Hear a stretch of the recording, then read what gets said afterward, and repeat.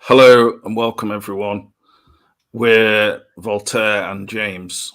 Today, playing Grab Ass at the Pass Coffee Time for the 26th of March, 2023.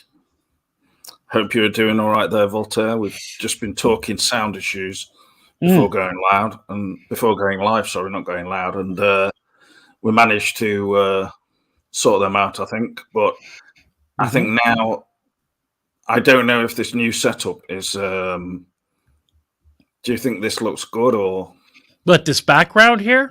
bring in more viewers? Well, no, the way. Oh, like this. Showcases it does showcase the background a lot. Yeah. But we're up in the corner. This is more in mind with me possibly getting at least 20 people live streaming at once, sort of thing. Well, this will draw viewers into this layout, I think.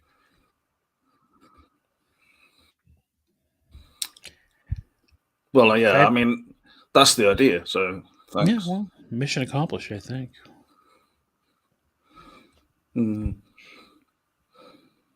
For instance, like, if you have a different background like this one, I'll just put a different one on here. What? Who's Freddie Starr? Oh, he's a British comedian. Okay, yeah. People don't know who that is. Okay. All right, yeah, that's a fascinating picture, especially when I'm in front of Bob's face like that. That's really good. Well, I just wanted to give... If you could move me over, it would be like she's looking at me. Yeah, maybe if I can just amend this a little bit. So everybody, look for James' midweek stream, fucking with StreamYard features. He'll be bringing that to the people, playing with the sound and the various effects that they have available. And Phantom Cooper is the first one in the chat. Welcome, Phantom Cooper, our 19-year-old female communist living in America. Yeah. Welcome to you, Phantom Cooper. This is my new layout here. Well, she's giving you the red salute. So Diane is looking at you there more. Nice. Or is it Betty? That's Betty there. That's a little bit tame for Betty. Oh, yeah, Betty is the more whatever the yeah, okay. Yeah. Yeah, I think I've got this whole setup wrong here a bit anyway, but that's more that I'll like, me big and then you small. And yeah, I think that's great. As you can see, it says my full name now, so people know who I am. And they can look me up better. Yeah, they can look up your because you have your surname. Well, why wouldn't you put James R. Woolley? Oh, just for a little bit of mystique. Oh, I see. But what's important really is the enabler of Josh's London meetup with Tarantino. That was down to me, really, in a roundabout fashion. Mm-hmm. And I can explain more. Well, sure. About this trip, which makes it more interesting. Let's just put you there. You have a doctorate in funny, do you? I do. And I bring it here to the people. Hello, Unwind the Highland Slogger. Okay, well, let's just dive right there into the chat. I've been distracted by these. Well, you should welcome these people, welcome our loyal viewers. I mean, I for one am for welcoming people. Yes, hello to you, Phantom Cooper. Maybe I'll better sort out some better sort of setups, but this one is okay for now. And the ones where Voltaire is very small as well. And I'm big. It's not like a question of me being in charge or anything. It's just it's natural for me to be establishing dominance. Whatever makes you feel better, I'd like to help as the host, but also to show people, one, that I'm doing the show for them, and secondly, I'm shy. That's known to the viewers. But I've overcome that shyness somewhat by prominently placing myself in front of the camera. That's great. Yeah. In a similar way that Ashton did last week, where I think she I'm very thankful to her, and I just want to You say should be. a genuine thanks to her and Yeah, I'm sure appreciation of she'll her love that. Yeah. appearing on camera. But I did think that we were starting a new Twin Peaks camera about the female Twin Peaks podcaster who appears on videos, but then all we can hear is the background noise from her relatives. I think that was, I'm not sure how entertaining for a lot of people it would be, but I definitely appreciate her making the effort to come on. But It's a style. I know she wants to overcome various things where she would have a bit more privacy and allow her to talk. So, well, in a way, it was like she was like, if you watch the old talk shows, just the announcer sitting on the couch while the host is talking to the guest, and the announcer's just sitting there smiling and laughing and nodding their head. She was providing that sort of a system, So yeah, it's a very good way of describing it, actually. Mm-hmm. Yeah. Thank you for that. Now, if she had a cup of coffee or something and smiled and almost did a spit take now and again, got a little animated, then really that would take it to the next level, I think. Yeah, as long as she wasn't spitting on her own computer or something. No, we wouldn't want her to ruin that. Because I didn't even think that she was able to get onto her Amazon Fire tablet or whatever it's called. And, you know an awful lot about her technical layout there. Well, I make it my business to know these things. Obviously. If someone's going to be on the show, I need to know all tech specs, nook and cranny of exactly. I need to know what internet they've got. I will say Josh has one of the best high-speed internets out there, and that is down to one thing. Go ahead. Money. I will say, Josh, he streams from his phone while he's downing Carlings, and he's always got a pretty good connection, I have to say. So yeah, he does have. That's unusual. Yeah, but the thing is that he surprised me this week, first of all, by saying, "What's that ringing sound? Who's ringing you? Answer it." I accidentally rang somebody. You rang yourself? No, I rang someone else. It's just someone in Africa. Oh, Jesus. Leave the Africans alone. They've got enough to worry about. No, they don't need me coming. You're trying to shop for blood diamonds and black ass. Messing them up. But yeah, no, I think, what was I talking about now even? I forgot. Oh, yeah, right. Basically, no, he told me he's buying there's a Shining book being made by, it's a German publishing company called Taschen. They've made ones about Kubrick racist. Before. Yeah. No, but the book is actually coming out and it's the large print version of it, this large sized one, hardback, is actually, if you can believe it, £1,500. What is that? A original copy of Mein Kampf? No, it's a book all about The Shining with. I think it's an original copy of Mein Kampf if he's paying $1,000 for it. No, it's £1,500, so probably Jesus, $1,750. Yeah. Hello there, Mandela Man, by the way. Hello, Ben. You're looking very sharp in your purple shirt there, Ben. I sent that to him. Good morning. Did you? Well, I got it he's ready to go out in the town for a night of lounging. I went to Morecambe Market and then I sent it. Oh, that's very kind of you. That's how I wake up. You wake up, have a bagel in your purple dress shirt? Yeah, sure. Why not? Yeah. Whatever. Well, anyway, the thing is, basically, I said to Josh, how are you affording to just splurge on a book like that? I mean, it's a bit, for anyone, really, even if they were pretty wealthy, it would seem rather a lot to just get on a book about The Shining, even though it does have a bunch of, new curiosities in it and things to open. It's not just a book. But he said, PayPal, because of his earning money from doing his models and everything. So, yeah. I don't understand. Is this true? Is he really spending $1,700 on a fucking book about Kubrick? He told me he is, but I mean, I said to You him, better be getting a sperm are you sample serious? for that Because money. I don't really understand the point when you can wait and it comes out in a smaller version that's cheaper. I don't believe this. I don't. Much cheaper, in fact. I don't begrudge. I'm a capitalist, and however a man wants to spend his money, that's his business. That just seems awfully foolish. What's this book called? It's called Mein Kampf. It's not got anything about the Mein Kampf in it, or Oh, it's not. I thought you said it was German. what? So anything published in Germany is immediately Anything high dollar from Germany.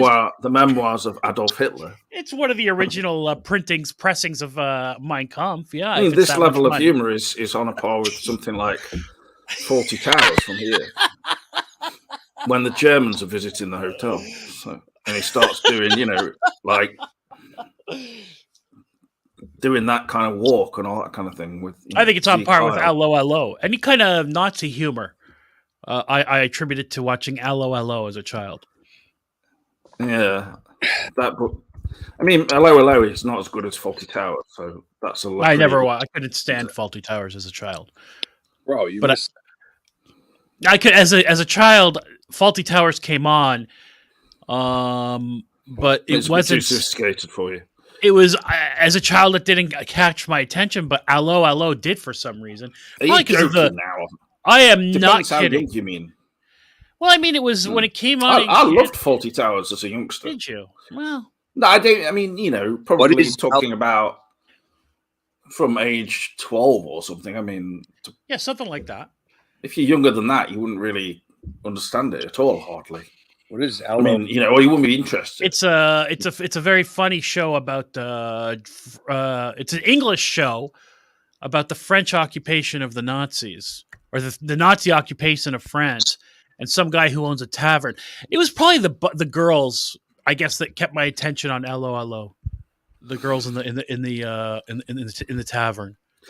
Well, I actually liked Polly in who was then John Cleese's partner. And what is that, a box set there? And the gay fella on Fawlty Towers, probably, I didn't care for that as a young man. 2,198 pages. That's what he bought? It's this thing, yeah. It's like... But why? I don't get it. 2 volumes and a ephemera set, facsimile reproductions, original artwork. I mean, for instance, that cover thing, the lettering of The Shining, I mean, that's not even in the film, so... So, sorry, this is a book? Yeah. Well, it's a book, but in a kind of box with 2 books in it, basically, and then all these other things. It's newly released. It's not all these photos like this, for instance. Like, it's not a classic... I first saw The Shining when I was 12 years old. It's not like a classic printing. To see it in theaters when it first came out, and it was unlike any film that I had ever seen before. Well, you get a photo of him in the bath. Jesus, that's what Josh wants it for. Okay, this is the kind of thing Mandela Man talks about: slipping in the pedo stuff. There you go. Don't participate, James. Okay. Well, I think if you watch the film, it's pretty well implied that kind of side of things. So yes, indeed. But that photo, I mean, if they put something like that in the film, that would be good, in my opinion. Mm-hmm. I mean, that's Danny. He's basically like, why is my dad in the bath touching my penis? That photo just conveys that. Stop it. So that's a $1,500 book. Are you fucking shitting me? And it's not. No, but when I was young, seriously, my dad would make stories about penises. But he never touched. What does that mean? Make stories about penises? I don't know. You're gonna have to ask my dad. All right, let's bring him on. I don't know if it was drink inspired or what. I mean, I don't think it was quite normal, but. Oi, James, come sit on me lap. I'm going to tell you a story. I mean, I'm going to make up when a we're story having a bath about and stuff. Once there was a penis named Peter. I think he was just trying to get us to clean ourselves properly and stuff. It wasn't anything untoward. Don't worry. Yeah, but yeah. But it's a fine line, isn't it, between things like that? Anna Nowicki loved Allo Allo, and she said you remind her of Renee a bit. Have you got an apron that you can put on, James, for the people? That's an insanely expensive. This is Anya is the one I visited in Poland. So she has first-hand that knowledge. comment is perfect, really. I mean, well, no, but look, she's a fan of Allo, and she had. And she also told me to not be a baby when I was there. Well, that's good advice. How many? It's a good advice, really, isn't it? Yeah. Yeah. But anyway, I think. Hello, Anna. By the way, Hannah, I should say, and thank you for coming on board and putting in a few comments. I appreciate it. Not sure about being compared to Rene, but why? He was a dashing man. He had, there's nothing wrong. He wasn't portrayed. Well, I don't know within the context of the show, maybe, but I don't. He wasn't portrayed as a fool or anything like that.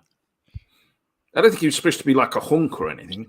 But. No, but he was a very capable man who handled himself properly. I don't think he was. I don't remember him being like a. Yeah, but he probably got a bit flustered as well. That's similar to me at times. So. Yeah, well, I have been known to suddenly lose it. This that here, this is new, and it costs that much. Yeah, that's what I'm trying to wonder. Yeah, but the thing is, like, if you go is he right? Is this a new book? It's not like a classic first edition or something. Yeah. Look, for instance, this got a lot of Stanley Kubrick archives. For $1,500. This was the big version of that book, the Stanley Kubrick archives. So that was £60. Then you can get it smaller version. It's only 25, for instance. 20, sorry. So why would anyone want something like this? I mean, it's just because it's limited edition. That's all it is. Purely for pretensions. It's only 1,000 made. So I don't understand. Does it include a Blu-ray? Does it include a video of Stanley Kubrick like messing with a goat? What makes it worth $1,500? Well, you can see what you get there. That's literally it. You get like a yearbook, pretend yearbook, which is featured in the film, but was sort of cut out, wasn't it? I don't believe you. You're making a joke. Josh is not buying this. Well, right now he's in London still. He's gone. Basically, the original reason why he went to London is to see the Harry Potter play with his girlfriend. Cool. That's his excuse, although apparently he was the most keen to go and see it. I'm not familiar with this Harry Potter play. They did a stage version of Harry Potter? It's just about Harry Potter playing with his wand. And no, seriously, it's a stage show? Is it a musical? It's like a new one. It's about the parents of Harry Potter when they were younger. Is it a musical, Mandela Man? It must be. Did J.K. Rowling write it? No. Oh, that's probably shit. I'm surprised if she wasn't involved at all. I think she approves everything. I mean, she approves everything, but yeah, she's a very sharp businesswoman. She's a very sharp lady. Well, I mean, she's gone off into. For fuck's sake, Davern. Allo is one of the worst British sitcoms. Actually, too slapstick and overdone. Subtly and a sense of measure, one of the best traits of British comedy is sorely missing. I mean, come on, you have to shit on everything, Davern. Come on, Allo. It's a wacky comedy about Vichy France. I don't think something like Allo is supposed to really be approached academically and sort of broken down as being not an example of the greatest British comedy, for instance. I mean, that kind of goes without saying, but that's why you like it, isn't it? It's Harry Potter and the Cursed Child. It is partly written by J.K. Rowling, Jack Thorne, and John Tiffany. So it's not a. Is it a musical? I hope not. Just as it's a play. Oh, that sounds great. Now, Phantom Cooper says that I'm simping for J.K. Rowling, and she says it doesn't shock me. Terrible people are attracted to each other, implying that both J.K. Rowling and myself are terrible people. I don't have a problem with J.K. Rowling. I think what she's produced, I like the Harry Potter stuff. Some people. Mandela, man, you're making a lot of noise with your mic a bit. What was your comment about J.K. Rowling, Mandela? I don't have a problem with it either. I'll be playing that game eventually. Yeah. It's just ridiculous. The whole thing just seems to be like based around online debates, which aren't really that important. I mean, what business is it anyway of J.K. Rowling to be getting so obsessed with the transgender stuff and all that? Anyway, You can say that about any celebrity who gets involved in any kind of political issue. Quite to be fair, she's got the kind of money where she has what I call "fuck me" money. "Fuck you" money is like "fuck you." I don't care. I have a lot of money. "Fuck me" money is like I have so much money. I can do crazy things that hurt me financially because I have so much money. You can't hurt me financially. So, she felt the need to open her trap about that, just like Chick-fil-A feels the need to close on Sundays and say they don't approve of gay marriage. I don't agree with these companies doing it, and you know what? You get to not buy their products. Like I don't buy anything from Gillette, and I won't buy anything. But as you say, as a businesswoman, does it not make sense for her to be in the news for some so-called controversial point that isn't really that controversial at all? Like when they start debating stuff about, I don't want some woman who's got a dick coming in and showing it me when I'm in a dressing room. I mean, it's like, well, obviously, no one would want that, right? Right. It's like, what? I don't understand the debate, and like, I remember going in a gay bar, right? And then when you could go in there, this is a long while back, they had like a male and female toilet for both. And so obviously that meant that I was like standing around in there spying on people. Penis hanging out. Yeah, I was just spying on fully people, aroused. No. Until I was thrown out, yeah. The woman. And then that's what got her in so. Yeah, whatever. Listen, celebrities, they feel the need to make their political comments. Rob Reiner, Stephen King, whatever. That's their business. These people all have enough money that they don't care if they alienate part of their fan base. Phantom Cooper's coming down really harsh, saying Josh is simping for his GF.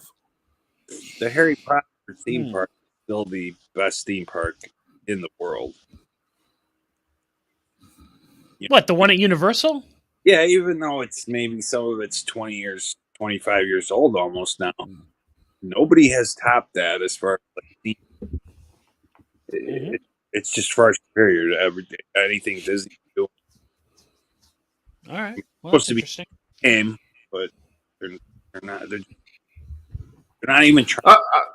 I've got to say though, go back to Hello, like as a show in this country, I mean, it was always regarded as being just the joke of it was how bad it was. I mean, it's literally pantomime level, isn't it?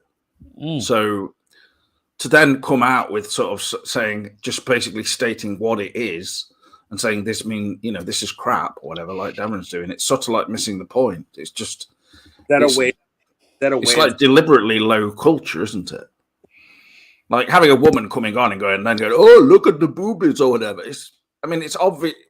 It's actually like it's quite European type of humor, where if you go on French or Belgian TV, or they've always got stuff like that on, probably now still. German as well. They have an obsession with boobs and stuff being shown on TV. A lot in Germany. That Germany had the first video phones in 1936. Is that right? They used them for just filming boobs. That's probably what. Go down into the town square. Like a. Oh, is that Goebbels? Did Goebbels develop those? Goebbels. Whatever. Goebbels. All right, well, come on. Anyway, the thing is, with Mandelaman, you're very spotty today, and I don't mean your period. Your Maxipad. You're spotty in and out on your audio and your internet, I think. I'll exit out and come back then. Yeah, I think you should give that a whirl. It seemed okay just now, but he was spotty. Okay, I wanted before it was going shitty, basically. So yeah, well, go ahead. So the story was basically Josh was in London a day early, I presume, because they were having a bit of a couple of nights on the town. Sure. And he got off and he's going, bear in mind, from Lancashire all the way down to London to Euston Station. In there, he sees a face he recognises. And so he thinks for a second and then approaches her and says, I know you, don't I? And stuff. And it was, if you remember, Debbie who was from Scotland, who used to be on Cameron's videos and was on some of ours, apparently, I think. Do you remember her, Debbie? I do not. Oh, well, just the fact that he saw her by chance like that is pretty... And what did she say? Quite. Get away from me, you creep! Put your dick back in your pants? No, I mean, he was with his girlfriend, wasn't he? So, you know. Did he take a selfie with her or something? I don't know, but what? That's how he found out about the... She was going to that, you see. She'd come all the way down from Scotland, presumably, to see Tarantino being interviewed by Edgar Wright. So, and yeah, and Josh did a bit of a recording describing the events as well. So, do you want to have a quick listen? Or? Yeah, sure. Let's hear it. So, Josh attended this this interview with Tarantino. Yes. Oh, that sounds like fun. Yeah, he was there, and so.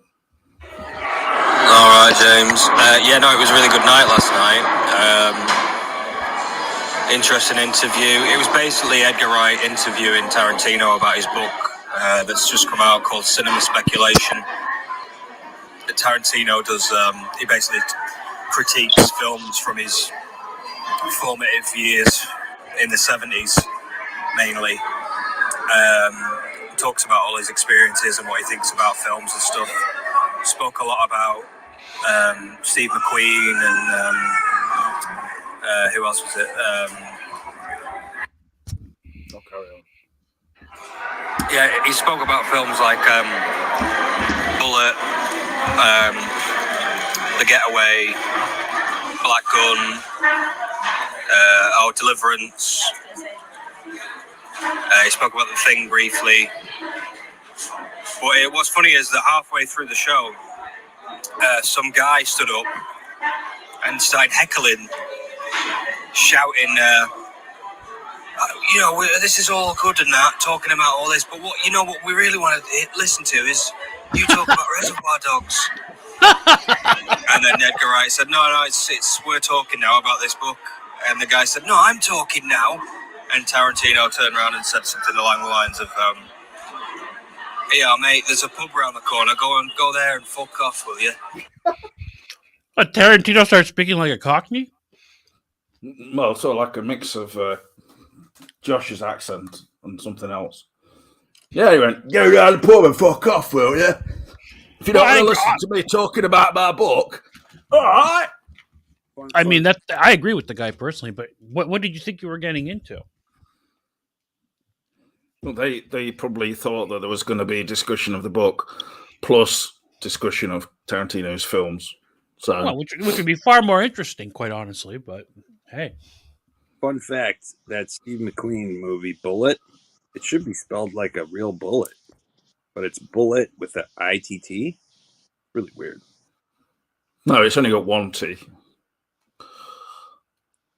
I know. Right? Oh, okay. All right. I thought you said two T. Sorry. No. Isn't that the main character's name, though? Surname in the movie? Yeah. Okay. Did you guys... Well, maybe they changed it during production or something because they wanted it to sound more like a possible name, whereas it's like just somebody calling themselves, Revolver or something. Just change the spelling of Revolver to others. Got that cool green fastback Mustang in that film. You guys know that in Pulp Fiction, that Eric Stoltz part, that he wanted Kurt Cobain to play that originally? I'm sorry, you broke up. Repeat that about Eric Stoltz? No. Did you know that Eric Stoltz's part... The sound is better now. So is it? Okay. Yeah. That Tarantino originally asked Kurt Cobain to play that heroin dealer. That's why Stoltz is kind of dressed. Get the fuck out of here. I swear to God. And Kurt didn't want to promote the use of heroin, so he turned him down. That's it. That's a fact. That's a fact, bro. Yeah. Well, he was very depressed about being a heroin addict. I mean, that's documented. I don't think that film promotes heroin addiction. Well, he's a heroin dealer and he's kind of cool. Look at him. John Travolta is the first that I can remember. John Travolta in that film is the first portrayal of a functional heroin addict that I've ever seen in any kind of film or movie. I can't think of another one where a guy's a functional heroin addict. John Travolta's got his shit together. He's dressed well, has a nice car, he's killing people. He doesn't look like a junkie. Every other time you see a heroin addict in a film, they're fucking what's his name? Obi-Wan Kenobi in that train stopping film. The man with the golden arm. It's always a fiend, yeah. It's always somebody who's sick or, got the dope sickness. That Gridlocked is one of the better portrayals of what it's really like to try to go around to these clinics. It really is where they just turn you down and make you come back. I'm not familiar with that film. Well, that's the one with Tim Roth and Tupac. Shakur. No.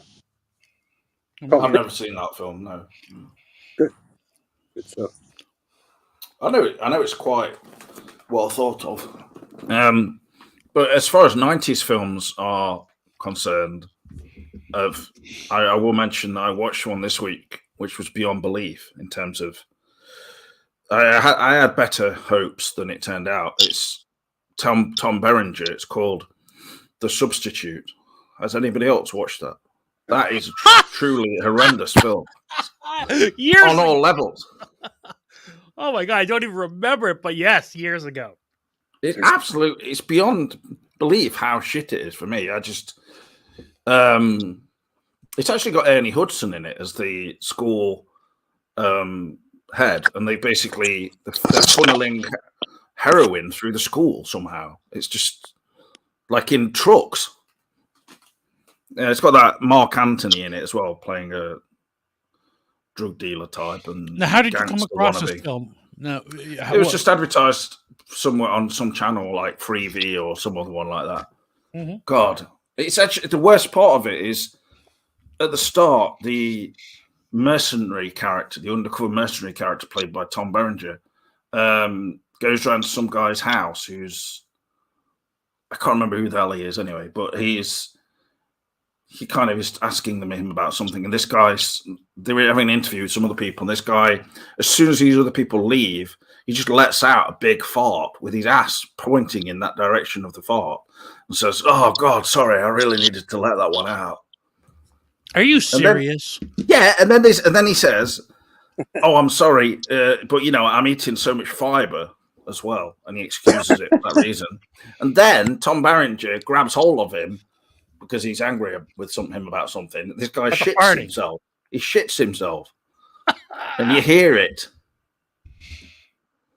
And I thought that this film was going to be like something like Taken or a proper sort of vigilante type film, but God Almighty, beyond belief. It is an Orion. I think it's an Orion film. Or when you're a heroin addict, you kind of get stopped up. Yes, I learned that from Trainspotting. Kind of makes sense in a way. All right, I think I've got the seating question up for the people, James. So people could get the essence of what you were watching this week. They can get a whiff of that. Is this a proper? Is it like a proper scene or? Let's find out. Think John Janus, soldier of Fortune magazine, landmines, bayonets, helicopter repelling, smoke jumping, parachuting, karate, missiles, guns, and his bare hands. They don't call him a one-man. This is a good example of what the film's like. It's just random shit happening. You've got no idea what's happening. John Janus, I mean, what? That was so hot. Yeah, it really was. It's like it's all improvised. That's a good album, Matt. The guy does rock videos. Thanks, John. Thank you. Why don't you stay and watch Mr. Shane's reel? No, I don't have a reel. I see. Well, why don't I show John out? Yeah. Okay. John? I very much like the aesthetic of the home there. Yeah. Yeah. Thanks for coming. Really, very impressive. Very echoey house. All right. Thank you very much. See now, sweet thing. What's this? This is what I'm talking about. That's so the fart can echo, right? You were lying. 20 minutes waiting for her to leave. When I saw that, I was like, 10 grams of fiber every morning.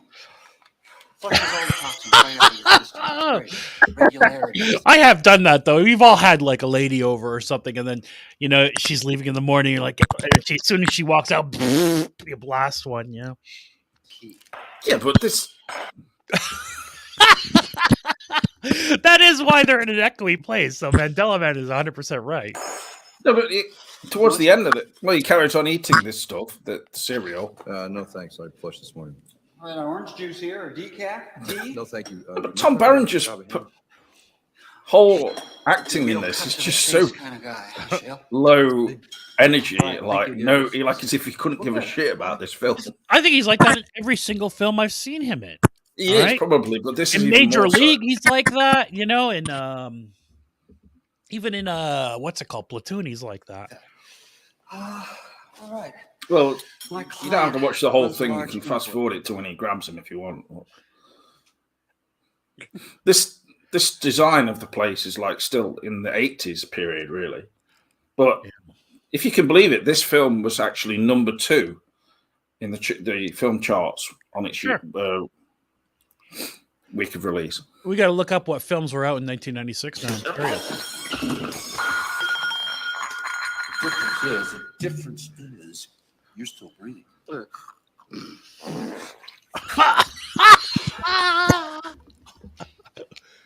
No, but just imagine if one of the Liam Neeson Taken film had.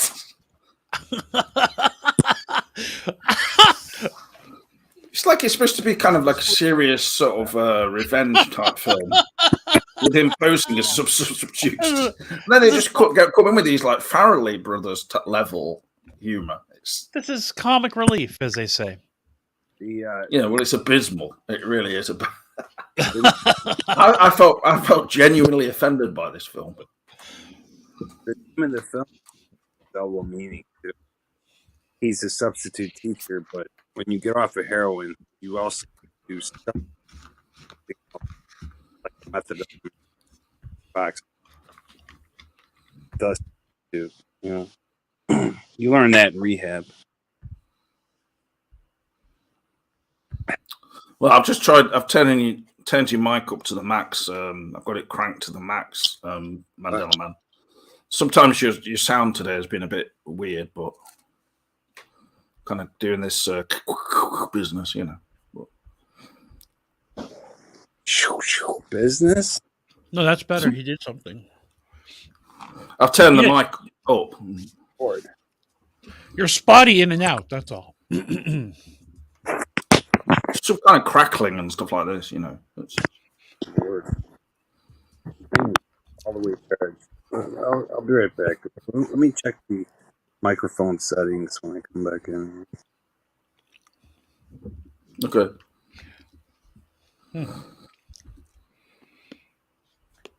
Well, I think that's enough of the substitute. What's ridiculous about that film is that they made a substitute 2, 3, and 4 for straight to video.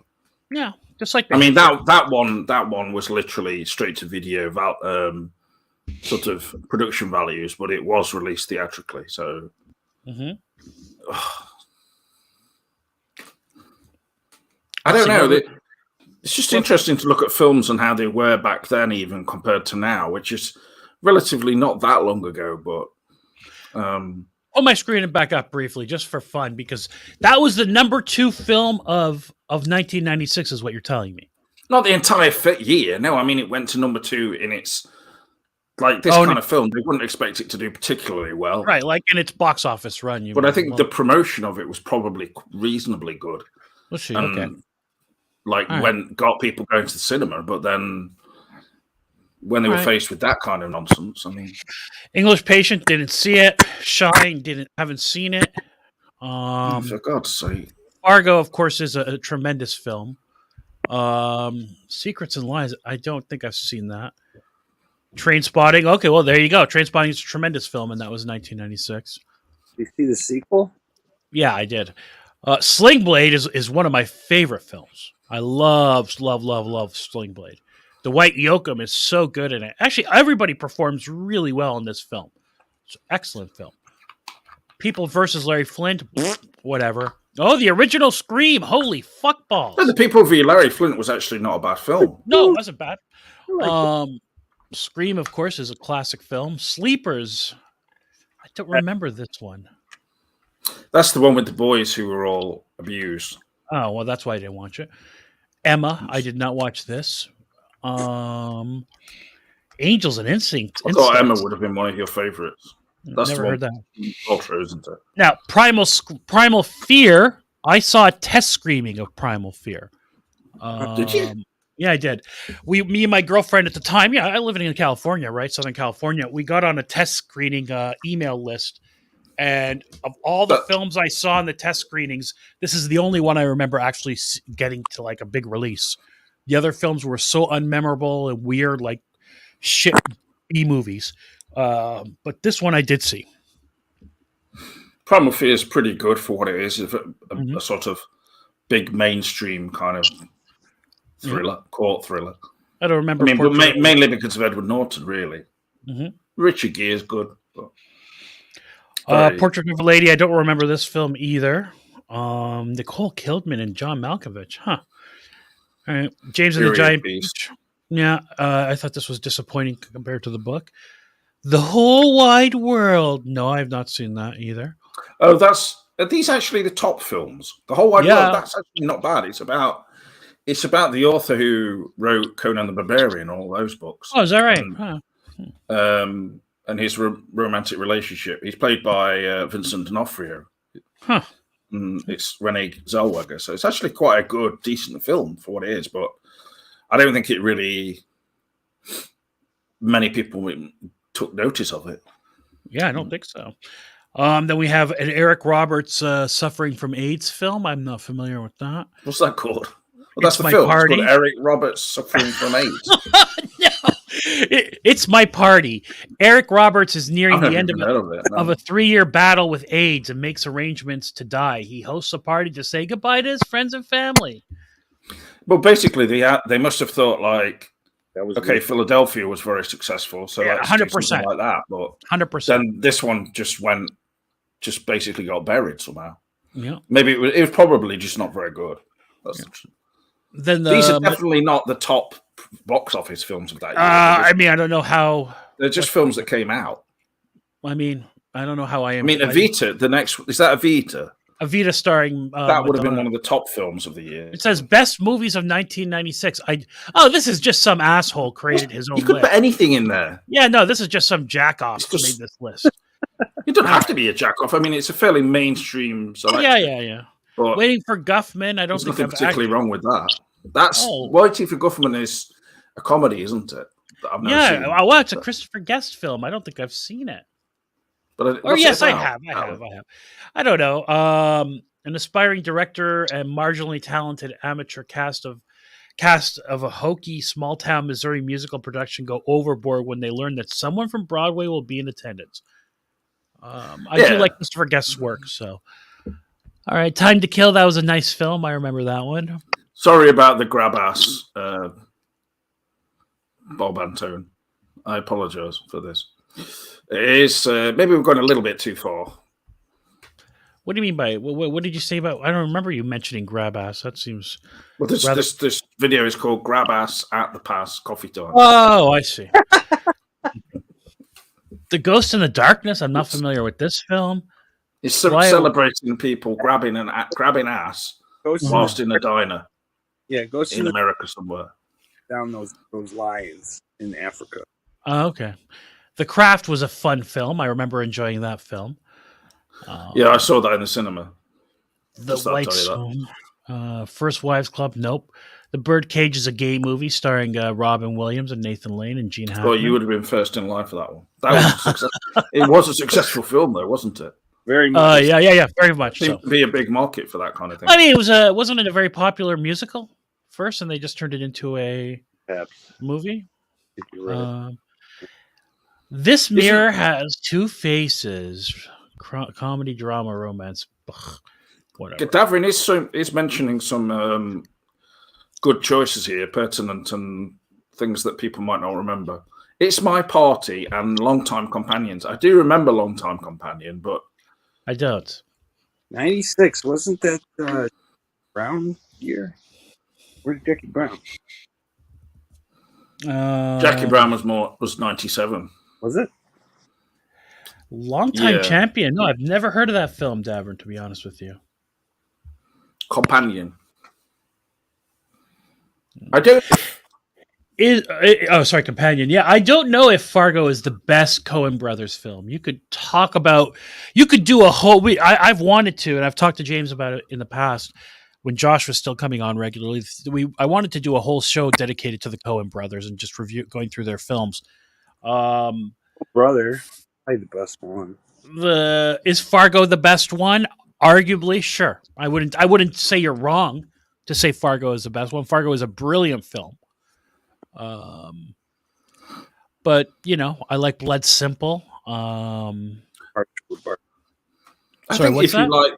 If you like the film, if you like Fargo, then you could say, well, also the TV version of it's certainly the first season. But then again, that's not a film, so we're talking about films. I mean, I'm sure many people would rate The Big Lebowski as their best. Correct. And you can't dispute that if they think that. Although I'm sure Davern would. I feel like The Big Lebowski is not the type of film that Davern would like, although the performances in Big Lebowski by Jeff Bridges. Well, John I don't know why he Goodman, wouldn't like it. Why would you think he wouldn't like it? It just doesn't seem like his taste based on what I've seen. Davern, do you like The Big Lebowski, or do you think it's a waste of time? Too serious. Yes, I think it's too much slapstick for his taste.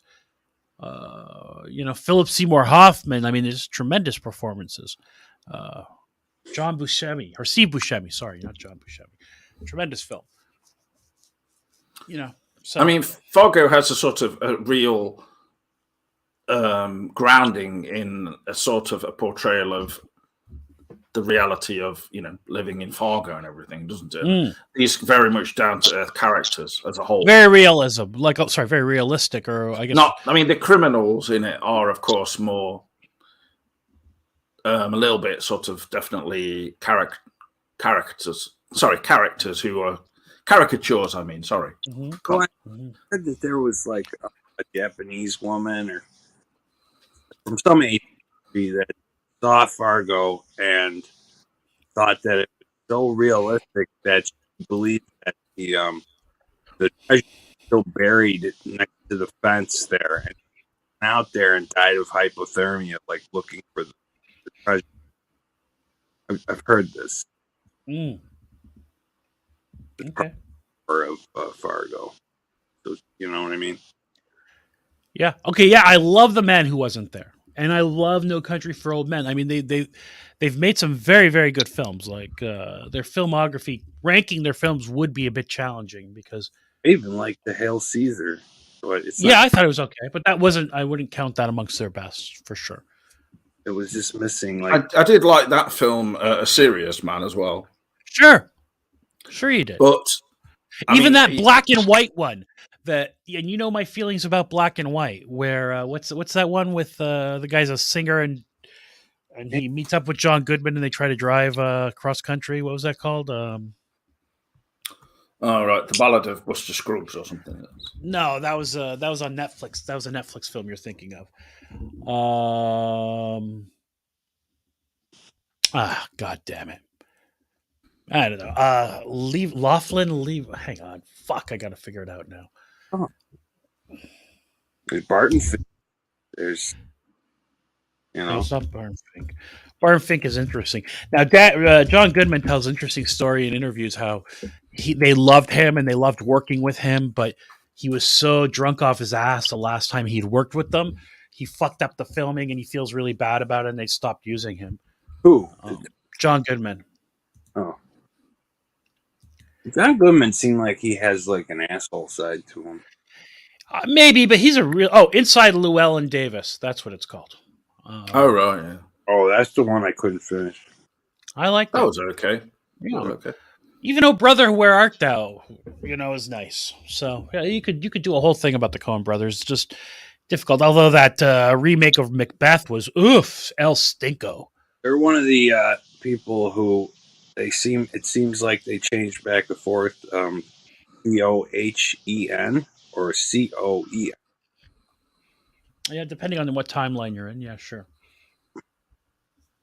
I've seen it flip back and forth. Uh-huh. Big Lebowski, I had to do a presentation in law school about negotiation in one of my negotiation classes, and the professor, it was just like, What? I don't know, the professor was just having fun. It was a negotiating class, and he wanted us to pull clips from movies or TV that we've seen that are examples of good negotiation, and I used a clip from Big Lebowski. What'd you use when the list come? Yeah. And then I also used a clip from the Roman Polanski film, underrated Roman Polanski film that I love with Johnny Depp. What's it called? Ninth Gate. And the professor. Ben After Reading, that was a good film. Yeah, Burn After Reading was fine. Yeah. I didn't that one. It was a bit stupid, but some of their films are just a bit stupid. I mean, yeah, they're supposed to be they vary. character movies. Yeah. Watchable, but just not one of the finest. Yeah. It's I don't think any of their, it's like they've gotten to a point, kind of like I say about Tarantino. Tarantino films are compared versus other Tarantino films. You know what I mean? Sure. Mandela Man's sound is getting so just intrusive for me now. I'm finding this difficult to go on, to be honest. What happened, Mandela Man? What's going on? Is your internet poor or something like that? Turned off echo cancellation. And that didn't seem to have a. I can hear you like moving, like constantly typing and stuff. You should get all this sorted out before you even come on. I'm sorry. It's not. I don't want to just be doing a show with you, basically just, your sound causing problems all the time. Same as every other day. I don't know. No, it's not. It's Mandela Man. It's truly not. It's not the same. It's very intrusive. I don't know that's why I asked you what's different today. I mean, it's not just this noise canceling. There's a hiss, like a cassette tape hiss coming too. Really? Yeah. And I don't know what you did different, or is it just your? Anyway, I'll leave you to sort it out, okay? Because we can't just do a video about your sound. Sorry. No. Well, I mean, these things happen. Yeah, but I mean, it just makes it impossible for me to concentrate, really. No, the sound was poor today for some reason.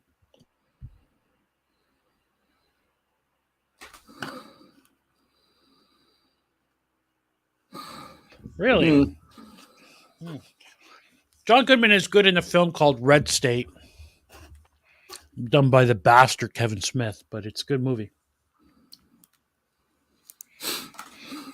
What do you mean, the bastard?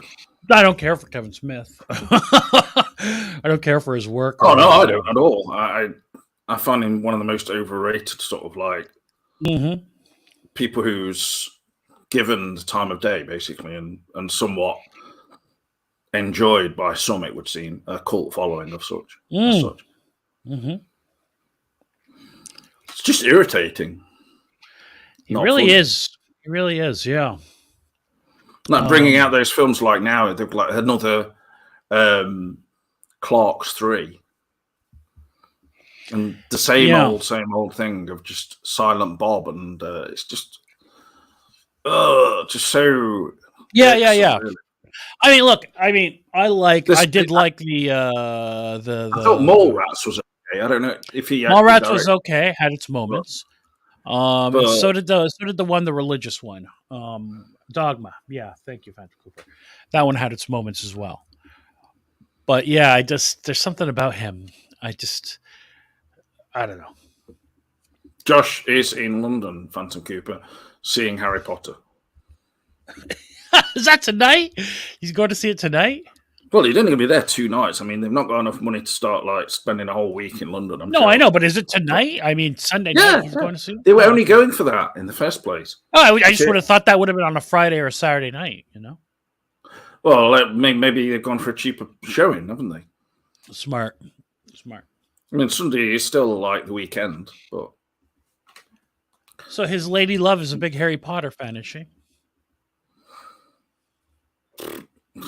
I don't know, do I? Oh, my, I don't know. Back again. Let's see. Okay, let's see if this works better, Mandela. Hopefully. All right, so far so good. Anyway, yeah. So if there's nothing wrong with that, if his girl likes Harry Potter, as I said, I enjoyed the film, so I don't care. I mean, I know they're children's films. After the first, I think starting with the third one, the first two films are too much, very childish to me. But Right now, as soon as you moved it, it's gone wrong again. So, okay. Try I not think to you move. should just. I think you just leave it this week, Mandela man. I'm sorry, it's just pissing me off too much. It's just like not. I want to, kind of do these shows within one reality, not like 50. So,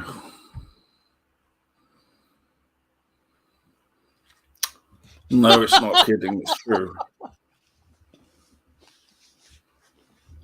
Why is that so bad? What? Waving their wands around. I mean, that Josh is taking his girlfriend to see a stage show of Harry Potter. Well, I mean, for Phantom Cooper, obviously, their trademark is to make some dismissive remark, isn't it? Yeah.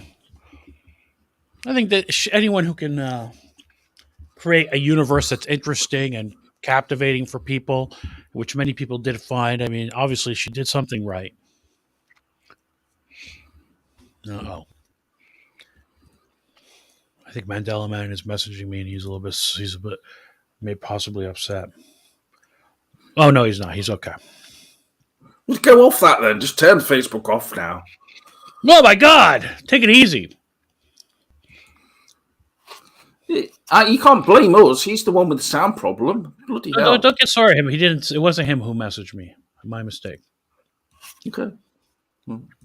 Anyway, so I did so in the US this week, for people who have Amazon Prime, which I am one of those, 2 big films released this week on Amazon Prime. So, and they are as follows: Top Gun Maverick and Nope, both released this week. My God, this is amazing. I mean, this really is bringing the newest releases to you on the dot. Ones that came out nearly 6 months ago. Well, maybe not quite 6 months, but yeah, long enough. I mean, that's about the same as VHS release times.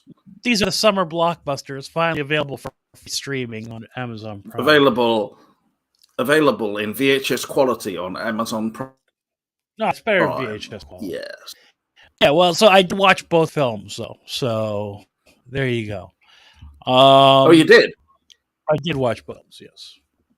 Okay, well, that's something to discuss then. All right, I'm sure you absolutely adored. Go ahead. You think I adored which? Now I'm starting to notice problems with your mic. But Get the fuck out of here! What's wrong with my mic? Are you holding it or something? I am not. What is it? Is it making noises? My knob? It was just sputtering a bit. Sputtering? Really? All right, well, hang on. Let me put it directly in front of my mouth. I did have it off to the side. Maybe I don't want this to be the week if everybody just has sound problems, but don't accuse me of sound problems. I have good internet. Is it still giving you sound problems? It was just then. There was some. It could be your internet. I don't know. Well, that'd be hard to believe. Clearly, it's not only Mandela. Mandela Man was not to blame entirely, but I don't see him as being to blame at all. But you know what I mean. Vindela, yeah, that's his friend. Anyway, in the alternate galaxy that we're. Okay, so which one did you think you think I loved?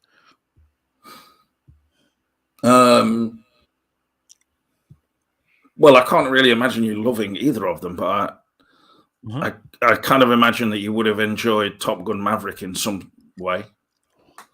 Top Gun Maverick, different. I see why. I see why people like it. But it's shit.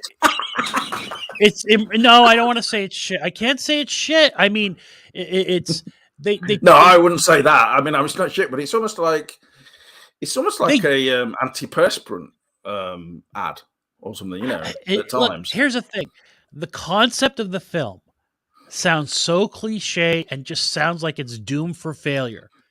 But they managed to make it a pretty good film. At least you can't say it's not a pretty good film. It's all right. I mean, Yeah. helped a lot by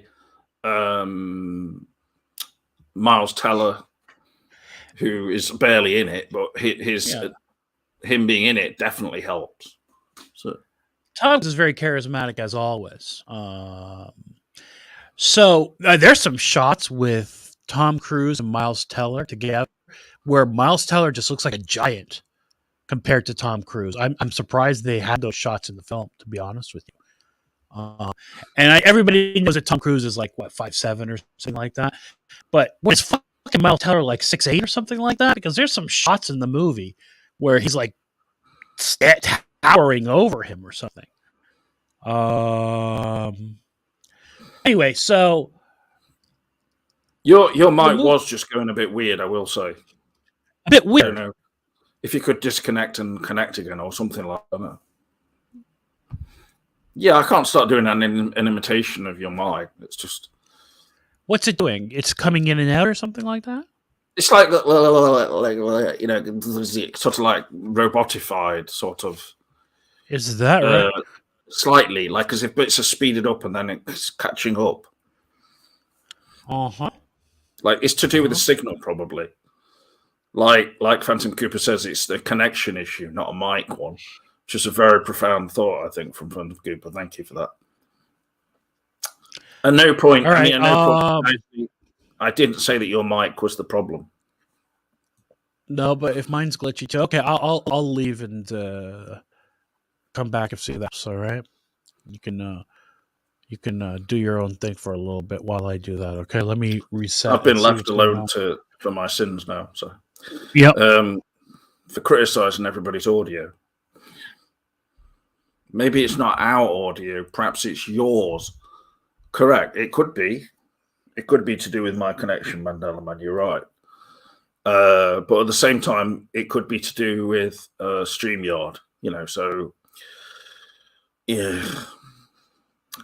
I'm keen to see Babylon, actually, especially since you recommended that, Mandela Man. And thank you again for mentioning it. I mean, I know it's not like an obscure film, but it's another one of these big movies that's come out. I think it's bigger than probably Amsterdam, even. And that is worth a watch, though. So I want to watch both Babylon and Amsterdam. For F's sake, it's probably on your end, James. Well, if my audio sounds okay, though, it's probably more to do, I would imagine, it's something to do with StreamYard.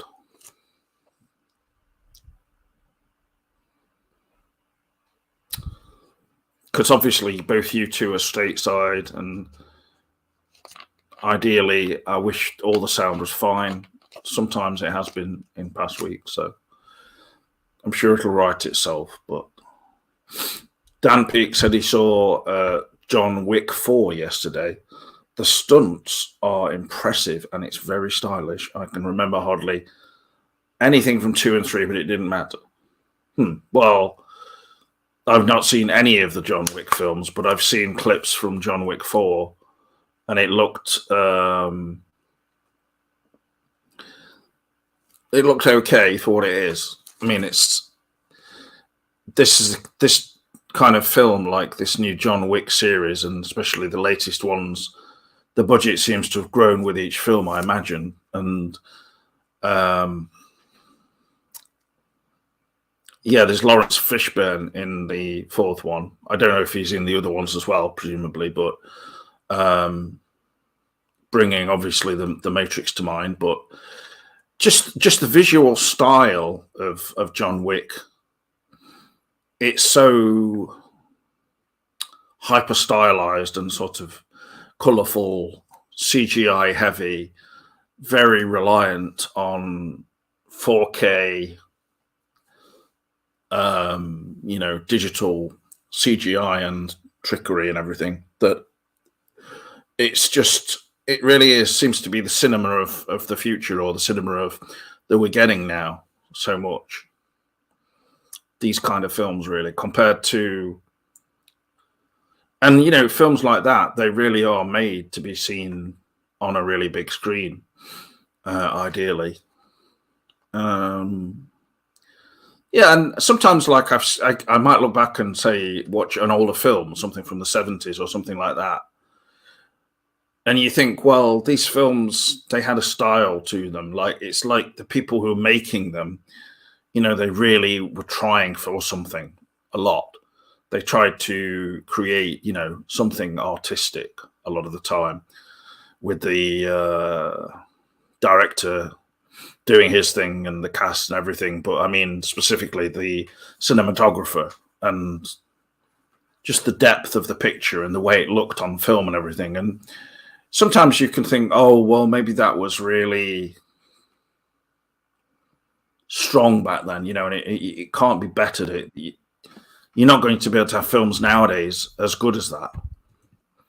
But I don't know. I don't really necessarily think that's the case.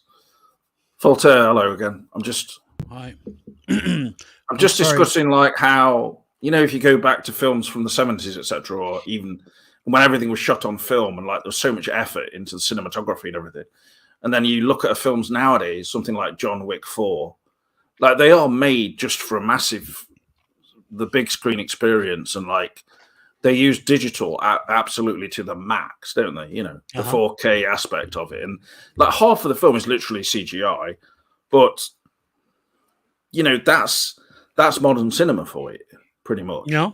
And I don't know. I don't think it's possible on digital to get the same kind of look as you got with films on stuff shot on film. Yeah, actually, if you look at, say, Top Gun, for instance, in the 80s, I mean, visually, whatever you think of the film, visually, it was fairly impressive. Mm-hmm.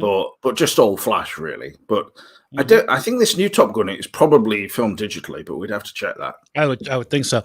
And I think what Dan Peake's it looks like it is. His description of what John Wick is supposed to be, the stunts are impressive and it's very stylish. I think that's all the film is. That's what it's supposed to be. And for whatever reason, just like the Fast and Furious films, this has been a successful recipe for them. I mean, I can't blame them. I mean, it's ideally you'd see anything like that in the cinema, though, because as soon as it becomes, if you watch it at home, immediately it's just like you're watching a video game. Since Phantom Cooper asks, what was the last video game you played, James? And I honestly can't remember what my answer to that is. Because, it would be when I used to have the PS4. I played games like LA Noire or Far Cry, one of the Far Cry games, and just liked those kind of tear ass and grab ass at the pass type games. Nice. Yeah, I think for John Wick films, I think I saw the first one. I was watching it, and it was good. It was interesting, and then he got to a bar and he just beat the fuck out of like 30 armed guys, and I was just like, I'm out. It was just like, okay, I get it. It's like these films are just aimed at like 13-year-old boys who go, oh, wow. I would have loved John Wick at that time of my life. Like, I loved Van Damme films back then too. I loved Van Damme and yeah, they are basically an update of all that kind of thing, which is admittedly in a completely different shape and form. It's packaged now so slick, it's so slick.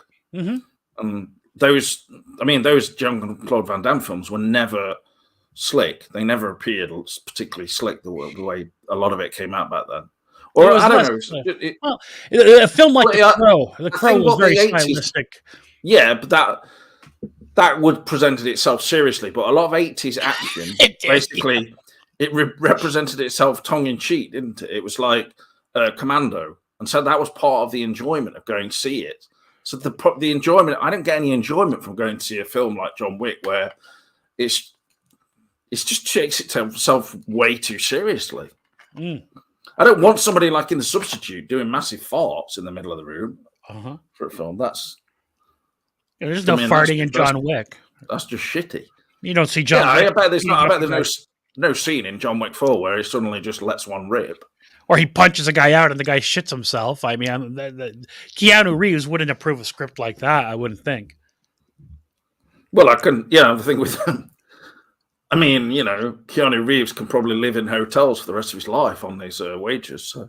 Yeah, he's doing just fine. He had it's provided a nice resurgence for him, and by all accounts in Hollywood, people really like him, and he's a nice enough guy. So good for him. I mean, he's going to be doing another Constantine film apparently for Warner Brothers. He's going to. I didn't even get to the end of L.A. Noire. Phantom Keeper. Sorry for interrupting you. Yeah. That's fine. I think he's going to be doing. There's rumors that he's going to be doing a Star Wars film.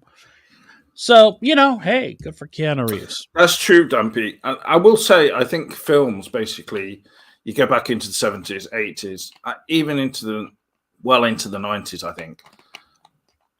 As soon as Hollywood went into the digital era in the 2000s and onwards, or films just became too samey. That was one problem. Samey is the right word. I don't know. A lot of 70s films, probably, if you look back on them, they seem quite samey. But the thing is, they had like proper orchestral scores and things, even for relatively low budget films or moderately. And it's like nowadays, there's so many films literally being pumped out for Netflix and all these, like this, this new film with Antonio Banderas, and he's like, I don't know, he's about 63 or something now, and he's like in this film where it's an assassin type film. Really? Yeah. Is this a straight to like Netflix type of thing? It's available on Freevee, and it's like I'm thinking Freevee, right? Well, the old movie where Antonio Banderas is an assassin. So what year did this film come out? And it says on it 2023. What? So, like, basically, you've got a brand new film immediately available on Freevee. This just shows the state of things nowadays in terms of there's millions of series. It's like it always seems like there's just so many series now being made and things that literally no one's watching almost. So you're saying, okay, so he made the film Assassins in 1995, which was actually a good movie. No, I'm not talking about that one. No, they probably had that in mind in the making of this one, perhaps as an inspiration. I'm not familiar with this. I gotta look this up now. He did a movie a couple of years ago. It's called The Enforcer. Oh my goodness! I'll show you on my TV. And look, they got. Oh yeah, we'll go. The Enforcer. We'll go with the pink background. The Enforcer. Stream it free exclusively. Freevee.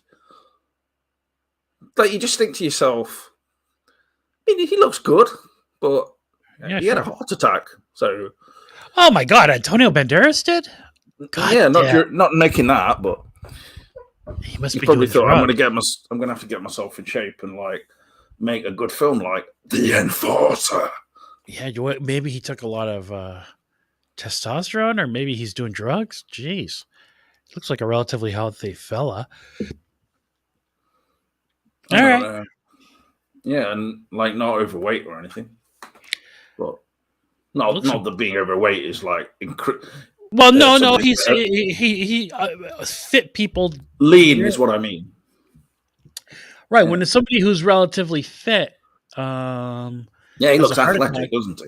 It makes me think that there's drug use involved, like, and that could be something as much as like just steroids and testosterone getting pumped for a role. Who knows? But I doubt it was that with him. It may have been it could have been like cocaine or something. Kate Bosworth is in it. Golly. All right. Oh, he's actually in the new Indiana Jones as well, though. So good for him. I like that. That's really like kind of an immediate, like, he's going to do loads of great films after this. Because, I mean, Ray Winston was in the last Indiana Jones. And, I mean, he was one of the most annoying aspects of it. So Antonio Banderas did a film in the late 90s, early 2000s where he was a 13th Warrior or something. Oh, yeah, that was massively successful. I love that movie. Mainly on home release as well. I can remember that when I worked in Blockbuster. He was an Arab guy with a bunch of British Knights or something like that, or was it Vikings? I can't remember. and they went on a quest, and he was like different from them. That was a good movie. I enjoyed that. Well, yeah, that was in the days. That's kind of what I mean. It's like there were films being made like that people would regard obviously as a B movie sort of thing, but there was still some effort being put into them. Uh-huh. I think that has declined somewhat. That's my general view. It's interesting. It's interesting. I mean, that's why I give Banshees of Inisherin. I didn't think it was the best movie of the year, but it was certainly different. It had something to it, at least. You know, I mean, you felt it had a bit of a heart to it. I mean, it has got that Barry guy. Yeah, I mean, Cohen, it was Cohen. He's always good. Yeah, no, no. Apparently, he plays like a bit of a village idiot, but he's still quite touching. Yeah, I watched it. He was good in it. He was the best acting in it, actually. Oh, really? Good. Yeah, and he does play kind of a village idiot. I will mention also that he's been in some absolutely amazing films. Antonio Banderas recently, Uncharted. Was that with Tom Holland? Yeah, and Marky Mark. Wahlberg, yeah. Hitman's Wife's Bodyguard. Oh yeah, people liked that film, didn't they? Doolittle with Robert Downey Jr. Codename Banshee. Doolittle. Wow, that's a real feather in his cap if he was in that. My God, that was just binned, wasn't it? The trailer for that was like obviously that Downey Jr. just said, "Get the fuck out of here with this," and then they go, "Hey, do you see that truck outside? It's full of money." And he's like, "Yeah, okay, bring me this. Let's go. When do we start shooting?" It looks awful. I haven't seen it, but even the trailer looks horrible. Come on, anyway, how can you bemoan an actor whose latest film is not The Enforcer, but Puss in Boots, The Last Wish?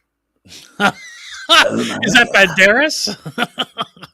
Well, he's in it, yeah. All right. He did do Official Competition, which was probably more of a Spanish art film. He's been in a lot of good films, Antonio Banderas, really. Probably some other ones that aren't so good, but I mean, Assassins was a good movie. That was a legitimately good movie. So was 13th Warrior. Those were good films. He was in Expendables 3, so I didn't watch it. I haven't seen any. I tried to watch the first Expendables movie, and it just couldn't hold my attention. You didn't watch Spy Kids All the Time in the World, then? I did not. Never seen it. It's 2011 classic, that is. Many people love it. It's not for me. He's even been in a crap, straight to VHS type romantic comedy, My Mom's New Boyfriend, with Antonio Banderas, Meg Ryan, Colin Hanks, and Selma Blair.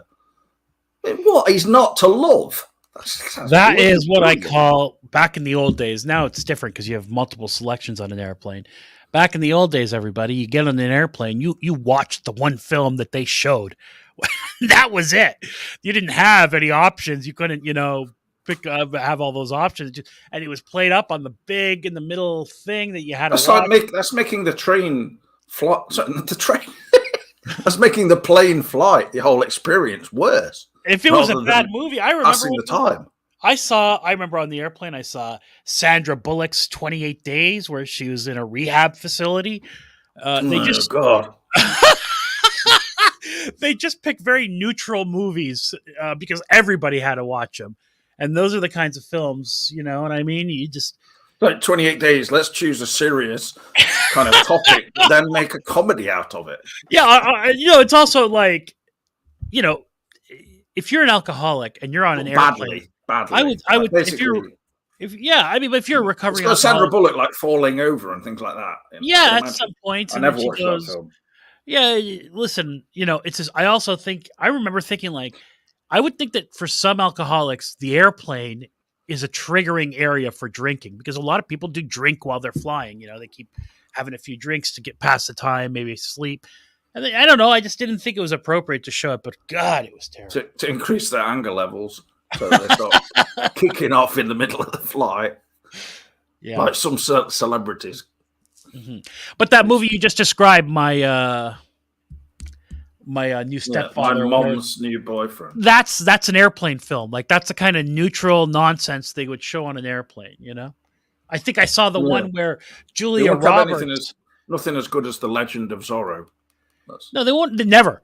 They would. I think I saw that Julia Roberts film where Susan Sarandon is married to a guy. They get divorced, and Julia Roberts becomes a stepmother, and it's a heartwarming movie about how they become friends as stepmother and former mother or former wife and new wife of this man, and the kids all love them both. And Jesus Christ, dude, God, these are the kinds of things. Anyway. Well, it's like that William Goldman book, who he wrote The Princess Bride. It's Adventures in Screenwriting or whatever. He says that you think that perhaps, especially with him being a screenwriter, that Hollywood has an idea what it's doing in terms of what films to make and what's going to be successful, etc. And basically, this is probably just more true now, even I imagine, than it was then. They don't have any clue. They're literally going by the seat of their pants. Because I think they're really scared now too. Why else would they make something and promote it absolutely to the max? Something like Top Gun, Maverick. Because I actually enjoyed it. I went to see it on the cinema. I've watched it at home as well, and it has a certain quality. It's well made, but the trouble is there's not one character in it really that you could think.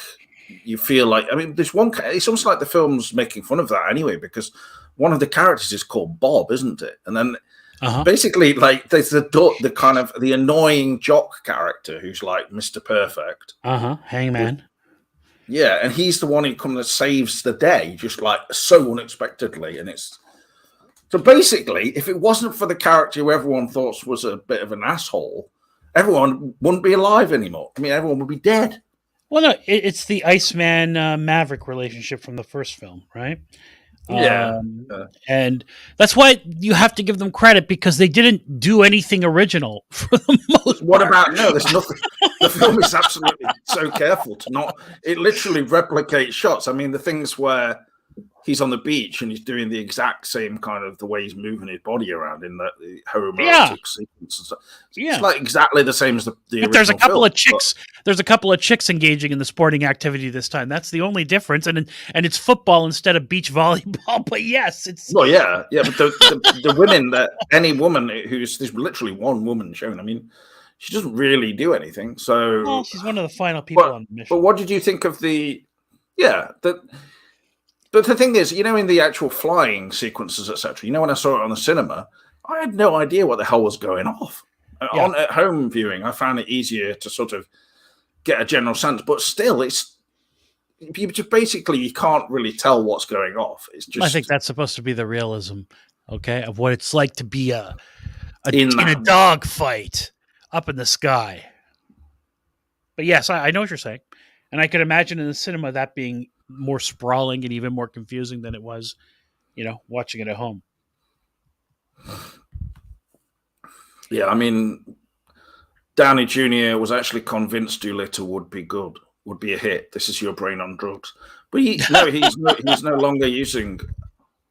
Yeah, this is after his drug use. He's done Iron Man, he's done, Sherlock Holmes, all that stuff, and he took that role for money, which is fine. I don't begrudge him. But anyway, so it's the movie is I get why it's so popular. It's like, I don't know of too many remakes that were unoffensive. I think in a lot of ways they succeeded where Ghostbusters Afterlife failed. You know what I mean? And bringing back these characters, and it helped to have John Hamm in it, I think, too. He did a good job being the commander against him and that kind of thing. Val Kilmer was just kind of depressing. I don't know why they even put him in the fucking movie, to be honest with you. That whole sequence where they're together and he's typing on the computer. Good for Val Kilmer. I'm glad he got a paycheck out of it. Poor guy's got throat cancer, but I don't know why I found that somewhat off-putting. You know what I mean? But that might just be I know what you mean. Yeah. I felt like they could have just as easily. I don't know, like had a not had him in the film. Basically, it does. You know, just pay tribute to him through images and things like that, and flashbacks even. Yeah, because then they're sort of combining the fact that he does have an illness with the film itself, and it's I did feel it slightly sort of off-putting myself, but slightly distasteful. And Jennifer, or not Jennifer Garner, who's the gal who plays his love interest in it? What's her name again? From the Aronofsky film? Jennifer Connelly. Jennifer Connelly. Yeah. Is she supposed to be the blonde chick from the first movie?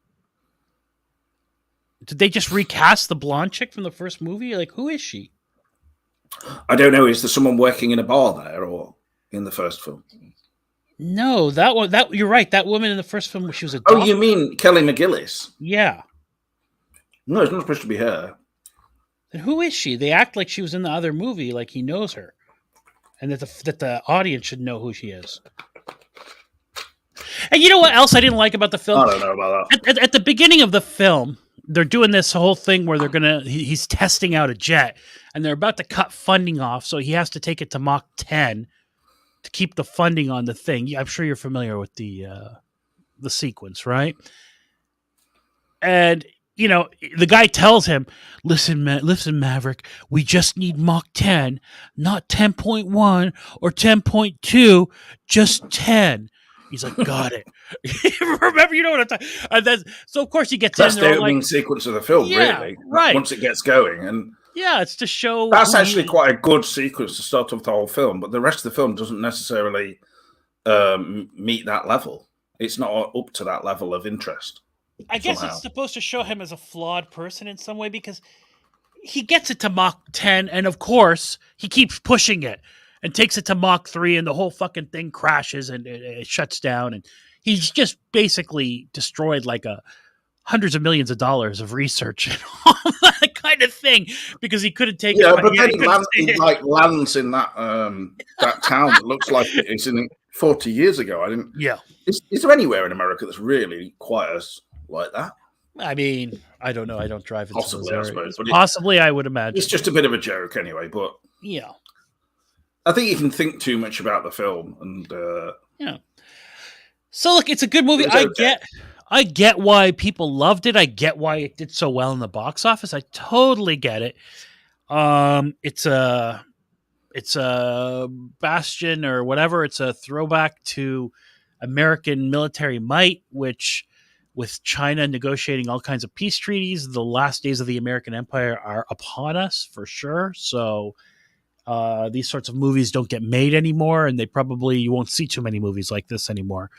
And I also didn't like that we had no idea what country the bad guys were from. You know what I mean? What were they supposed to be? Some Eastern Europe, just some innocuous or not innocuous, some amorphous Eastern European bad guys or something like that, because they seem to be white, the pilots he was fighting. So yeah, you know, it didn't have any of the annoying stuff that a lot of movies have. So whatever, it was a good movie. I get why people liked it. So there you go. Worth a watch, everybody, especially on Amazon Prime, obviously. All right. Then the other movie I watched was Nope, which I'm going to make a controversial point here. I think this was Jordan Peele's best film, to be honest with you, or whatever his name is. Yeah, it is Jordan Peele. Who's using words like 20 SJW? It's a legitimate phrase, but I don't think I used it today. Is he arguing with Mandela Man? They just seem to be having their own discussion that's got nothing to do with anything we're talking about. That's fine. Okay. Seems all a bit like a fuss over nothing, really. I think Davrin's getting his panties in a bunch because there's not enough gay films being made. Okay. Anyway, Nope, I think was a nice film. There are, though, if you look for them. What do you mean? Okay. I mean, yeah, I've watched a lot of gay films. Yeah, I'm sure you have. It was interesting. It was some nice shots in the movie. I I don't know why people shit all over it so much, to be honest with you. I feel like people shit on that a little bit. Not everybody. Some people did. I think the New York Times said it was the best movie of 2022, didn't they? So I guess they weren't shitting on it that much. But I enjoyed it. And I don't think, I think Jordan Peele should make more movies like this where there's no message. He's just making a movie. I mean, thank you for not putting some kind of fucking annoying message in the movie. It was just a movie. And I enjoyed it for what it was. So that's my thoughts on Nope. I think it's a fine film. You don't really see the aliens, or you don't see the aliens at all. So whatever, you just see their ship, and the whole plot line of how they try to catch it on film is interesting, but gets confusing too. But yeah, so I enjoyed both films this week that I watched. I've watched some of Nope, but I never finished watching. So yeah, it drags a little bit. It was okay for what I saw, but you know that I liked Oz, so yeah, I thought Us was enjoyable. I just didn't think it was great. Well, it depends what you mean by great. It's like, to me, I liked it. I liked it better than his first film. I know everybody loves the first film so much, but I thought Us was better than that. Other than that stupid voice that the woman put on, I thought it was a good movie. Yeah, no, but you always seem to pick up on that facet of the it's too distracting performance. And it's not even her fault. That's his fault. He told her, "Here's how I want you to do the voice."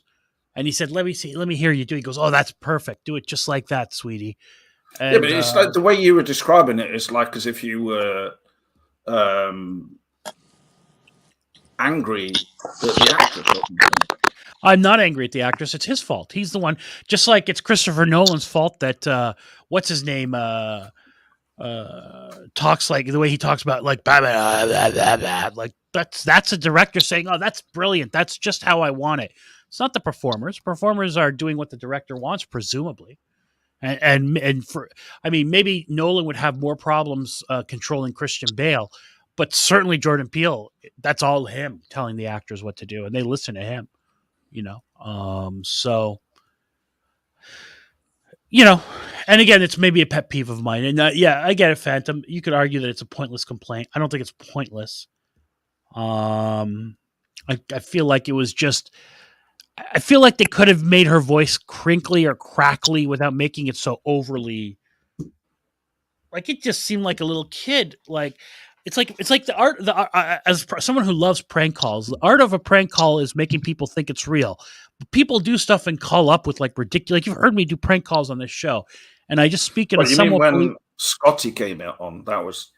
Yeah, but that was an over the top voice, right? Like if I called up a store.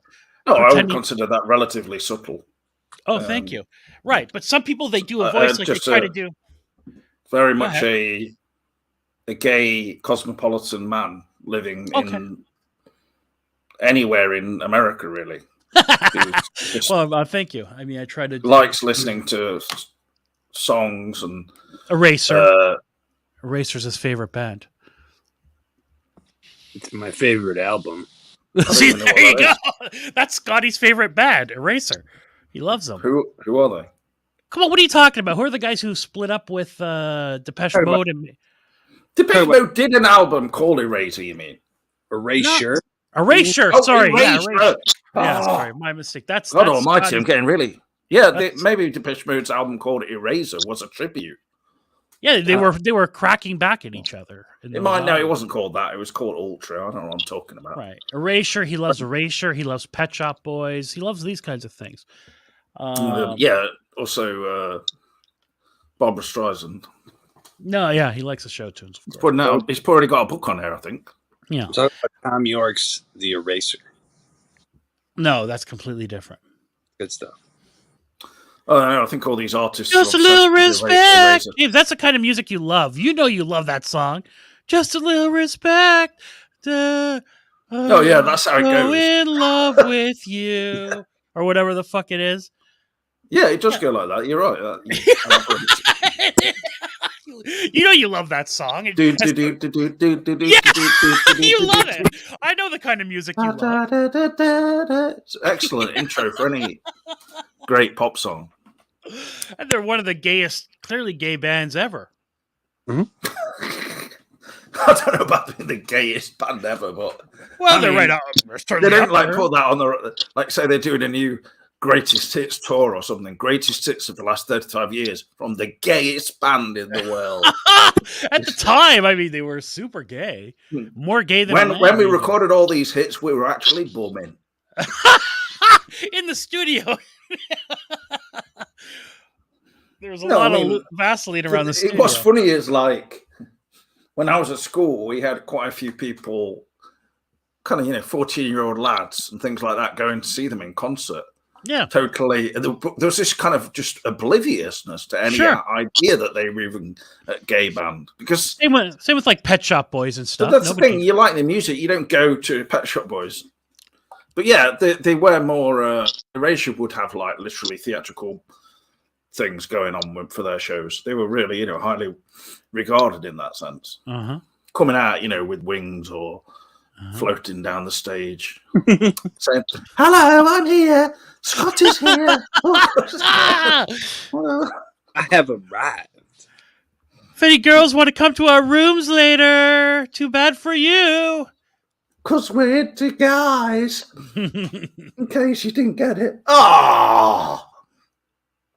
Yeah. I mean, they had early videos where they were wearing white jeans.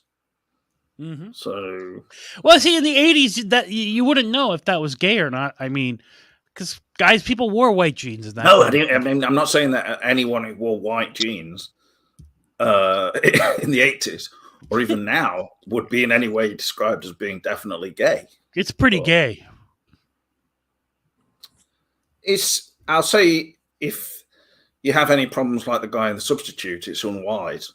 Well, I would say so. Yeah. What about capri pants? I mean, no, in Europe, men wear capri pants. Here, it would be very gay.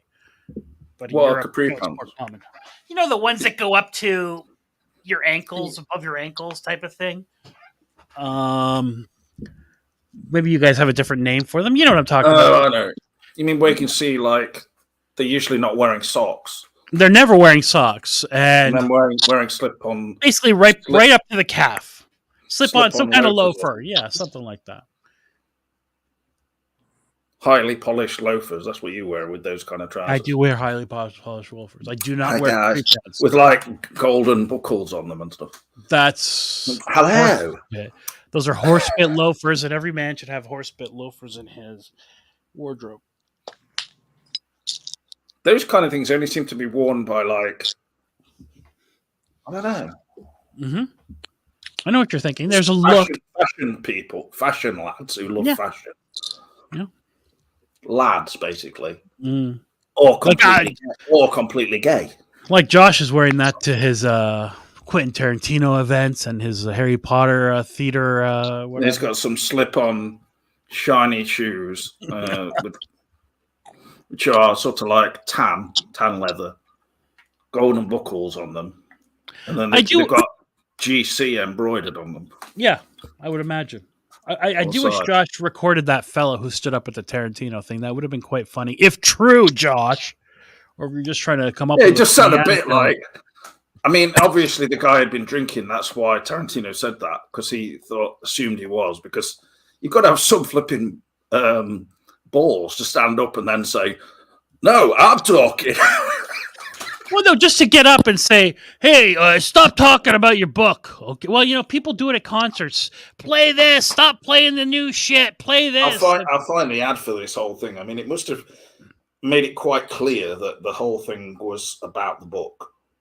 How much was the ticket too? If it was moderately priced, maybe you'd get some. It must have been moderate. Let me just find out about it. Oh, this is all well and good, but I'd like to hear about Reservoir Dogs. Did you? How'd you choose to name that just sounds like it's a setup.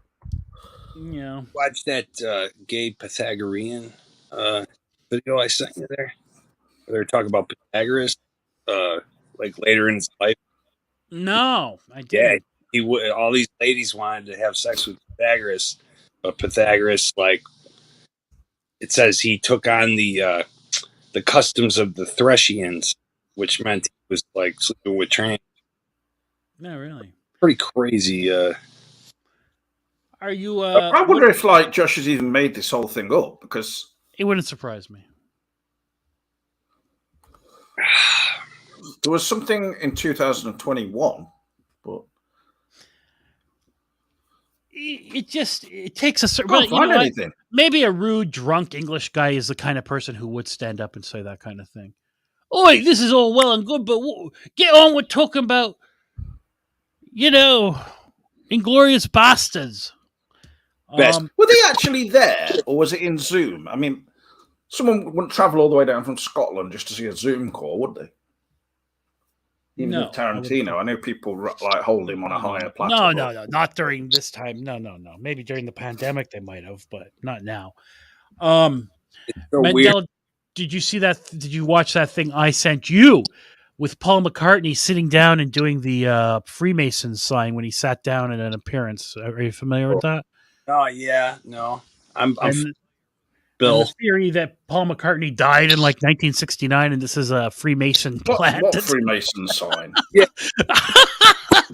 it's a real video, Paul McCartney does sit down and make a strange move, but people say this is a very clear indication that he's a Freemason. As far as he might even be like one of these illegitimate kids from Aleister Crowley, actually. But William, Billy, whatever you want to call him. That's very demonic, then. I mean, it is a fact that a guy named William won a lookalike contest back then, and it's a fact that the real Paul did get into a horrible car accident. And if you look at like the car, there's no way that anybody survived that. So yeah, I mean, there's a lot to it. I mean, we could go on and on and on, but yeah, I got the book. Even there's a book, the memoir of these years. What picture of the car? I mean, I've never seen that. This is something I followed, like as a. I mean, it is a fascinating sort of conspiracy theory and story, the whole idea of it. But 1966, he had an Aston Martin, and there's actual pictures that were in the paper of the car crash. November 11th of that year, and famously, it's in Sgt. Pepper's, album cover with the bass drum there, and goes on and on. Shit, we could do that 5 hours. Dan Peake mentions, though, when Tarantino asked that guy to go to the pub, he compared it to being like Auschwitz in there. So, what in the pub or in the? So that story I believe completely because of the kind of riffraff that Josh mixes with, but it doesn't really reflect well on Tarantino fans if he thinks that they're just going to talk about Reservoir Dogs. I mean, that was like. No, they want the inside the actor studio type of interview with him, which, by the way, it's like say David Lynch was doing a talk and someone just stood up and went, "Hey, all this bloody Inland Empire stuff, would you mind shutting up and talking about the Twin Peaks pilot? Would you stop talking about your shit art and let's talk about... I don't want to know about you painting everything black, all right, and then plastering a dead rat on your canvas and putting... I want to know about the difference between the European and American pilot endings. All right, put up my screen and I'll show you what I'm talking about, James, with Paul McCartney. I found it. Billy. We call him Billy. So people like Mandela Man took a shit when they saw this. Right, Mandela? Is this your TV? No, this is on Twitter. He's tucking his bloody... No, dude, he's making a hand sign like a game. This is a very odd... That is very odd. Yeah. This is ages ago, though. This is. Yeah, this looks like it's from the 90s or something like that. Anybody in the Illuminati, they always do that when they go to court or, when they're officially in front of the public. They make their little sign. Sometimes it's like this. It could be like that. To what end? Like to let people... He's letting guy across the... whoever he's talking to, was it Wuhan or one of these guys. He's letting him know that he's in the know, and it's a way of to the guy across from you that you guys are both, Isn't this on the BBC, like with Jonathan Ross or something? Okay, Jonathan Ross. There you go. What, he's known? What? What do you Yeah, mean? I don't think it's assigned to anyone or anything. It's just something he does. That's it. No, it is, bro. Nobody accidentally does that. Yeah, it seems this is I mean, again, I'm not a conspiracy, but it's difficult to ignore that. It's difficult. Like, There's a is guy. he on? Look at this. Like, this is a purposeful. There's a guy named Mike Williams. He's got a channel that's the best channel about dead Paul and Billy taking over, and he goes into. I mean, he's been doing videos for years, and it'll go into like very deep depth of this type of. The idea is that they were so popular, or the Tavistock Institute, which closed recently, over in your country. They're one of the big pushers of this agenda thing. So back in the day, put the Beatles up as a band, and you know how like when the Beatles first came to America, they had only been in the clubs in Germany for about 3 years. It's not like they paid.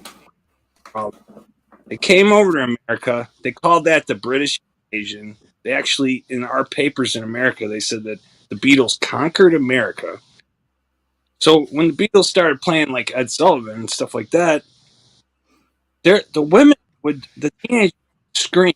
And basically what it was Tavistock paid a couple of, plants in the audience to scream. And then the other girls, the regular teenagers, see that screaming, and that becomes the norm. And they get whipped up. Idea. So everybody's screaming, right? So, See, and then they put this up and say, this is proof that this is not the real Paul McCartney. Bro, I mean, do these pictures look that much different? But you got to realize that I mean, do they honestly, Mandela? Do they look that much like? Oh my God, that's proof. On It's the left, he looks very, very young, like a baby face still. On the right, he's just grown up. That's it. He looks like he's 15 here, and here he does look like he's mid-20s. Yeah. The amount of touring and everything the Beatles, it must have really taken it out of them, I think, And drinking drugs and pussy. Voltaire, you got to realize, just traveling, between those pictures is only like 2 or 3 years, though. A person's face doesn't change that much in that short of amount of time. It's just not physically possible unless you're having multiple plastic surgeries. Which, why would you do that? Because your most famous face is already known all over the world. Well, why would you need plastic surgery at that point when you're a young man, right? It just doesn't make any sense. Does this picture drive you bananas too, Mandela Man? Well, they're doing what does this mean? What does this mean? Doing the 666. That became the Trump camp. And we got the devil's horns over here with John. I mean, yeah. What are George and Ringo doing? Nothing. That was going to be an album cover for. Sorry, what is this? Is this a Satan? This is a symbol for Satan. It's 666. It's okay. Well, that's very pedestrian. The horns and the triple. That's very pedestrian for counterculture 60s stuff. You know what I mean? They go back. They're ancient mudras from India originally. Okay, but they were Aleister Crowley adopted it in his writings, and that's how it got propagated. They would have never turned things backwards in their music. They weren't like studiers of Aleister Crowley, and he was a big proponent of, listen to music backwards, watch films backwards, all this. And famously in Twin Peaks, of course, we got the backwards talking. So they're all kind of, it's a cult, Cohen films make himself a White Russian there, which I enjoy a White Russian once in a blue moon. They're a little heavy for me. But I usually have about 5 pints of White Russians before bed. 5 pints? So that you mix them all together and then split them up in pints. Wow, that's a heavy pour, as they say. That's a lot of cream. It's a lot of cream. I go into a cream coma. In that Lebowski movie, famous I think Davrin might be in that right now. Buscemi does mention that Paul is dead in that movie. So, James, are you aware that if you're in the UK and you enjoy Matt Berry, that on BBC One, it's a syndicated show on iPlayer, Great Expectations, and Matt Berry is in it. Are you aware of that? Yeah, I have heard of it, but I didn't know when it was starting. It probably started tonight, I think. That's it. It did start tonight. Jesus. That'll make sense. the Well, race. he's not like the main. He's not going to be the main role, but No. if you want to familiarise yourself with some Dickens, I can't think of anywhere that'd be the best place to go. It's got Olivia Colman in it. I know you love her. Why race Well, that though too? she's okay. I saw a new film with her called Empire of Light, and I was a bit perplexed about that. But it was well filmed. It was filmed in Margate, you know, where I went and stuff, but in the old cinema there.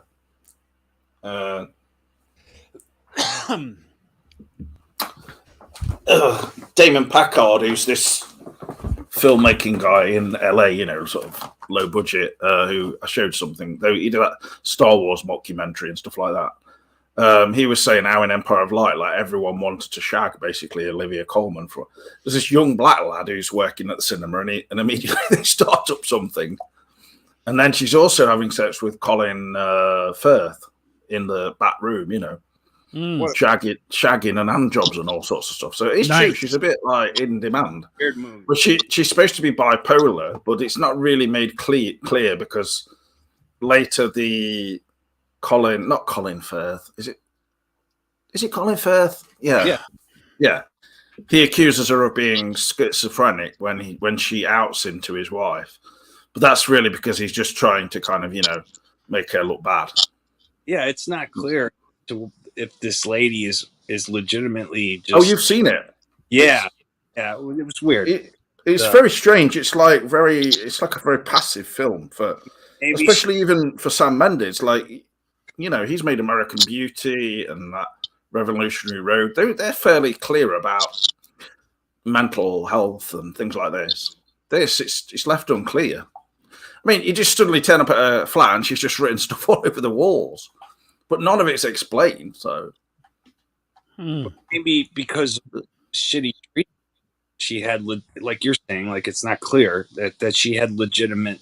I do think it's trying. They're partly trying to be basically part of the time when all of it would have been just swept under the carpet, pretty much. Okay. Especially not like now, where there's like massive billboards on the seafront saying, "Are you bipolar, you cunt?"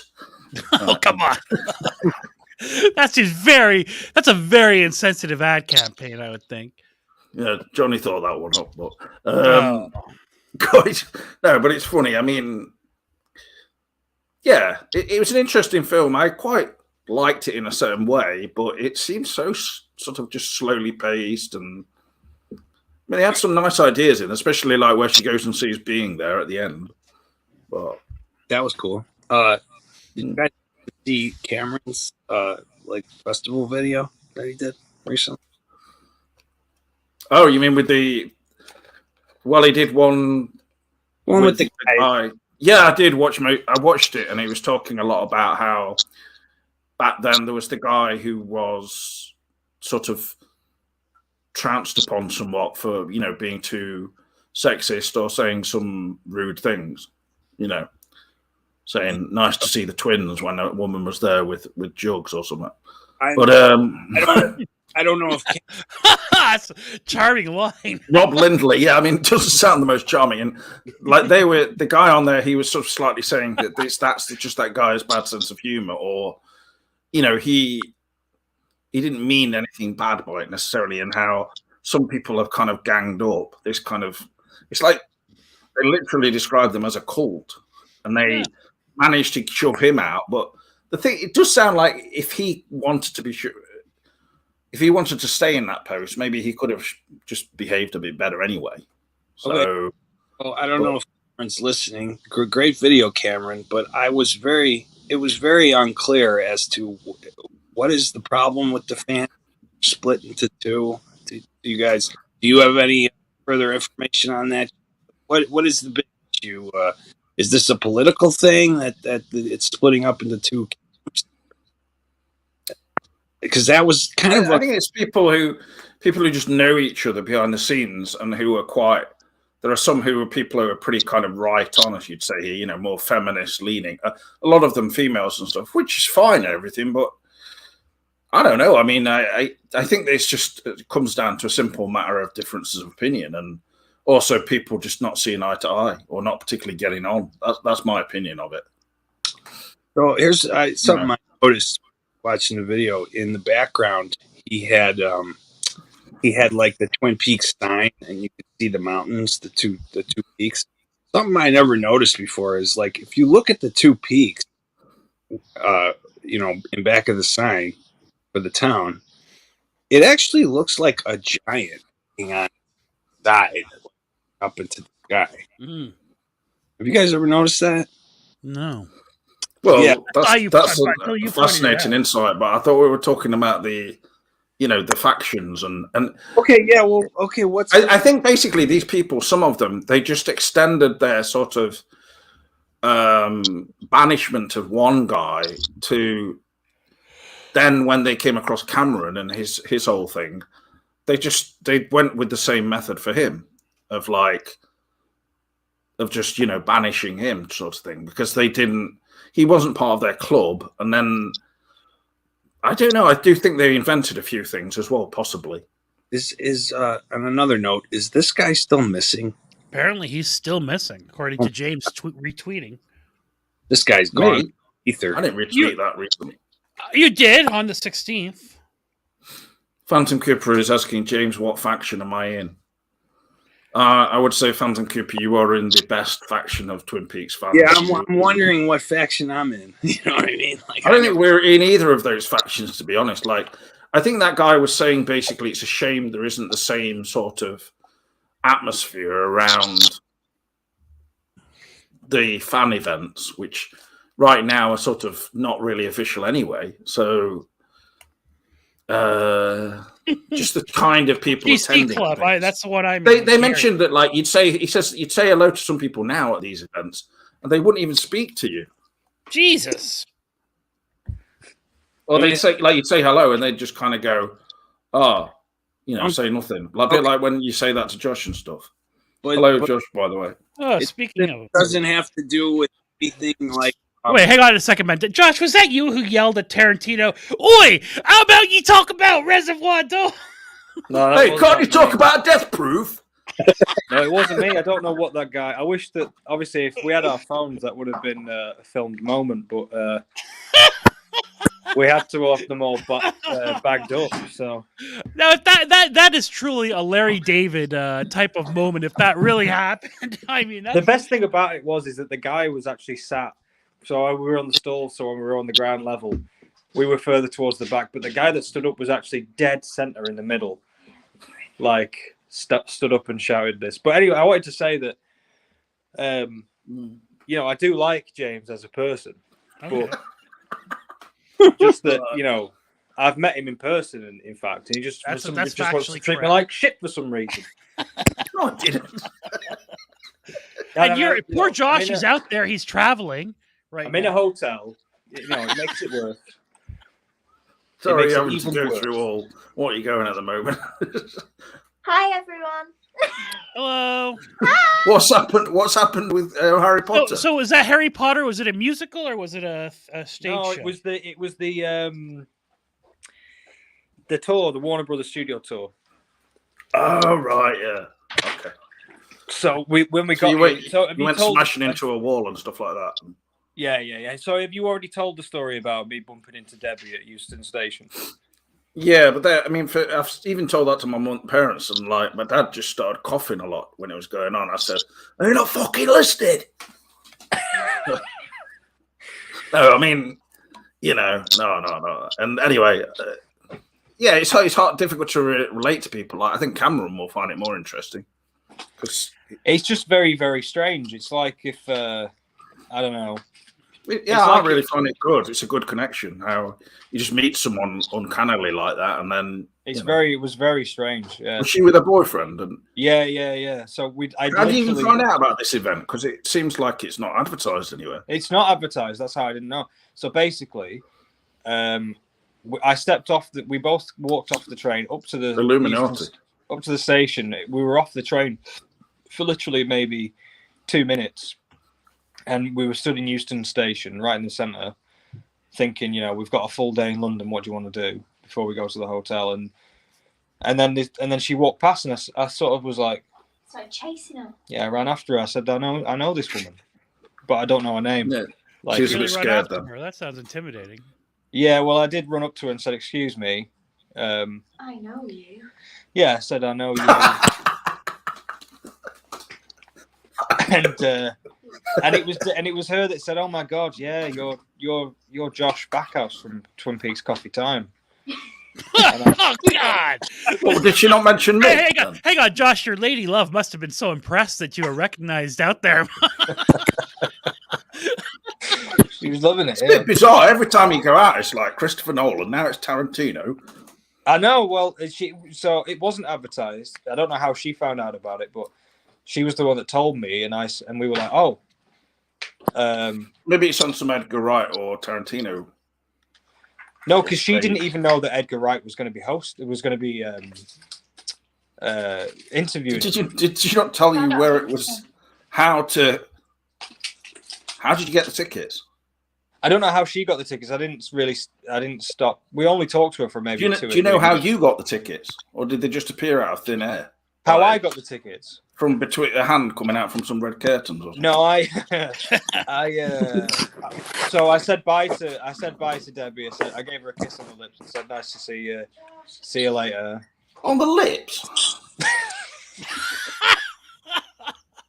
What, with some tongue as well? Well, we're in London, so I thought That's I should go like proper European on that. So you've gone very cosmopolitan. Yeah, basically. But then no, she wandered off with her boyfriend, and then we went and stood again, like sat down in Euston Station, and this all happened in the station. So I thought, right, fuck it, I'll go on my phone, and I had a look, and I put. I'm imagining it now. Tarantino London Palladium, and it popped up on Viagogo. So I thought, right, I'll see how much tickets are, and I went on, and they were reasonable. Well, like £2,000 each. No, nothing like that. So I just bought them there and then, and then we went that night. Yeah, last night. Brilliant. So how long did it go on for? You what? How long did it go on for? Like 2 hours? It was like 2 hours. So I think it was about an hour as interview, and then like a 15-minute break, and then a 45-minute second half. Jeez, so at what point was it that guy just stood up? He stood up in the second half. I would think he's getting frustrated. He's looking at his watch like, when the fuck is he going to start talking about the good shit? Yeah, basically. Genuinely, I think. How much was each ticket? Come on, tell me.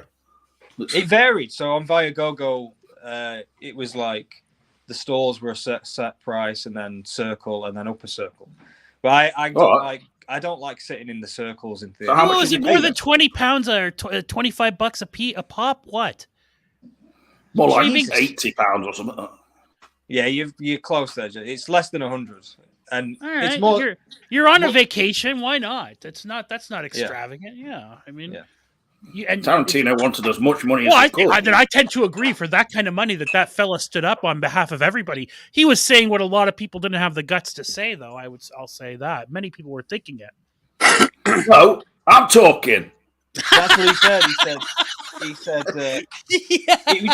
it was so bizarre to do. Like the same thing happened when we went to see Louis C.K. Actually, do you think he'd been drinking? Do you think that?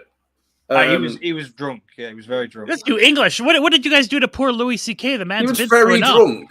I'm going to get very drunk and then go and see a kind of laid back. It's like a Saturday night. Yeah. Yeah, he stood up. It's not really the right approach. It reminded me actually of something that like Johnny would do, maybe, or maybe. Boy. Don't even start. Wait, what happened at Louis C.K.? I want to know what you did. Louis C.K. We went to see him in Glasgow last year, and he started baiting on stage. A guy like literally walked up to the stage and was like getting like really riled up, and Lucy Kay stopped and was like just looking at him bemused, like, what? Why was he doing it? You are? Why was he doing that? Getting a riled up? He was getting irate about religion. I think he was getting angry about some religious jokes or something. Was he a Scottish fella? Well, we were in Glasgow, so I think probably, yeah. Well, he might have been like you, visiting, you know? Could have been. There was a lot of it's like when you come to London, there's all sorts of people there. There's some all right, don't get racist. All right, there's a lot of diversity in London, we get it. There was a lot of on the front row there was a guy with a hook for a hand, wasn't there? Yeah, Abu Hamza was there. Yeah. Muslim. He was in Twin Peaks: The Return. So. The Muslim cleric, yeah. Now, what's that noise just now? Sounds like Mandela Man pulling his latex. Wire. So Phantom Cooper called you a simp for taking your girlfriend to a Harry Potter. No, you don't have to bring that up. Well, he should address it. Somebody's accused him of being a simp for taking for doing what he considered Phantom Cooper. Doesn't sound like being a womanly thing. But there we have it. His own lady love calls him a simp. There we are. I won't say it's a simp. It's more. Well, she would know, wouldn't she? That was definitive right there. Yeah. The feeling I got when I actually met Josh, which I did, was overriding masculinity. Like he wore black, leather from head to toe, and then these really big leather kind of army shoes from the actual army. And he was more like traipsing all around Lancaster, trying to distance himself constantly from me. And they weren't like leather. They weren't leather army boots like Full Metal Jacket. They were just. No, but they had like nothing on the bottom. There was no dust or anything. It's like nothing clung to you because you were like a shadow in the night. Yeah. All right. Apart from when we went up around the castle with Vin, that's right. I don't like to talk about that though. No, we'll leave that. We don't need that. But I dropped my text behind there. So. It was good today. I think somebody like you would have enjoyed it, James. For instance. Yeah, I would quite enjoy it being there in person. What, for the Harry Potter? I would like to go and see Tarantino followed by Harry Potter, ideally, both in the same day. So that's a good weekend. Yeah. And I would ask Tarantino a question at the end saying, are you in the Masonic Brotherhood? Right. The other thing no. Can you ask another question, please? And I go, no, I'm asking a question. All right. Is Death Proof your best film? It certainly isn't. But and I think he would admit that. But I liked it personally. So. Yeah. Yeah, Edgar Wright said, "No, it's okay. We're talking now about this." And then the guy went, "No, I'm talking now."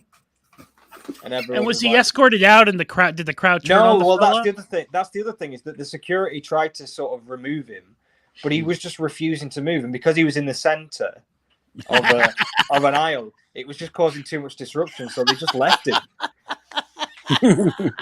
Was he heckling after that, or did he just stay quiet? Sounds like he's on day release a bit. It was just. I called him what did I say on the way out? Yeah, because I stepped to the. You sure it wasn't Davrin? It was not Davrin. I was watching him come up. Everyone was giving him grief on the way out. And really? Yeah. Yeah, my line was, "I remember when I had my first beer," and then I shouted, "What a knobhead!"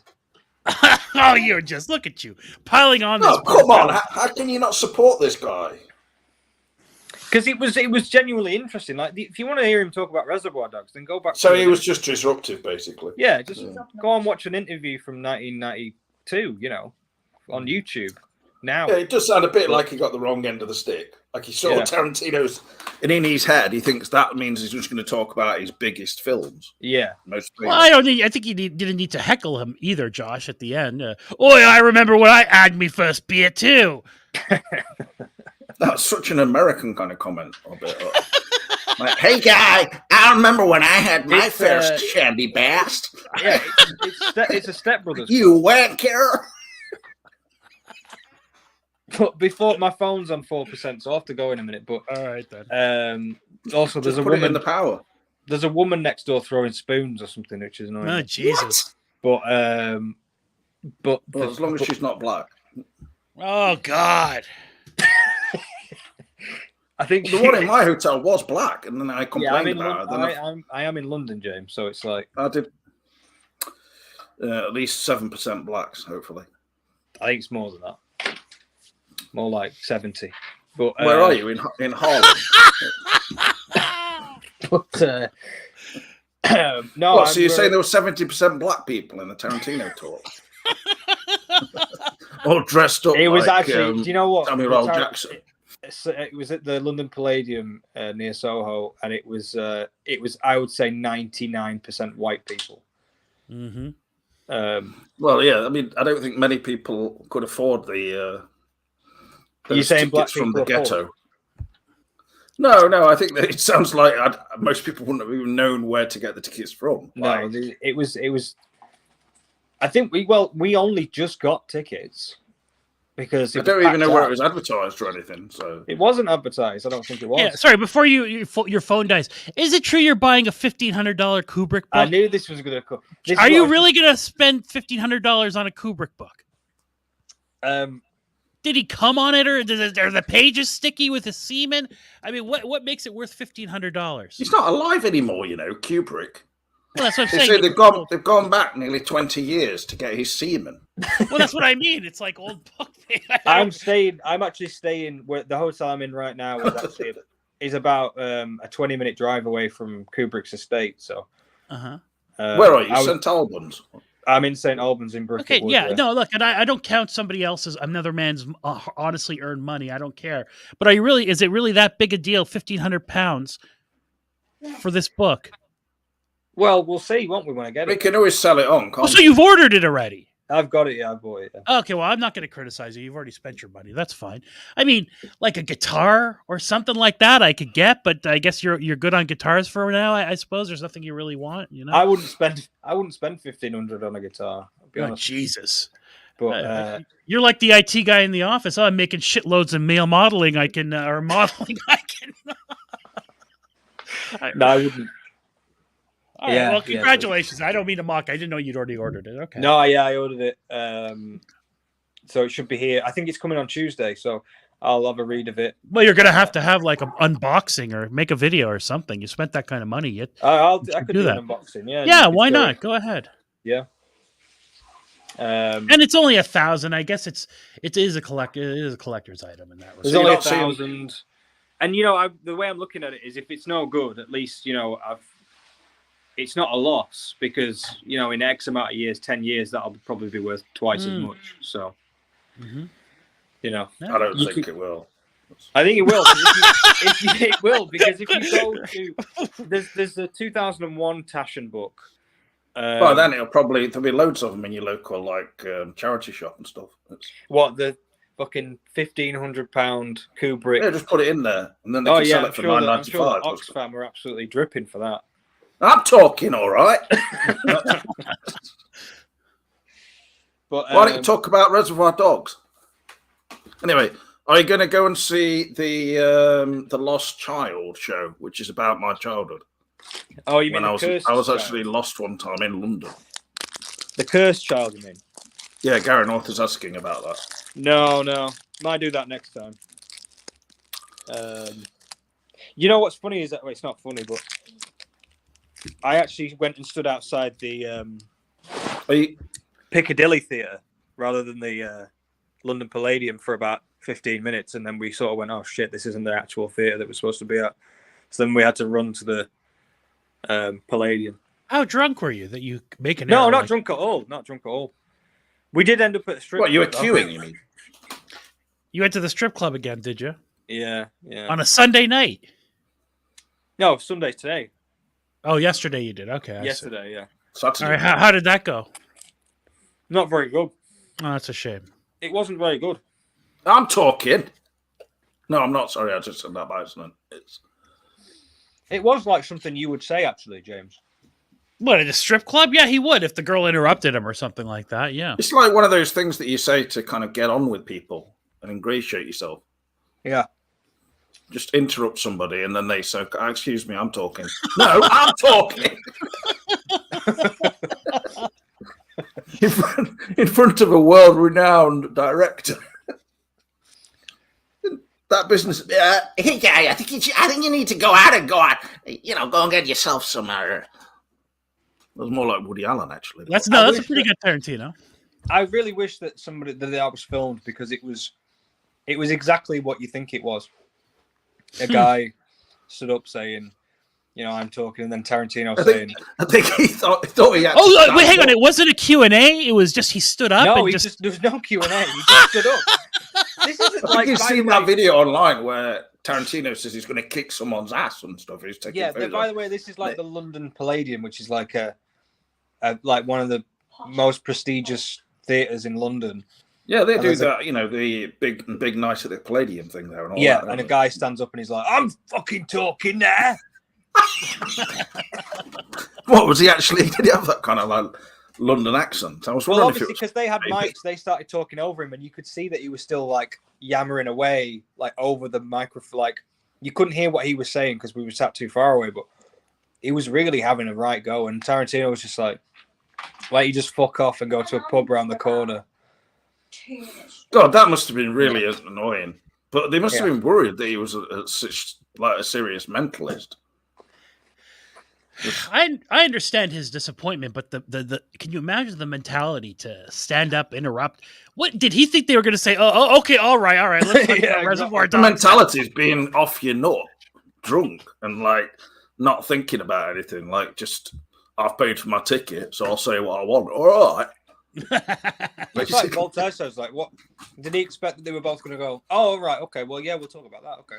Yeah, let's ask those questions on Inside the Actor Studio. What word do you hate? Well, he maybe thought they were saving it and they were getting to it, and then he'd go, "Oh, thanks, guys, thanks." Yeah, because he did say, the guy when he stood up, he said, "Yeah, this is all well and good and that and stuff, but what we're really wanting to hear about." This is all well and good. Sounds like damning with faint praise. Like, yeah, I'd wish I might look at. Have you looked at the internet to see if this is like written about anywhere? Well, yeah, I just typed in Tarantino Edgar Wright, and it's like comes up with something from 2021 where they did a Zoom together. I just hope that maybe it had been written in like a local London paper or something about, like a small article saying, what in Gary's local? yeah. Oh, that's a good point. In the Essex Tribune, mentalist spotted at Tarantino. I should have let Gary North know that I was coming. I could have met him. Yeah, he could have met everyone who lives in that area. Could have done. Philip, Gary, Mark. Oh, Peter.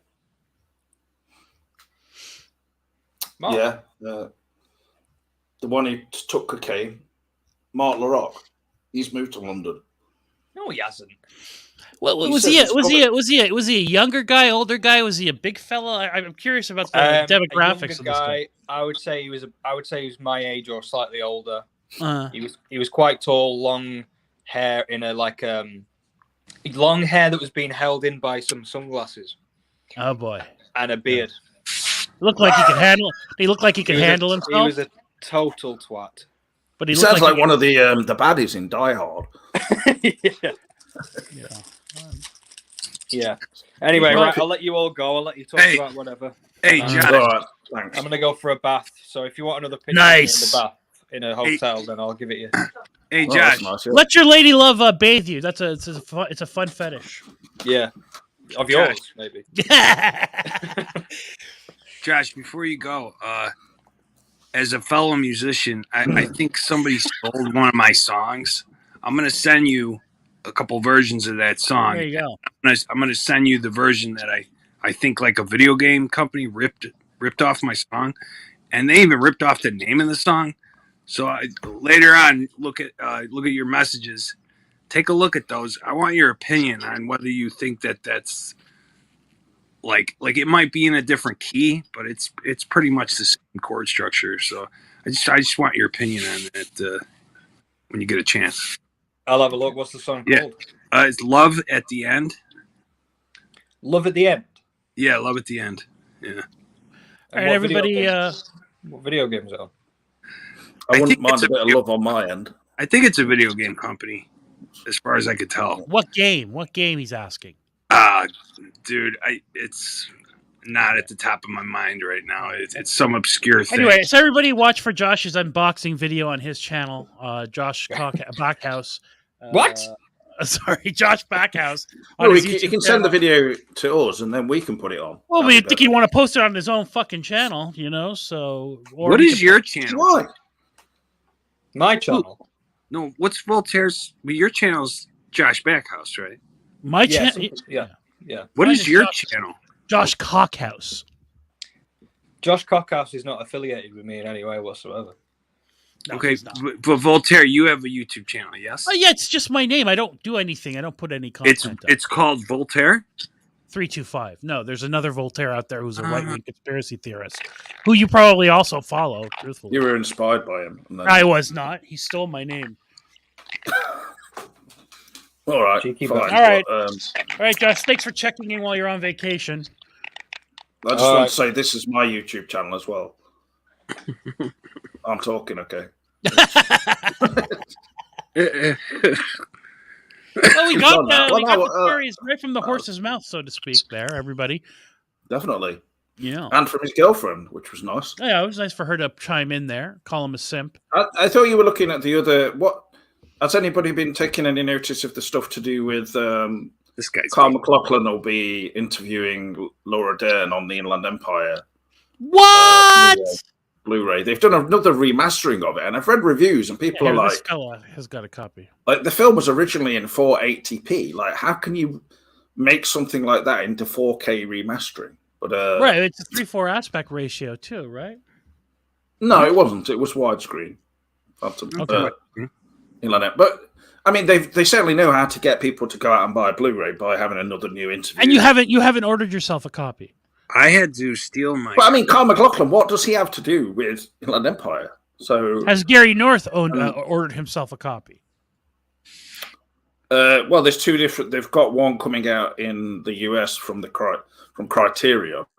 Well, what's this one that this fella is holding in his hands here? That's the Criterion one, I think. Have they put the thing back together again, or are we getting any new pieces or anything, or just a little? It's just a few more extras, like the interview with Laura Dern by Kyle, which in itself is bizarre because if it's not got anything to do with the film, I mean, I wish they put Room to Dream on there. When did he do this interview? Back in 2000, whatever.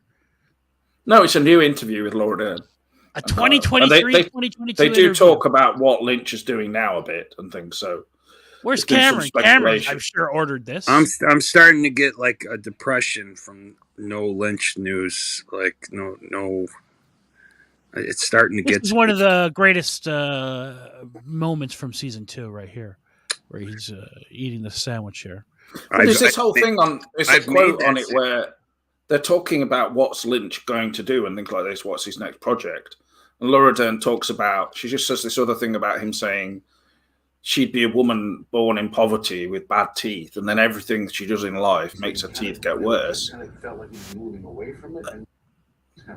Yeah, this part about moving away from a style and then to it again. This return to a more, I don't want to say surreal style of filming, but what is early filming? But it doesn't make any sense because his first film, for instance, like Eraserhead was obviously surreal. He's also said to me recently, he was talking about this. But it wasn't kind of. It still followed a fairly linear story. You could understand what was going on. But it was super duper surreal. Yeah, and then so this whole idea, these two just blabbing on, is a bit kind of just. You can't take it that very seriously, really. It doesn't give any indication of what Lynch will do. I mean, what period of time is he talking about? Oh, he said. The thing is, there's no point when Lynch suddenly dove off the deep end and went into just surrealism or anything like that. The only time that happened was when he did Inland Empire. So, I don't even. There's surrealism, and if you don't count Inland Empire, his most surrealistic film is Eraserhead, but it's an understandable film. You know what I mean? It's not just off its tits and just surreal. Or Lost Highway, I would say. I think Lost Highway is Lost Highway is very surreal. It's true, but it's understandable. It's and so is Mulholland Drive. Obviously, they all have surreal elements to them. I mean, I think Eraserhead more than most, but they made sense. I mean, well, many people would say that The Return doesn't make sense. So for them anyway. It's just weird that how Eraserhead is about the birth of the daughter that writes Laura's book later on. I mean, I all that seems connected to me in an esoteric kind of way, right? So this fake colossal guy. Well, it's Lynch's daughter, so Right. She was born with webbed feet, webbed hands. Right? Club feet, yeah. She's full of secrets. Here, this fake colossal guy that people love. Lynch stopped his daily weather and number reports back in December, and there's been speculation I can't believe it's that long what ago. he's up to now. Perhaps he's just painting and woodworking. Who knows? But for what it's worth, these recent remarks make it seem like he still very much has filmmaking on his mind. At a minimum, there's there's more fun stuff in the interview. So if you get the Criterion discs, I definitely check it out. And apologies for the poor capture quality of the interview clips. I tried to get my external Blu-ray to rip it, but it just could not get it to work. Despite the workarounds, I tried. Okay, so that's a bit of a sort of anguished. That's what the exuberance. It's colossal there. We've been talking about like some idea that's coming up in his head. Yeah. No Adam's Apple Mandela character in my mind, and I said, right. What do I it gets shaved down. About her? Thing that they do. Something that ever happens, and he goes, bad teeth. And I said, okay, what kind of bad teeth? Okay, get specific. And he goes, I wish the trouble with the only problem I have with this kind of thing is they've done it so many times now. Where she said, made them worse. like the hair. I imagine you, Laura, with all your hair shaved off, with no hair. A drug addict would have bad teeth. But it's like it's just it doesn't give you anything. It's just completely like like Cousin Lil in Fire Walk With Me. It's just clues, but to no end. That's Jesus. Those are masculine men's loafers, Mandela man. Right. Pardon? Those are very male-like. No, those are part of the idea I was talking about earlier. When I was talking about those kind of very shiny shoes. So it stood out to you too, then, these shoes. Yeah, but I think these trousers are but the thing is, Laura Dern. Are those trousers or is that a dress? How tall she is, they're like really baggy trousers. Oof. They're just quite, come on, she's a middle-aged woman. What do you expect? Couldn't Kyle dress a little bit more? I don't know, but in season 3, he'd had 2 bottles of wine at that point. In season 3, the way he makes Diana look. He said, "Come on, shoot it, Lynch. I'm ready." All right, I've just finished the first 1.5. Let's go. I mean, I think it's a good sign that those two are doing something like this. That's all I'll say. Because I mean, it seems a bit more like maybe they're doing other things beside this to be doing this together. Because why is Kyle there? He's not even involved. He was never involved in that Empire. It's not like they paid him anything special to do this. I mean, I can't imagine. Yeah, but get someone else who was involved with an Empire. Right. Like, it is odd that he is. You're right. That's okay. They can't stop bringing over the Polish cast so easily, but they could have had Grace Zabriskie. They could have had her dad, her mum, Diane Ladd. It's good. It's fun to have some hope. And I mean, I don't know. I'd like to hear the whole thing. Maybe I'm sure Cameron ordered that, and he can give us a breakdown. I can't believe Hollywood's just going to let David Lynch just kind of pass away without doing something. I mean, what do you mean? It's Hollywood. It's him. I know. People lining up at his door telling him to do stuff. It's him if he wants to. Hollywood's not passing him by. Josh is visiting him next week. There you go. I don't know. My hope is what's all this that people are crying about? Like this Internet Archive here. Like, I mean, this is hype. Talk about hyperbole. This can only be labeled as mass murder, as this is truly an eradication of life. Cultural documents, rare books, historical video, music, games, cinema, metadata. This is murder! What is this? What is this internet archive being taken down? Yeah, but you don't even know what it is. No, I know, but why would he compare it to murder? Well, maybe he's got some really good things through it, and good films, and obviously good reading matter and things. So, yeah, I mean, it's a fair point. I don't think it's really relevant to what we're talking about. Archive, please, could you tell me? This is your. It's like it's basically like a free source. These are your tweets. The people want to know, James. You're a very influential player in the space. No, I would have retweeted something. That's about it. Doesn't mean that I necessarily have some massive insight into it. But okay, so what is the Internet Archive? Can you explain? Well, you can basically get movies which are free on there. Lots of ones. There's quite a lot, especially older movies. I don't know much beyond that. Obviously, you can get other things like books and things. So, probably ones from ages back that people might. Can I ask you something, James? Did those try to take this site down? I hope you rot in hell. I mean, this is really some hyperbole here. Yeah, but it's Twitter. What do you expect? That's all Twitter's made for, isn't it? You just have to everybody seems to want to compete with each other to make the most noticeable tweet and the most sort of passionate, you know. Can I ask you something, James? Yes. Yeah, go ahead. Would you ever consider trying to get Michael J. Anderson on our program to explain? Excellent question. Those tweets. This is a controversial topic for. Well, I mean, I know Cameron wouldn't, but would we do that? Do you think? Well, it's like something that I don't mind talking about now, obviously, and I would definitely do that. I'd love to. I mean, James back in 2017 or 16 before the return came out, but it's just the fact that he's gone completely out of reach since then. So, what would you even do? You know, you can't start writing to Jennifer Lynch and saying, "Hey, can you help me find Michael J. Anderson," merely so that we can peer into the mind that brought his outburst, that was...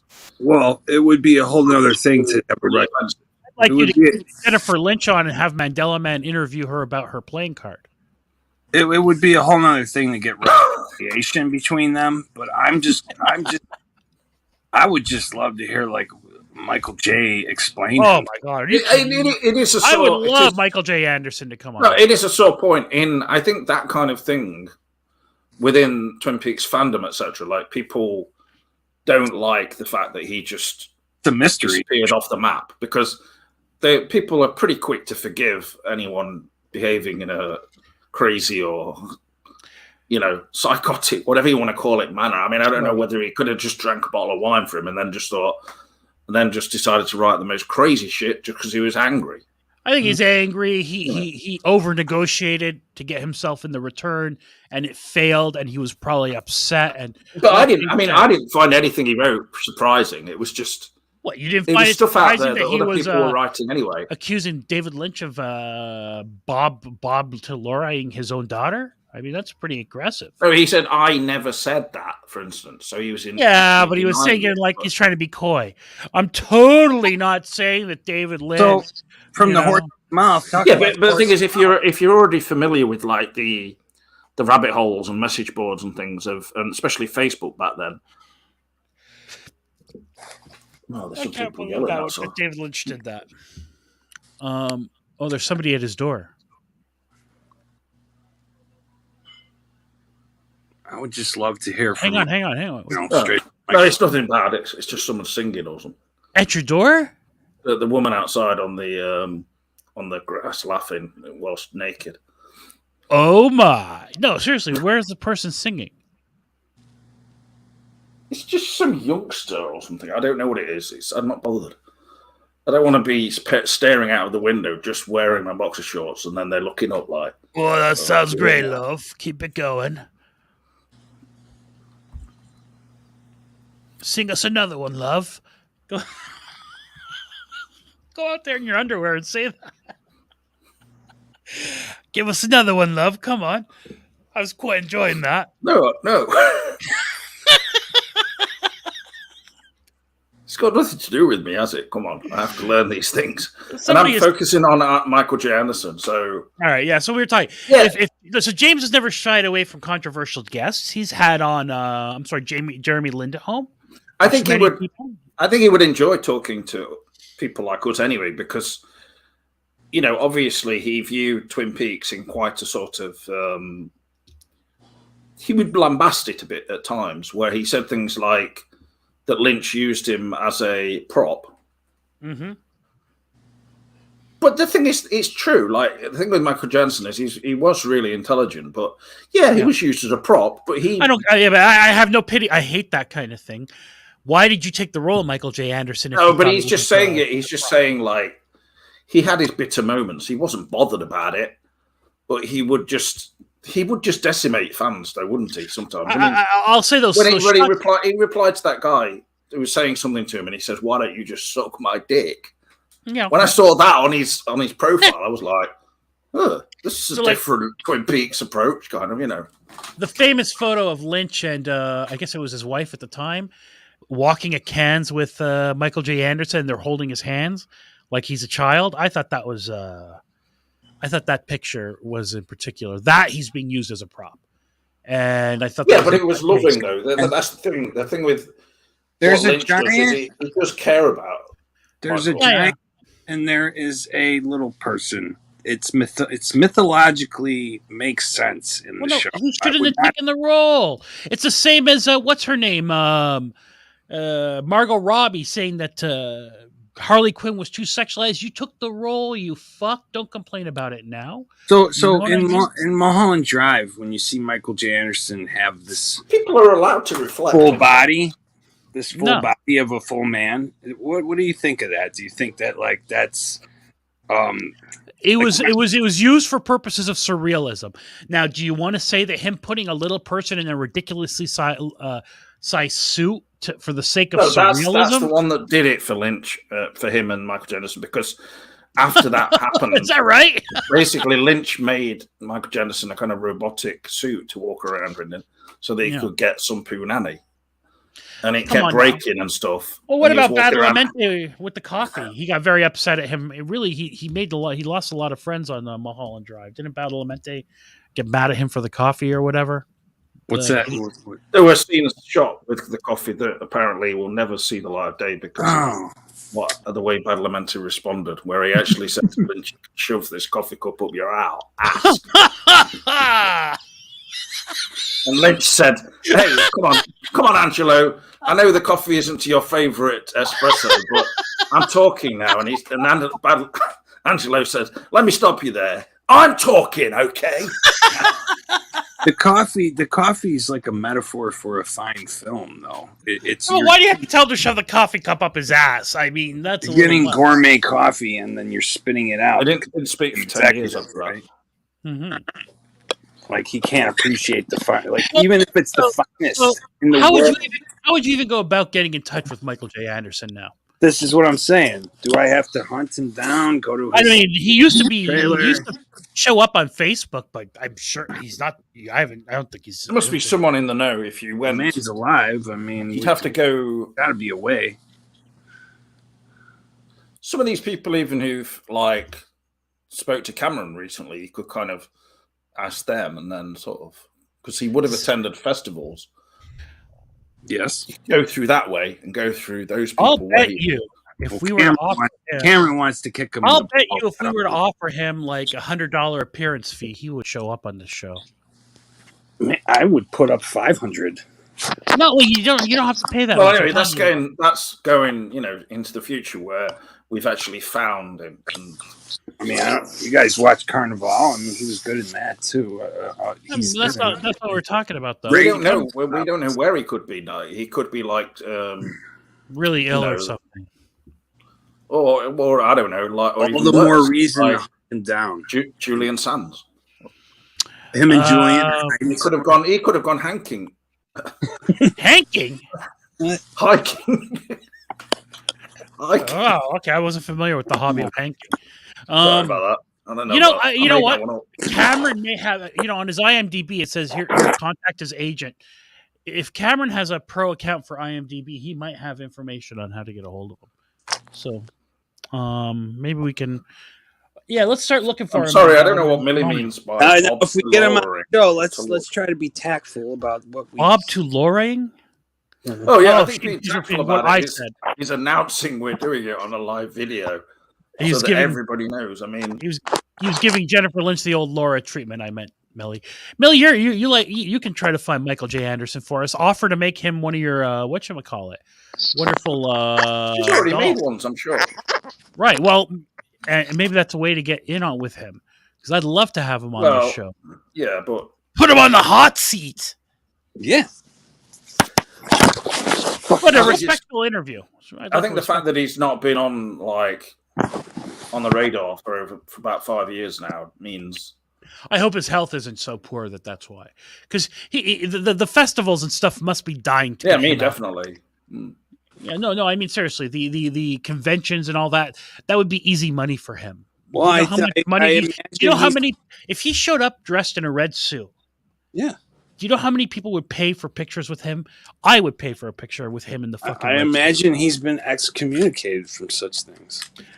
Millie has a marionette version of him. Well, that's not the same as one. No, but he could be recommunicated if he was well enough. I'm sure.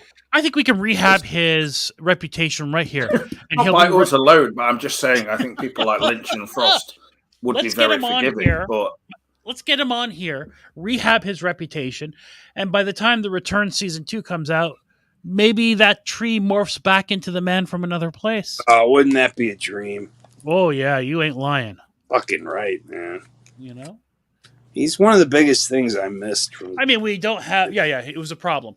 I mean, and we've lost Al Strobel. So.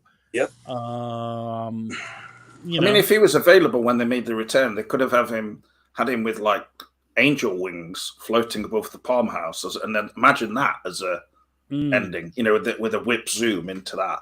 People are like, "What the fuck?" Yeah. Like that. You know, I really like. I want to just say, as long as I'm talking here, all right.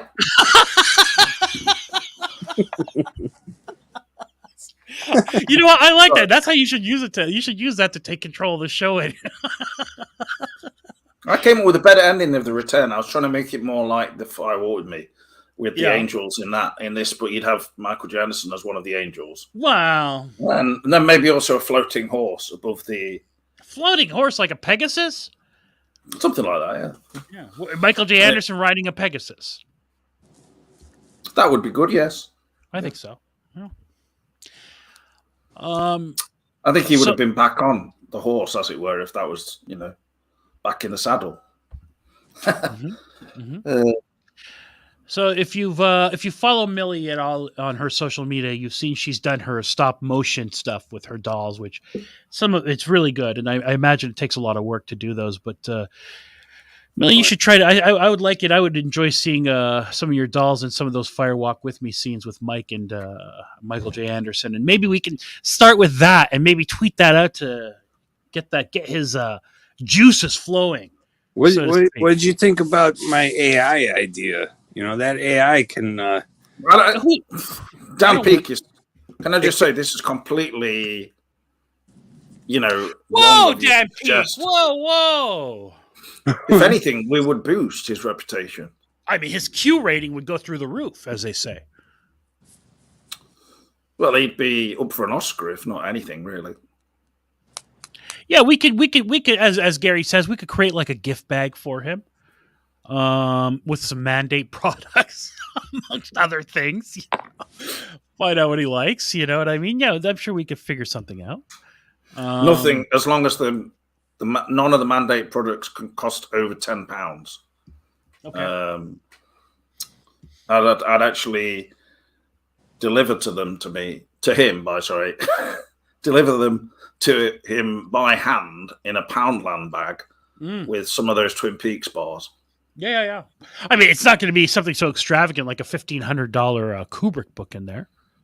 But we could. I would put that in there if I could steal it off Josh. Yeah, me Kubrick book's been nicked. What a thing to happen! Sorry, I've gone to LA with it.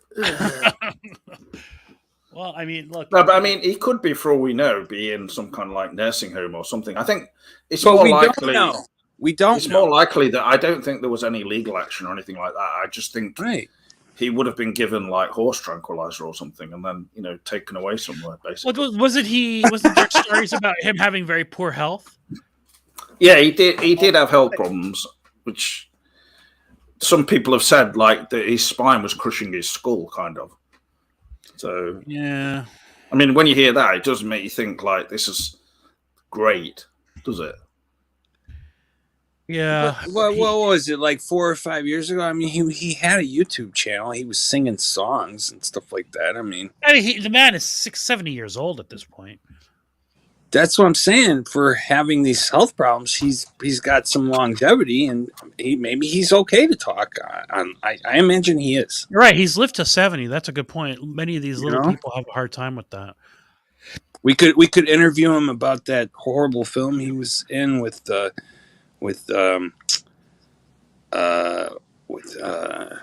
Christian Bale. All right. And Gary Oldman, where Gary Oldman played the little person. Oh, right. What he thought about that? There's Carnival. I've never seen that, but that film is widely discussed as one of the worst. Oh, you got to see that. Yeah, that's a must see. I think James he owns it on VHS. Oh yeah. Mm-hmm. I'll just be back in 1 second, all right? Because I think my neighbour's kicked my door down. So. Jesus, what is going on? I hope nobody is swatting poor James. Let's not get into swatting. Oh, please, no. We're not that big of a channel. All right, so while he's gone, Mandela, how do you feel about that? That what's her name, Alonzo lady, being fired from Marvel? Are you familiar with the story? Not really. So yes. The number 2 behind Kevin Feige is this Alonzo woman. She's a gay Latina, very powerful executive. She's number 2 at the MCU. Right. Apparently, she's the one who she criticized Bob Chapek for being not being strong enough on the "Don't Say Gay" bill and all that kind of shit. Well, that's ridiculous. It seems like it was her idea to make Namor a Mexican guy, Namor, instead of a half Atlantean character. Right. Now she was fired. Now they say it was for breach of contract. She says they asked her to do something that was reprehensible. Something is happening at Disney. I think. Yeah. I think that the money losses and it's not going to make a difference, bro. Iger is going to push forward with the same old Iger agenda that he always had, and that's the kind of even if it's the problem with Disney is everything is made by committee. Mm-hmm. Let's say you had a super kind of Walt Disney type of genius go down there and join the company. Everything you're going to produce for them is going to be, I feel like, is going to be watered down. Yeah, so it's interesting.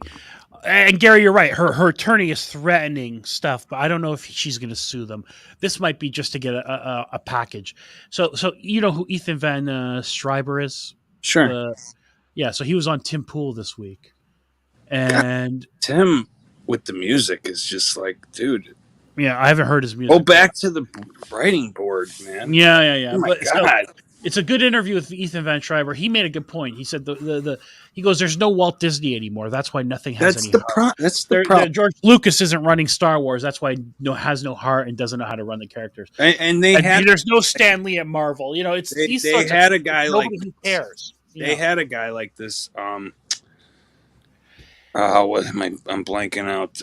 One of their Imagineers was a kid that grew up in Disney, and he. He's the one that did like the Runaway Train ride and the Indiana Jones ride. And he was somebody who grew up and with the company and worked for the company and loved what he was doing. That's the problem. They do not have a person that cares enough about the product. It's all about money, and they're basically dismantling Disney. So it's not all about money, brother. It's not. It's about agenda. They don't care about money. If they cared about money, they would be making stuff that's more appealing to everybody and not pissing anybody off. There's no money. I'm telling you, it's agenda based. That's the crazy thing to me. Is I don't think it's money. But if you look at the part, I think the up higher ups care about money and just keep pounding stuff out. Like they want phase 1 to 3 of the Marvel films, which were just cash machines, and they were just no woke stuff. They were neutral. They were all whatever, and they were just printing money for them. But then phase 4 on is all whatchamacallit, agenda. You can't make money with the C characters. This is not something that's.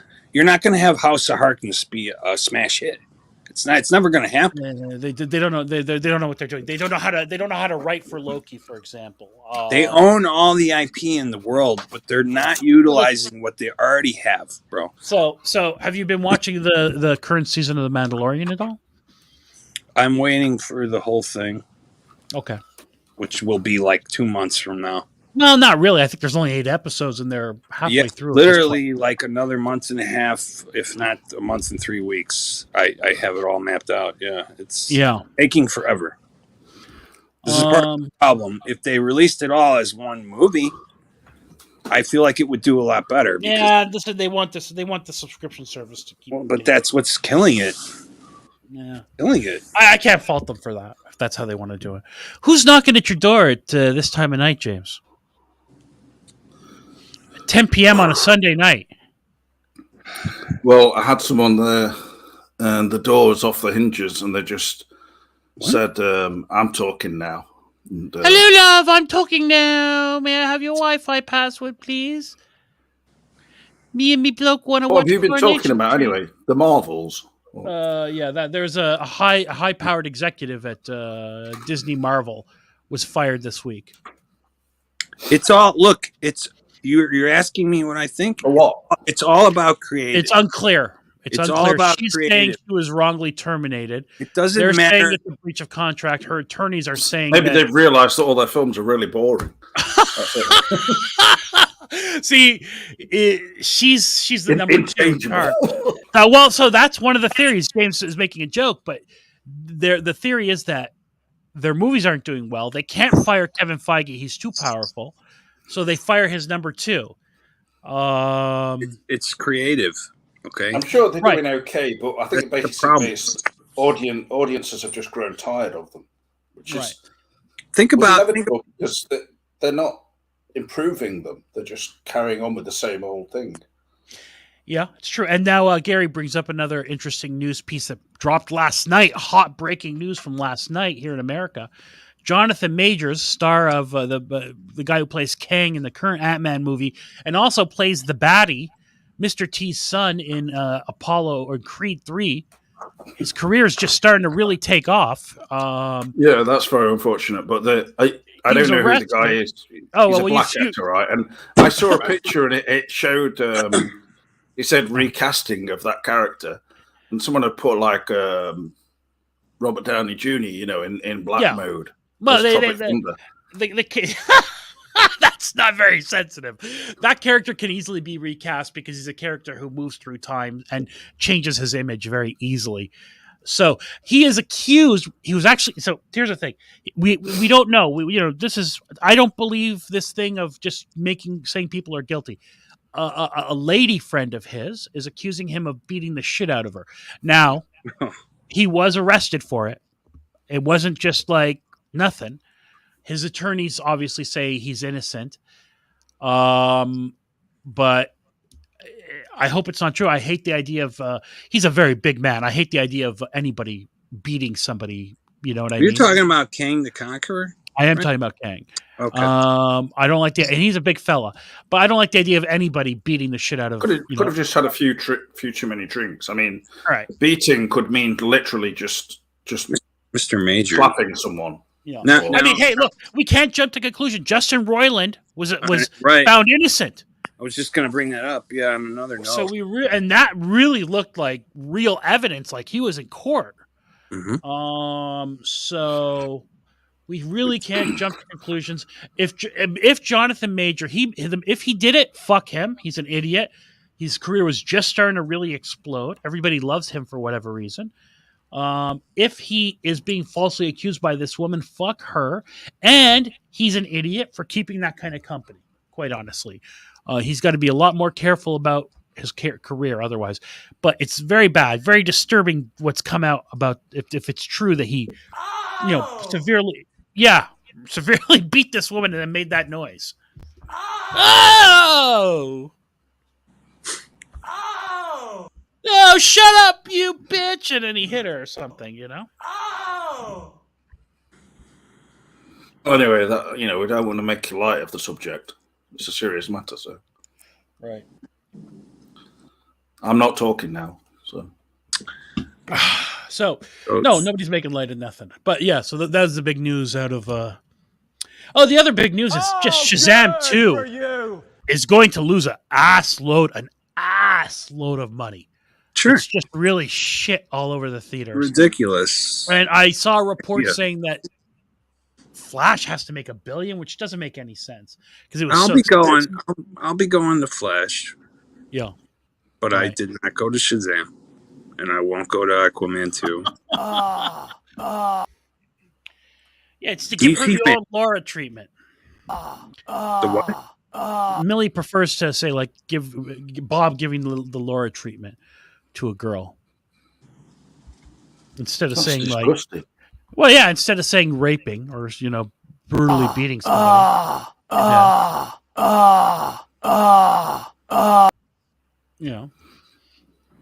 It's not. You shouldn't make fun of the whole thing with Bob, or with with sound effects. Like today. In the co-op, the guy said to me, "Bob's your uncle," and I said, "No!" I just went, "What the fuck's that supposed to mean?" I said, "Are you talking to me?" Bob's not my uncle, is it? Bob's my dad. Oh. Oh!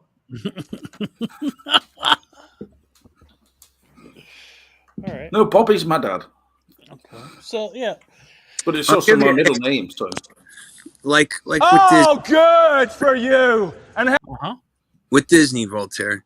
Like here's a good example, right? Disney owns the X-Files, right? If they wanted to bring that back, they could bring that back.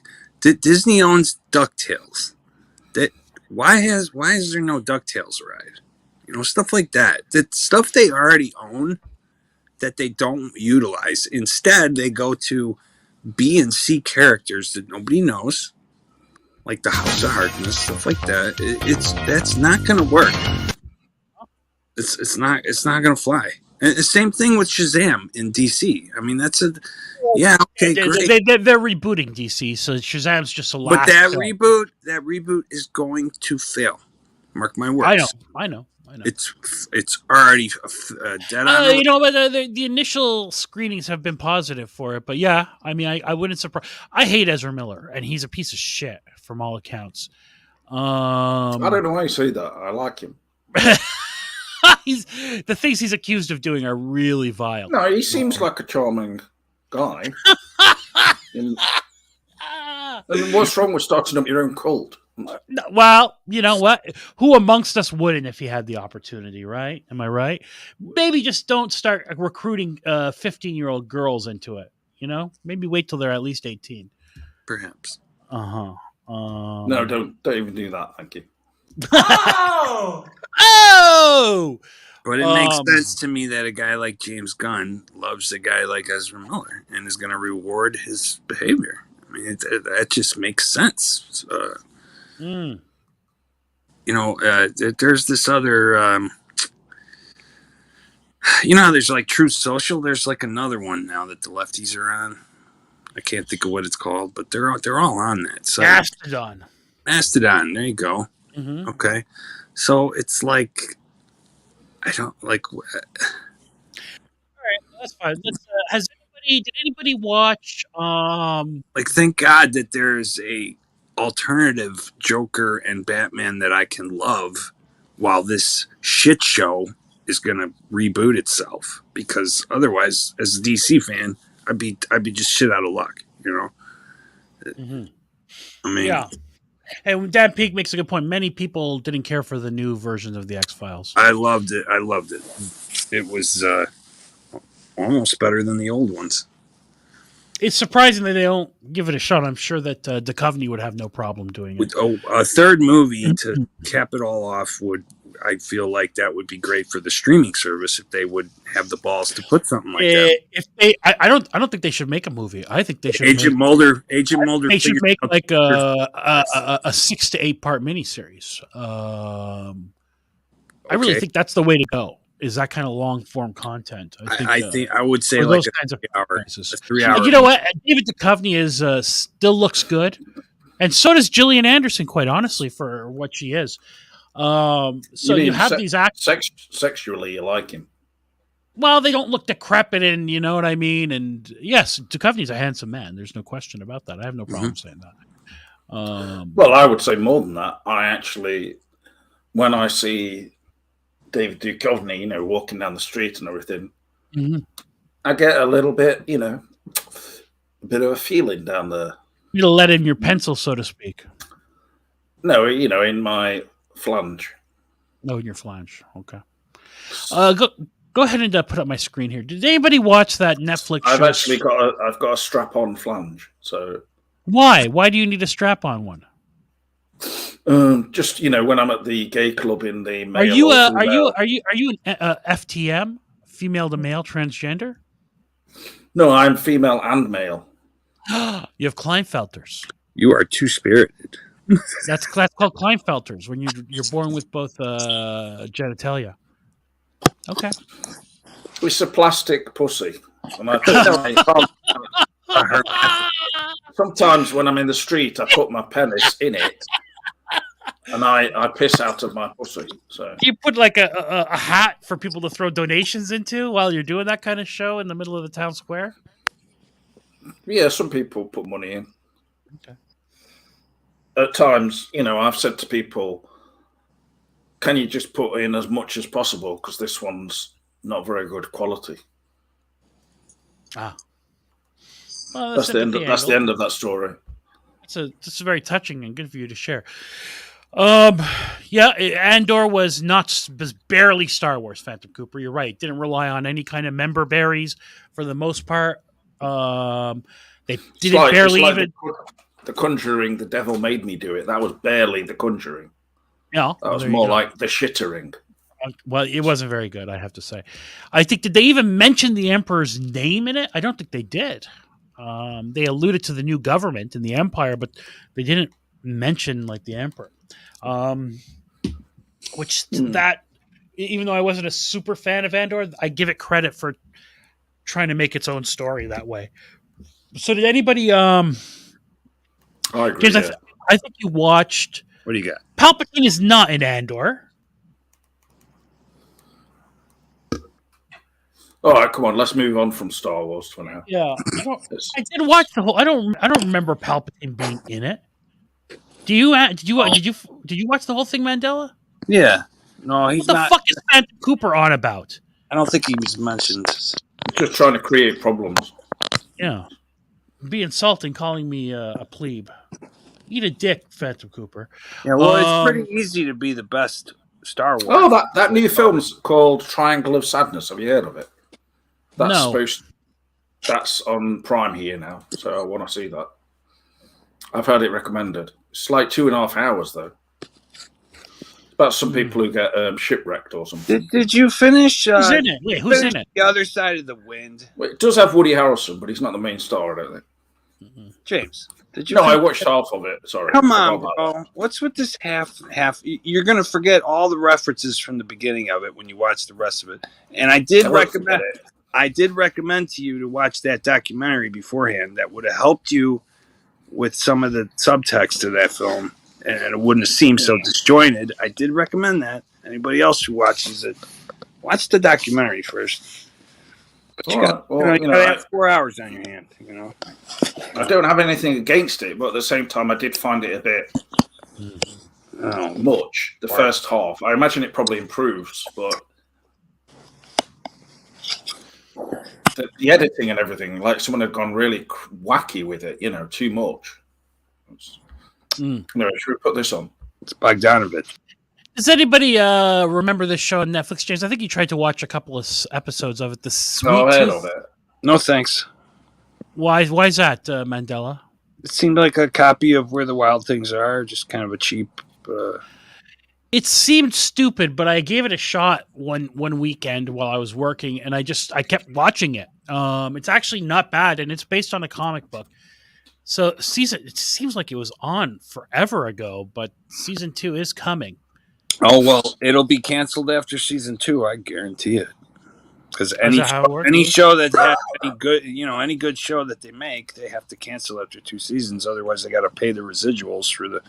And that's become the model of these streaming services, except for Stranger Things.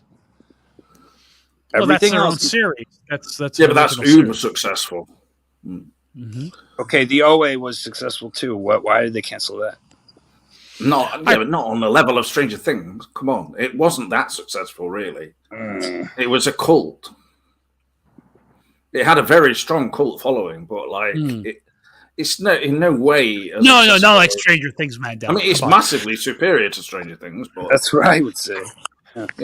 It's really good. In fact, it's one of these things that you could watch kind of a lot of times. Whereas Stranger Things is very just straightforward, and that's why it's successful. Because most people are just like brain dead, basically. No, they're not brain dead. They just watch anything, Mm-hmm. Well, basically, Stranger Things is like a kids show for adults. That's what it's at. That last season of Stranger Things really got on my nerves, though. At times, I must say. I thought it was better than. I agree with Mandela. I thought it was. It was quite good, but at the CGI in it at times, CGI was too much. When they went into that kind of like the other off into the zone or whatever it was.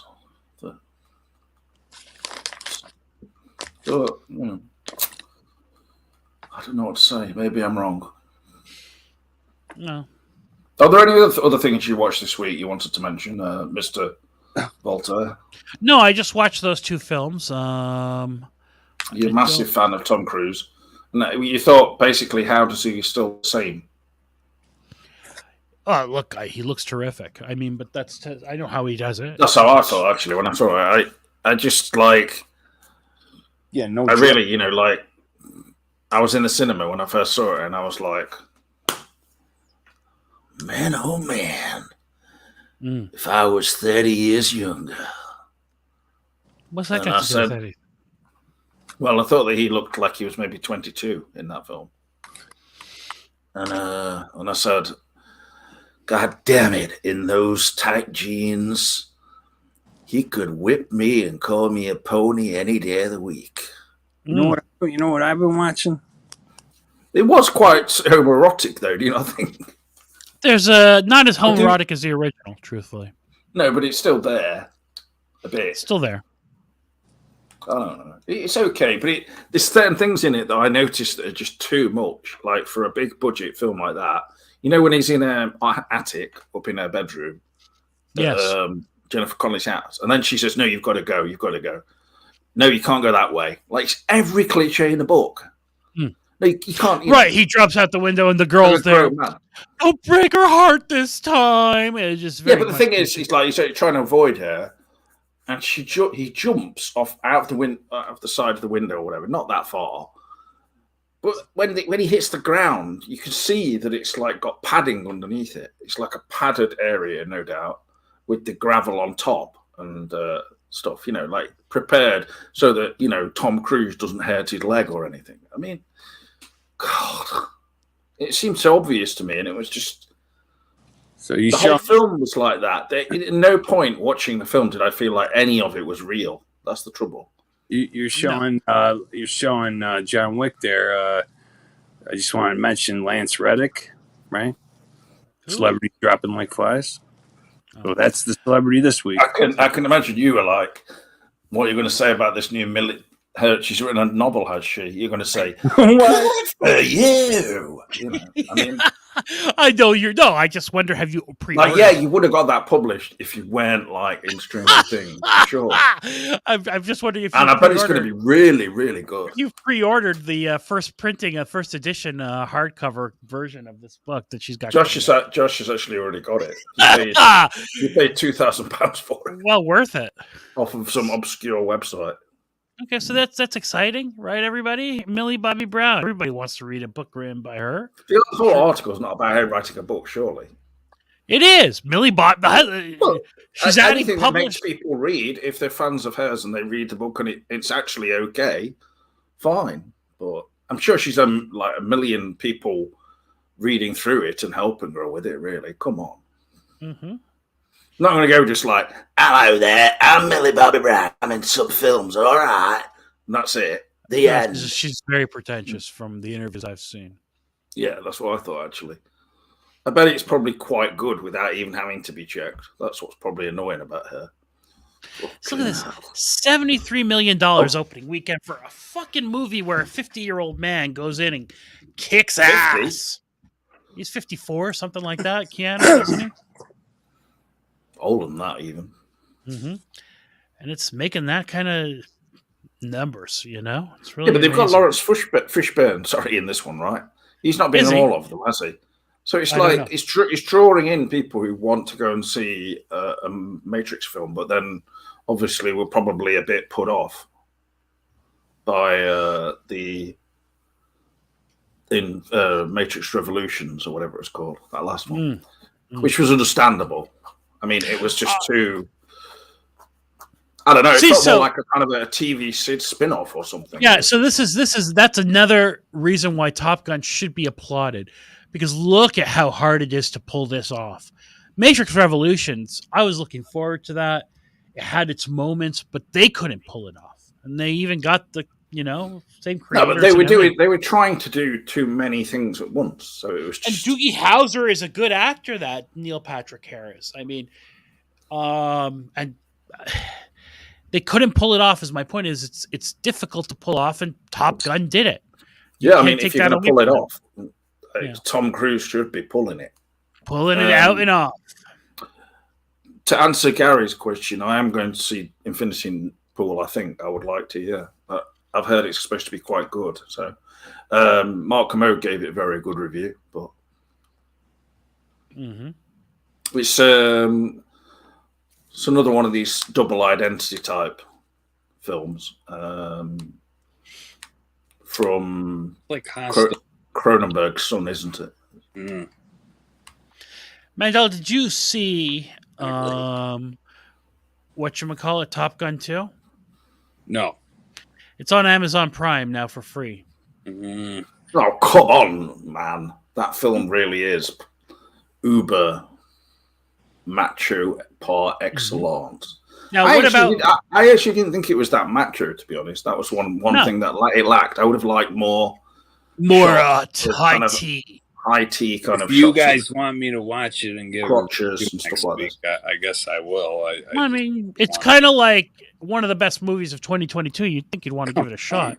I think as anyone who just likes films, it's a good film to watch. I really find to make you question whether the people who went to see it like films. That's the thing. But all right, and what about now, Mandela Man? I know you saw Nope. What were your thoughts on Nope? Can you refresh my memory? I really dug it. That was a very high-minded comment from me. I thought it was excellent. I thought so too. I thought it was a good movie. I haven't been disappointed by any Jordan Peele films yet. This one had no messaging. It was just a film, and I thought it was good. I have heard that when Spielberg was making Close Encounters of the Third Kind, that originally that started as like Jaws in the Sky. So Jordan must have heard. Have you watched that Minty Comedic Arts video on heard this story? Poltergeist this week, or Poltergeist? Spielberg called that like I always watch Jaws in the House or something, or like there you go. There's some kind of there's a legend there about it being Jaws in the Sky. So Jordan. Yeah, the original script for Poltergeist sounds a bit more like they were modeling it on Amityville 2: The Possession, but they couldn't have been though, probably. But all these scripts were probably all going around at the same time. When we were kids, we would mistake those two films for each other sometimes when talking about them because they were so similar, Amityville and Poltergeist. There's certainly a similarity, yeah, there is. There's a Mandela effect in there. That was another film like The Shining where it was built on a Indian burial ground, and if you watch the Poltergeist now, they famously say that it's not on an Indian burial ground. It's like why it's not only the direct opposite. It's like, why are you even mentioning that if it wasn't like that to begin with? If you watch the film again, you'll see what I mean. When they're overlooking the town. Yeah. I mean, I remember that very specifically. James, why don't you go to that Grim Life Collective? They did a tour of those locations. When the film was being made, you could see like the plots already for the houses, but none of them are there. And then he films them, and they, where the houses are now and stuff. So, and he's like, "This is amazing," and I'm like thinking, "No, it's not." Just like that's where they plotted for the houses to be, and then they built them. I noticed that in the X-Files, it was 65 million years ago. It happened to be that same number as that movie you're showing right there. So they always seem very fixated on 65 for some reason. That's a must-see, that one. But I don't know. Now, James, I think this week you should go to the theaters and see this film. Starring 65. Adam Driver, 65. I'm actually more interested in probably Dungeons and Dragons. No. Go see this movie. Wow, this must have really not been doing well. I haven't heard anything about it. Yeah, but what kind of title is that for a film? I mean... What, you want it to be 69, like a pervert or something? When's it set? Is that when it's set? 65 million years ago. Oh, all right. He's supposed to be the original Adam that crashes to Earth, like Adam in the Bible. My ship was hit by an undocumented asteroid.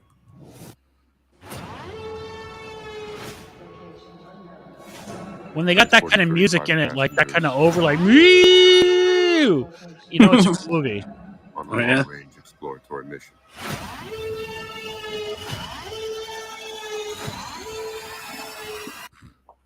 Send help.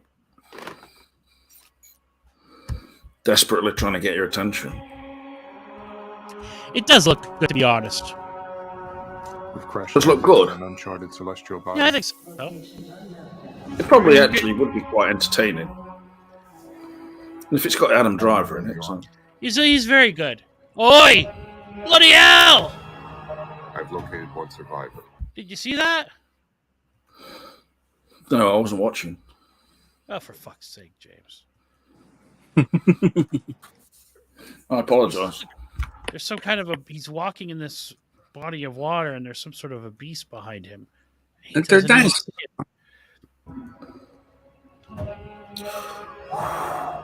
I've located one survivor. Hello, love. One survivor. That's Eve, and he's Adam. Oh, he's taking care of her. Sam Raimi. James, you love Sam Raimi. It looks like very good photography. Certainly does. Locations, so. You think that's the location, not a green screen? Maybe. Looks like they're using a lot of real locations, but probably embellished. They should have called it 65 million years ago, not. I don't like the title either, to be honest with you.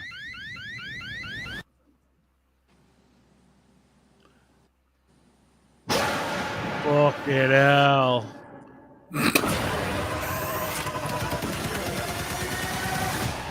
You need to be quiet and move.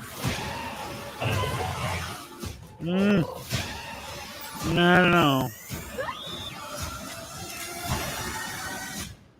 You and I are going to get home. Yeah, I don't know if this is to go to the theater type of thing. It's not going to. I don't like it when this youngster screaming like that, like you said really you high like pitched screams. You like that? You shouldn't say that out loud. No, I don't like it. Oh, you don't like it? Okay. She went like this, like. What about that? Damn! In the background, does that make you nervous? That makes me want to see it more. Because it's like hammering it into my brain. I have a feeling. I got a little list here. Okay, movies that are going to drag me to the theater this year: Oppenheimer, Super Mario, Indiana Jones, The Flash, maybe Willy Wonka, and maybe The Haunted Mansion. But that's Willy Wonka. Who's in it this time? Who's playing him this time? And the waif kid. Timothy. Oh, right. Oh, and Shalamar. Yeah, I'm sorry. Isn't Dune 2 coming out? Oof. Might go see that. I don't know. 65 score on Rotten Tomatoes. Take a guess from the critics, James. Critics, 57. No, you're wrong. 65.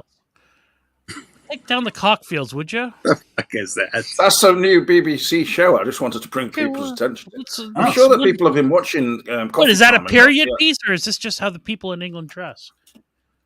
No, it's just how some people down south are supposed to be like Southerners. Okay, so 34% from critics, 64% from audiences. That's what I'm more concerned about. So that means it's just a fun shoot 'em up or dinosaur movie. You know? And by the way, I did see the couple weeks ago. Can't really take much on that already. But you know what the problem is, Voltaire? They gave away the whole goddamn movie in the trailer. You already know it's Adam and Eve.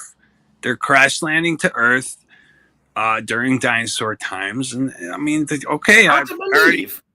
That's yes, like a grown man and a preteen girl. I don't think there's going to be any romantic element to it. Yeah. So. What, like there was with Adam and Eve, you mean?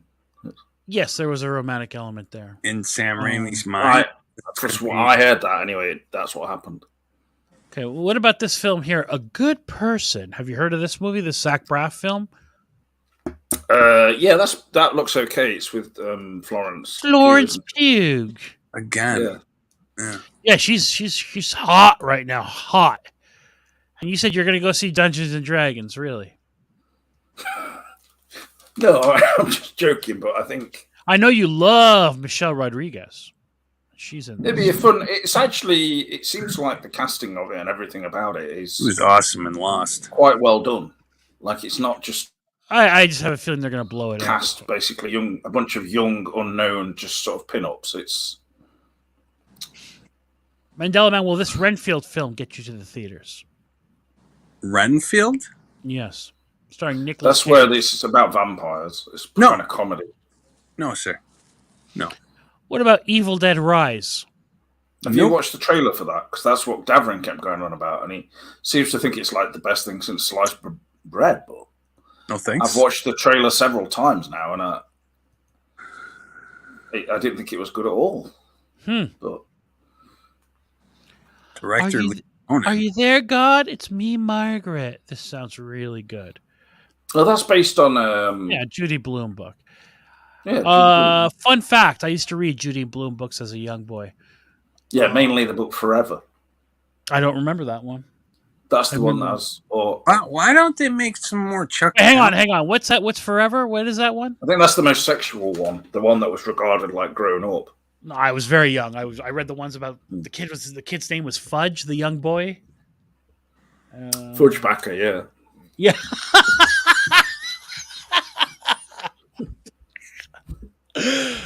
They're about the struggles of a young gay man. I didn't realize at the time, but you're opening my eyes now. They were really good. I remember them from when being quite I read young. them. I enjoyed them as a young boy. But I love to read. I was a voracious reader. No, Transformers. Yeah, Super Fudge, there was one called. Super Fudge, that's them, yeah. Tales of a Fourth Grade Nothing. I think I read that one too. Yeah, the one I'm talking about was called Forever. Blubber, Deanie. I don't remember. God, Will Ferrell. Freckle Juice, Fudgemania. He ain't coming back. Oh, this obsession with fudge. This is a Wes Anderson film. Oh, is it? But it's not good. No, sorry. The Will Ferrell is something else. Sorry. Oh. This is a terrible looking film about Will Ferrell strays. Will Ferrell. Another terrible Will Ferrell. Well, it's an live action comedy centering around talking dogs. So there you go. Sounds good to me.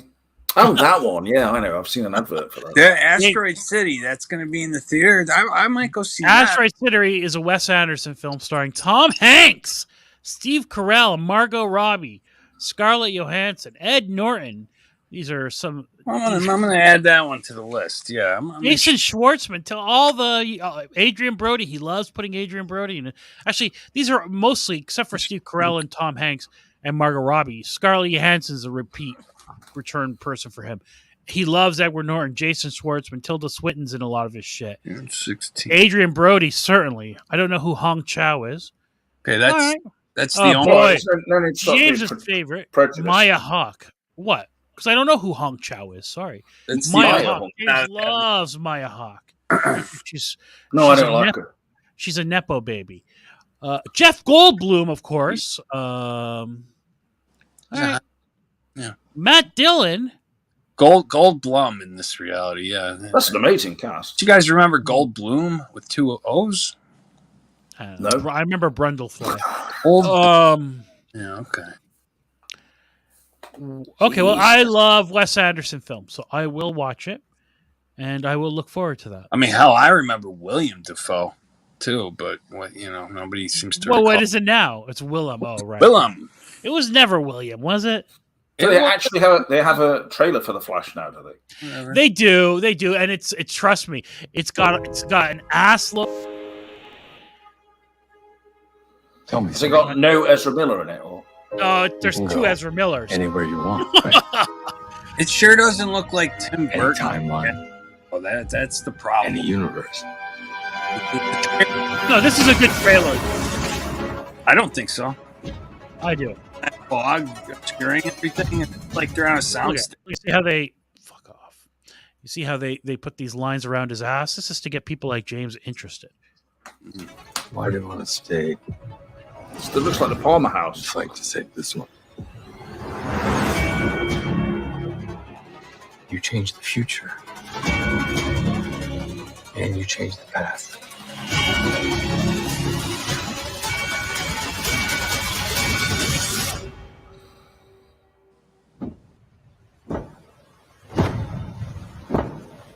Now you're going to start getting, because Ezra Miller's had his issues, but everybody wants to see Michael Keaton. Are you in? It's just It's what? If it's not a Tim Burton looking reality, it doesn't make any sense. So in the comics, the Flashpoint stuff is really good storytelling, but sure, they deviated quite a bit away from that. It just sounds it does look and sound Tim Burton inspired. The music is in that style.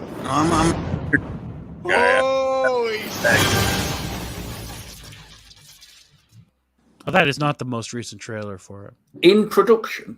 Yeah, this is not the most recent trailer. The Super Bowl trailer is... Oh, well, I'll look it up, don't worry. Yeah, too much... This one had no Michael Keaton in it. The more recent trailers are it's a ton of Michael Keaton. Him riding his motorcycle, all the fucking Batmobile shit. So yeah, look it up when you get a chance. That's the other Batman on the motorcycle, bro. That's Ben Affleck. Ben Affleck came out and said, so that DC's in a bit of a uproar too, or in a disarray too, because James Gunn is running them now, and he said, "Yeah, we're going to have Ben Affleck come direct another film." And they asked Ben Affleck, "Are you going to direct any more comic book films?" He goes, "Fuck no!" And I'm only in the new movie 5 minutes. Right. So people are just bailing on James Gunn for some reason. He's blowing it, man. We'll see. Let's wait for Superman Legacy, which is going to reboot the whole thing, and maybe you'll like Superman Legacy. You never know. I freaking doubt it, bro. I think you will. I think you will. If you go in with an open fucking mind, Mandela man. All right, like you're going. You're trying to give this movie an open chance. This is Indiana Jones movie. Do you know? He's not. He's already bashed that. Oh, you're right. He has bashed it. You couldn't find a bigger Indiana Jones fan, but well, you have to go in with an open mind. Okay? I do. Some of this, I'm worried about this movie too, but some of this trailer, some of this trailer looks okay. All right. Now, if that flea bottom girl is just going to be saying, "Okay, Fleabag," which I do enjoy the show. Fleabag. It's just weird that she's in there saying, "Oh, okay, Boomer." If she's saying "Okay, Boomer" throughout the whole fucking movie, no, it's going to be racing like golf carts. That's just a little disconcerting to me.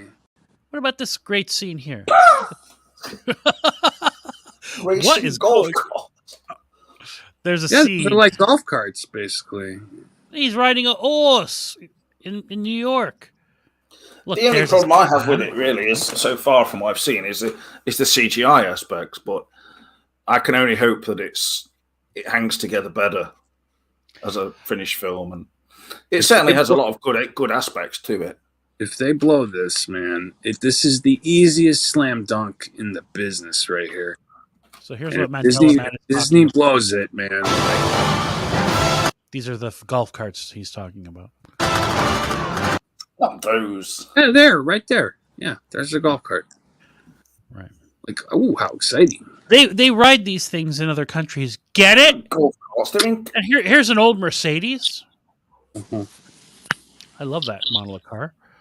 I'm kind of more hyped about the Indiana Jones video game that's coming up than the show. Shove that up your fucking ass with your video game. Whatever. It's going to be an open world indie game. I mean, Insidious Fear of the Dark. Of course, you can never get too much Tom Cruise and Simon Pegg, who looks quite slimmed down here. Oh my God, Simon Pegg! He's lost a few pounds. Good for him. One time he made a movie called Run, Fat Man, Run. What was that film called? Run, Fat Boy, Run. And now he's slim. Good for him. You know why? Well, maybe because he wanted to get fit. Why? You know why? Because everybody's scared of being heavy now because of the pandemic. Yeah, I'm sure that's exactly why Simon. They have this Ozempic drug that they're all taking to slim them down now. Yeah, it's very popular for diabetics. Ozempic. Fighting for greater good. Yeah, but it's being used. These movies are these Mission Impossible movies are always at least just okay. Control the truth.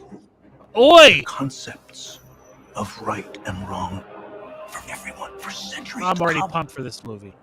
Yeah, but when it gets into a part one, that's just too much for me. Sorry. Is it really? I kind of like it's that. making me angry. It feels like they've split one good film into two. He is Simon Pegg running. He's running in some Middle Eastern locale. Look, he's in Saudi Arabia or something. Because look at the fellows. Now that you said that, can I bring this up, Voltaire? I mean, yeah, go ahead. Yeah, we're getting a Dune 2, but by now in your mind, aren't you kind of like don't care about it? No, I love the first one. It's been so long. I love the first Dune, and I don't like a big gap. Yeah, well, it was released during the pandemic, so.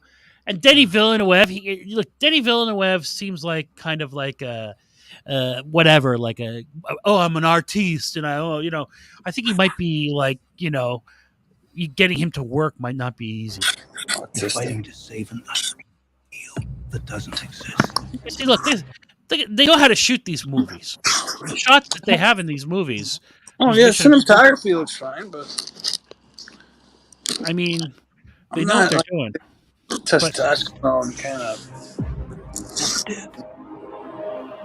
You need to pick a side. The devil or God? Yeah, look at that. He looks too young. Jesus. What the fuck is he taking? It's what he's not. He's a Scientologist. It's what he's not taking, bro. What do you mean? because Scientology believes in no drugs. You don't think he's had Botox and shit, and you don't think he's taking testosterone, Mandela man?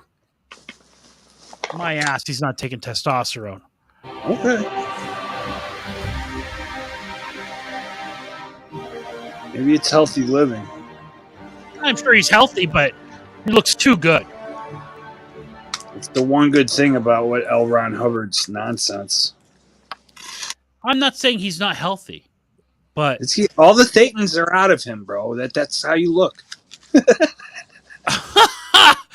No, hardly any wrinkles for his age. I mean, he's getting some of this, but what thetans?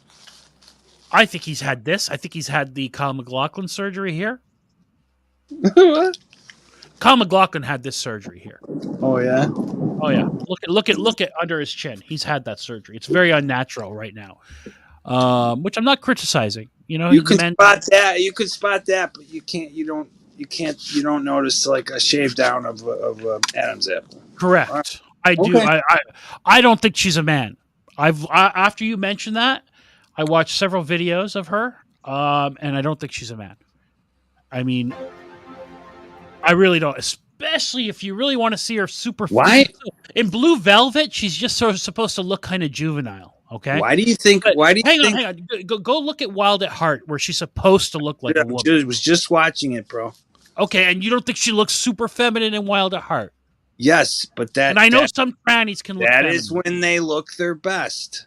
When they're all dolled up. 20 years old. That's look at this Jazz Jennings now. You know, it's going to wear off. She wasn't 18 or 20 wear off. Anyway, I find this really distasteful now. Can you please? It's going to wear off. Move on. Yeah, I received some. I got some messages from the fans who were really upset at you accusing her of being a man. Whatever. You call a woman. Yeah, you call a woman tidbit. Yeah, there's a few fans were very upset about you. Okay, think about Lynch in season 3 and in Inland Empire has these shots of her which morph her face into a scary face. What do you think that's about? All right. Anyway. Okay. Look, James, what do you think of this shot here? It looks like it's Rome, I guess. What's wrong with it? I'm just saying. What do you think of this, James? Bruce Dern. I mean, that family. If anybody was. Jesus Christ, this is ridiculous. Whatever. Yeah. Okay, it's ridiculous. But when you kind of study what trans people look like, and you start to know the what you're looking for, you might not think that. You know, but whatever. Okay, I know. Inland Empire is a deep study of transgenderism. No, that's not what I'm saying. Think about that little kid. That's her and the Polish man's kid who appears at the end of the movie with her superimposed face into the kid. You remember that, right? No, there's no such scene. So Mandela man, look, as a man who has always been attracted to tall women. As I said, I famously dated the backup center for my college's whatchamacallit, NCAA Division I women's basketball team. Oh, a real woman can look manly. So taller women have some features sometimes that are long, if you will, and can look a little bit masculine sometimes. And Laura Dern has some of that. Anyway, I mean, I don't think you're free to think she's a tranny. That's your business. I don't think it's correct. I did. How about her mother? Does her mother? That's your fetish. Straight tranny. I'm not familiar with her mother. Oh well, that's her real mother in Wild at Heart. Her father, of course. Oh, that's her real mother in Wild at Heart. Correct. I never knew that. Yeah. Okay. Well, Bruce Dern's a big fella. What do you want? Here's an Inland Empire too for like a little. Bruce Dern is a big fella. You know, so that's the kid they produced. Okay. I don't think Lynch would I don't think Lynch would be as enamored with her. Lynch likes the classic Hollywood starlet. Okay, that's not disputable to me. He loves that whole image of the Hollywood starlet. I don't think he would cast. Yeah. Like for instance, I've just obvious. It's an obvious thing. In season 3. Hang on, go ahead, James. What were you about to say? Yeah, I was talking, right? I was talking. I know. I'm going to have to be Absolutely. quiet now So because okay, go ahead. I'm making a joke. All right. Calling her Titbit is obviously a joke on Lynch's part because she's big, right? Big. I just thought I'd lay that on you. Yeah, Okay. she's got a big ass. Great ass! I mean, come on, Mandela Man. Basically, you're interested I in think you guys are. transgenderism. You can't make everything into that. I think you guys are afraid that you might be attracted to somebody who might be like that, and then Mandela, there's a bit of a hesitation there. In San Francisco, years ago, I went. Well, that's there the was opposite a of what high-end I've said. restaurant where they had like high-end trannies serve you. It was part of the theme of the restaurant. It was an expensive restaurant, okay, in San Francisco of all places, shockingly enough. And I will say, as a heterosexual man who's never sucked a black penis, so I can't have those experiences like you have, the trannies that served the food. One fucking time, bro. Jesus. I'm not mocking. I'm just making a joke, Mandel. So the trannies that were serving the food were disturbingly attractive. There you go. Okay? Right. Disturbingly attractive. Okay? Hard to tell. And it came to me that if you were drunk and you were in a club and a girl said, "Hey, let's go in the corner or one of these trannies, I'll blow you," you'd never know. You know what and that was disturbing to me. I'm not going to lie. That was a brush with homosexuality for me, I will say. But I never crossed the line, of course. But yeah, I'm willing to admit it that When you say cross the line, meaning I didn't bump. You never went. You didn't go full gay, but you did. I didn't go. I didn't bump any of it. Gay. You did go a bit gay. It was a bit gay because I looked at them, looking at them and thinking. No, I lost my appetite, to be honest with you. I got mad that they took me to that restaurant. I couldn't even finish my food. Good Lord, Voltaire. Well, that's very masculine. No, it wasn't. It was not intentional. It's not about being like, oh, I'm so hetero, I couldn't take it. I lost my appetite. I couldn't eat. I barely, I just picked up my food. I had to be polite because I was there with a gay client. And it was a bunch of people, but one of the clients was gay, and I was acting very happy.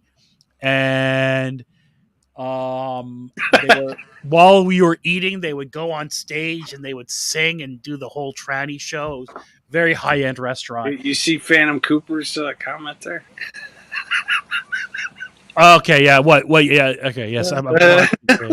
It was not I never got to a crying game moment, Millie, and that would be the nightmare. That would be the nightmare. But I will say that while I was there and I saw... Come on, though. Why do you have to respond to it like that? Why does it got to be a nightmare? It could be the best night of your life. You don't because I don't want a man to blow me. I don't want to have sex with a guy with a penis. It wouldn't be a nightmare. You just say, okay, sorry, I didn't realize you're a man. You just said you found something attractive. I mean, come on, bro. I didn't see them. I said they came. They were able to mimic like an extreme version, like a Barbie doll, Pam Anderson type of version of a woman. So you don't I don't think Pam Anderson is a real woman. I think Pam Anderson is a parody of what we think in like hyper feminine stuff that a woman a totally has. Normal woman. No, yeah, but she's a parody of a woman, really. And I think that some of these trannies can pull off the parody of a woman. You don't think there's certain Hollywood starlets that are trying to pass themselves off as women their whole career? You don't think that they're really trans? They're really trans women? Yes. I'm not aware of any. I mean, very obvious. That's what Sandra Bollocks was doing in the net. But the name gave it away. So the name does give it away. But anyway, can we please stop? Like Billy. Phantom Cooper. Pam Anderson does not look like a woman. She looks like a parody of a woman. A normal woman doesn't look. It doesn't look like that. Yeah, Mike, that's the nightmare. You don't know until it's too late. Like in the guy in Train Spotting, which we've mentioned a couple of times this episode. So there's that famous scene in Train. I just mentioned something. You two have been at it like for the last 10 minutes. Like we're not gonna talk anymore about this stuff because I don't want to. Please, I just if we're gonna end tonight, talk about something else. But bloody hell! Hunter Schafer, for instance, has got a really nice face, and that's a boy who turned into a girl in Euphoria. You'd know if you'd watched it. You should have I watched did. it. I It's watched really the good. first. I've seen the entire first season. Well, the second season is superior in my opinion, but it is. So I'm not scared of any of this stuff. Whether people look one way or another, whether they're male or female. It's your business if you want to check. And this kind of comment from Millie as well is like, "Oh yeah, hey man, it's so bad these days." Like don't in attack 2023. Millie. Don't attack Millie. I can do what I want. I'm not attacking her. I'm saying that the way she's expressing it is so lame. Like, just go out, go and get drunk or something. I think she was reacting to some people in the chat attacking me for the way I was for me telling my story. No, it sounds like she's getting wet just listening to your voice. No, that's all the female viewers. That's not just Millie. All the female viewers. My voice and my mannerisms here. They have the silky. They get the ladies going. That's what. No, but they imagine how you look. That's the high point. They know what I look like, and that's obviously pretty. That's pretty boring. All right, I can't speak for anyone else. Stop attacking people. That's enough. You know who I'm not attacking anyone. I'm just saying it's obvious. You know who I think is one that like you would never know is that Evan Rachel Wood. But then you start thinking, who names their daughter Evan? Or Wood. Her name is Rachel. That kind of throws you like off. That's really shoving it in your face. If it's a woman named Evan Rachel Wood, yeah, that's really like. Here's a couple of tip-offs for you. Wood, right? It's just a little. I don't know. There you go. Phantom Cooper thinks your voice is much more sensual than mine, James. So there you go. That's a feather in your cap. Yeah, I mean, I have got a very sensual voice, but also. Hello, love. You ready for it? I'm constantly prevented from being able to talk when I'm talking here. Okay, but Anyway, I mean. I don't know if there's any other films you wanted to cover. Don't show any more of this trailer. This must be something else coming up. Do you guys watch that Oak Island? Been watching a lot of that lately. No, it's not a film, but it's just they've been out there for a decade. Well, I mean TV as well, obviously. It's hilarious, just hilarious. It's like, yes, they find little things here and there, but every time they get it anywhere, I mean, they're pumping millions of dollars into this thing. What are you talking about? Sorry. Oak Island. You watch that? The search for the treasure on Oak Island. They think they're looking for the Ark and the Holy Grail and all this. Knights Templar stuff. What channel is this? It's not like a history. It's on the History Channel. Oh, well, I don't. They've dumped them all onto YouTube. If you guys want to check it out, it's fascinating because man, the family is pumping millions of dollars into digging holes. And all they ever find is like a button, a piece of wood, and it's fascinating from a perspective of like every time there's a commercial break, a hose will break or they gotta have, because in reality television you gotta have like a little conflict before the commercial comes, and it's just fascinating how they keep coming up with conflict after conflict after conflict, and nothing ever gets solved. And if you're familiar with it, there's like these box drains that lead out into the ocean. All they got to do is pump corn and rice into those box drains to cut off the water supply so they can dig down. But it never seems to dawn on them. And I mean, millions of dollars are being wasted out there. But it is fast. Oh, is this the Barbie thing? What else has Greta Gerwig directed that I'm thinking of, James? There was something I saw recently with her that I really liked. What other? Well, she's in White Noise, wasn't she? Right. Directed. Did she not direct something else that I really liked? Hang on a second. I have to look it up now. Directing this? Yeah, she is. But I saw another movie with hers that I thought was really well done. She's a decent director. I got a song called Ken and Barbie. Yeah, they're like one of the first ones I wrote.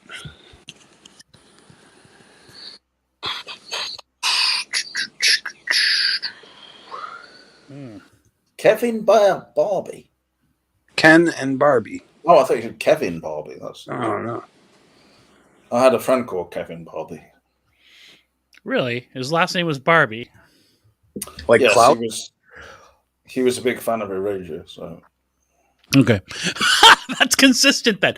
So this is, I know this is all CGI, but I like the look of it. I like the aesthetic. She made a film called, I highly recommend you watch, called Mistress America. That's a really great comedy. I love that. Sort of, character study sort of thing with her. Greta Gerwig is in it. That's directed by Noah Baumbach. I think that is as well, though, isn't it? It's Barbie. White Noise was directed by Noah Baumbach. Bantam Cooper, you're still spelling Mandela the old way with the 2 L's, but appreciate the comment. Bantam Cooper will never change. She is very, very adamant about things like this. Were you talking about Anya Taylor-Wood being a man? No, I said Evan Rachel Wood. Gary North, and I said, well, that's like a tip-off. Sorry, Anya Taylor-Wood is my own invention. She didn't actually exist. So, imaginary woman. She's my special girlfriend. I've actually told some people that I'm going out with Anya Taylor-Wood, and they're like, really? Who's that? Okay. So the other good news. You told someone you were going out with Anya Taylor-Wood. Yeah, but they didn't know who she was. Well, she doesn't exist. That's why. I took her to that place in Derby, where they had a picture of her, and they said, "That's not Anya Taylor-Wood.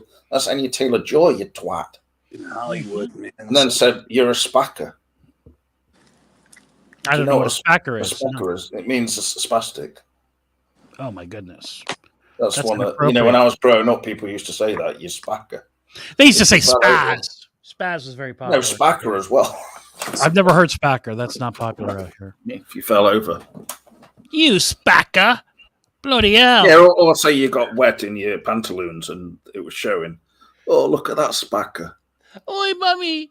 They called me a spacker at school, mummy. I don't want to go back, mummy. Mummy, that boy gossed on me. Not gossing. Goss? No. It means spitting. Mummy, the mean boys called me a spacker and they gossed all over me head. Right in me eyes. That was what happened in the 80s. I wish those times were returned. I'm fed up with PC. There should be more gossing and spackers calling. So honestly. The Nun is part of the Conjuring universe. So we are going to get another addition to the Conjuring universe, The Nun 2, which that's actually got the woman who played the bum who lived behind Mulholland Drives. What's it called? It wasn't Denny's, the one that they went behind. Winkies. The man behind Winkies. Dan Peake says, the Nun was rubbish. It was. Well, the man was played by a woman, so people can have a field day with that. Yeah, that's there you go. Oh, boy. Back on topic. And in the return, we had Bosomy Woman, who was played by a man. Right. I don't know that the Nun, I would say that the Nun was rubbish, Dan Peake, for what it was. Part of the Conjuring universe. It certainly wasn't the strongest. I haven't seen it, but I can imagine it's better than The Conjuring, The Devil Made Me Do It. What is with you? That movie, you just really are out to get The Conjuring ever since you watched that film. It's like it was made by robots or something. The Conjuring 2, you said The Conjuring 2 was no good.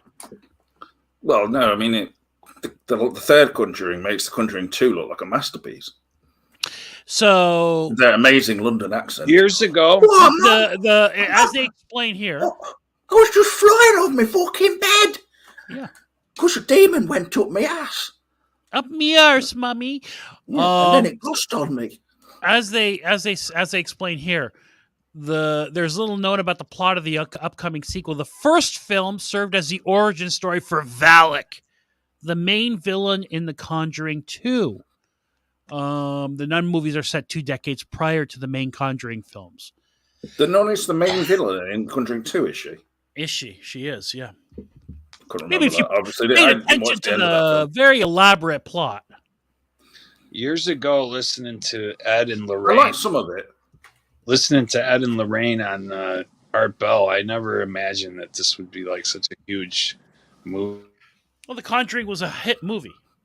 Boy, Mandela Man's gone black, he has. Well, anything that can be associated with, ghosts or the supernatural, and if it's people who are genuinely investigating it with earnestly, listen, as opposed to someone like Josh doing it, taking the piss. It was that first movie was very popular for a reason. It's well done. People are interested in anything that takes this kind of stuff semi-seriously, but also, it has some legs to it. Obviously, I mean that they have been able to create this entire franchise and everything. Like that's pretty impressive, all things considered. Quite honestly. So anyway, that's something to look forward to. I'm looking forward to it, certainly. It's not done entirely seriously, though. That's my problem with it. I think the thing with, say, the nuns. I was going to say the nun Dickon. I was saying I never thought it would be such a huge franchise. Like I wonder who runs Ed and Lorraine's estate. I mean, the Pope's exorcist. Be making millions. The Nun's Vatican is a spin-off. Yeah. All right. So this movie here is Next Goal Wins. Oh, James, it's your favorite. Taika Waititi. Everybody loves Taika. Taika can't do anything wrong. Michael Fassbender. Looks like it's Australian rules football or something. Yeah, it looks like it. Run of the Michael Fassbender, Riz Darby is very funny. Will Arnett, okay, good cast. Too macho for me, that is.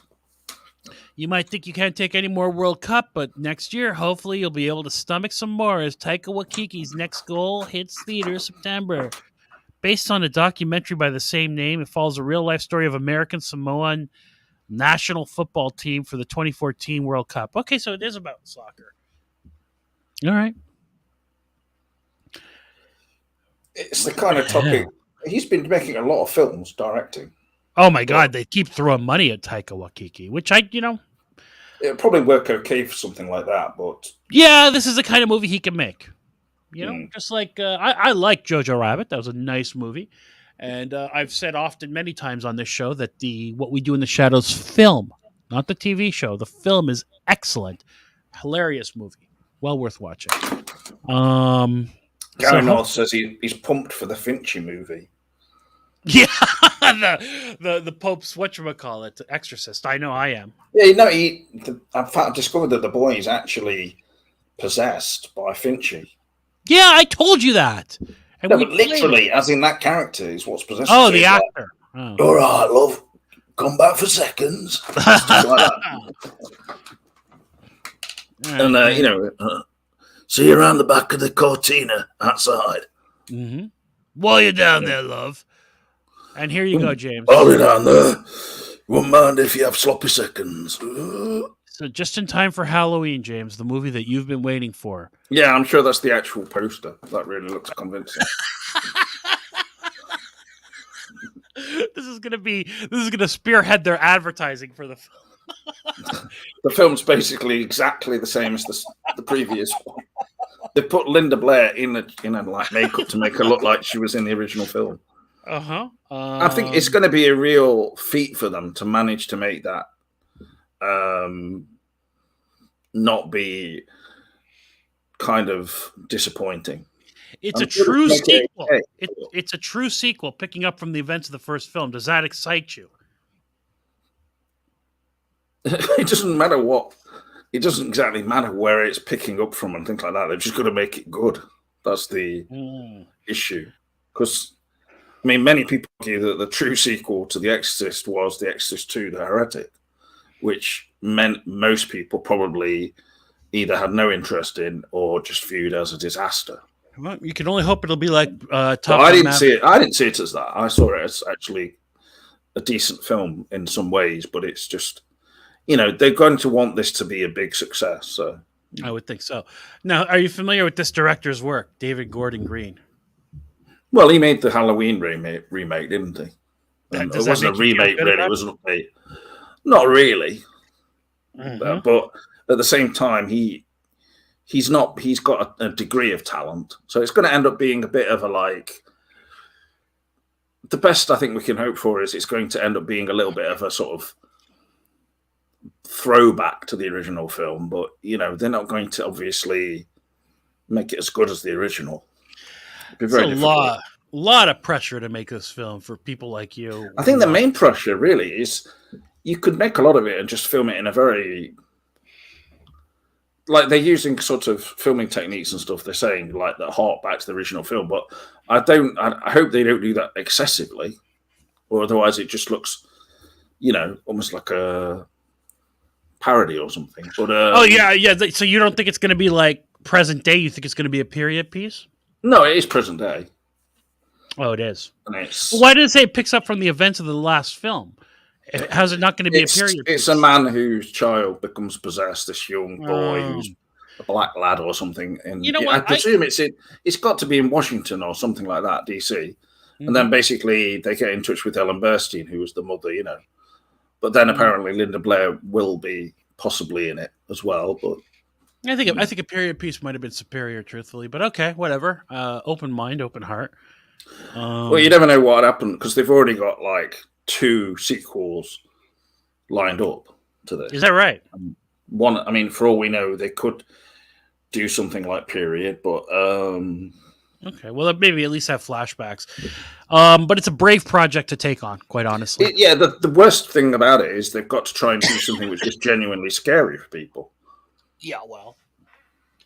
And you know what? There's a fine line between making a scary movie and then making just jump scare rubbish. But the jump scare rubbish still works for people. So who am I to talk? People love that Smile movie, it seems. I wasn't impressed with it at all. Well, you can't do something like this, The Exorcist, with just jump scares. It's going to be. But the thing is, like, the first film had some moments which were genuinely shocking, to a lot of people. So it's interesting to think whether they would approach anything like that now.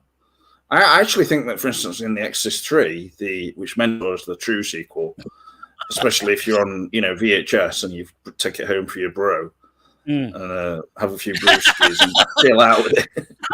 Lift some weights and watch Exorcist 3. That was the Exorcist 3 was more like an art film or something. And it had that moment where out of nowhere the nurse with the shears suddenly appears and things like that. But it was a good film, but it wasn't exactly mainstream. Now, Dad Peak says that if it ignores The Exorcist 3, it's kind of an insult to Blatty and Dahmer, who love that film. Who is Blatty?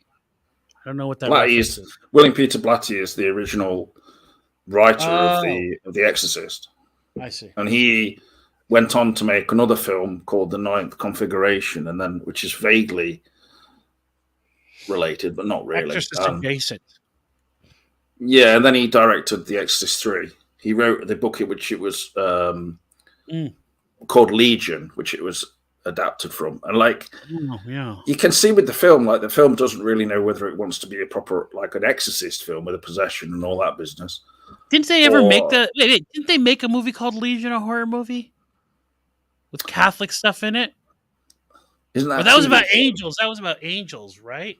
They did, yeah, but it's got nothing to do with the Blatty novel. Right. So, all right.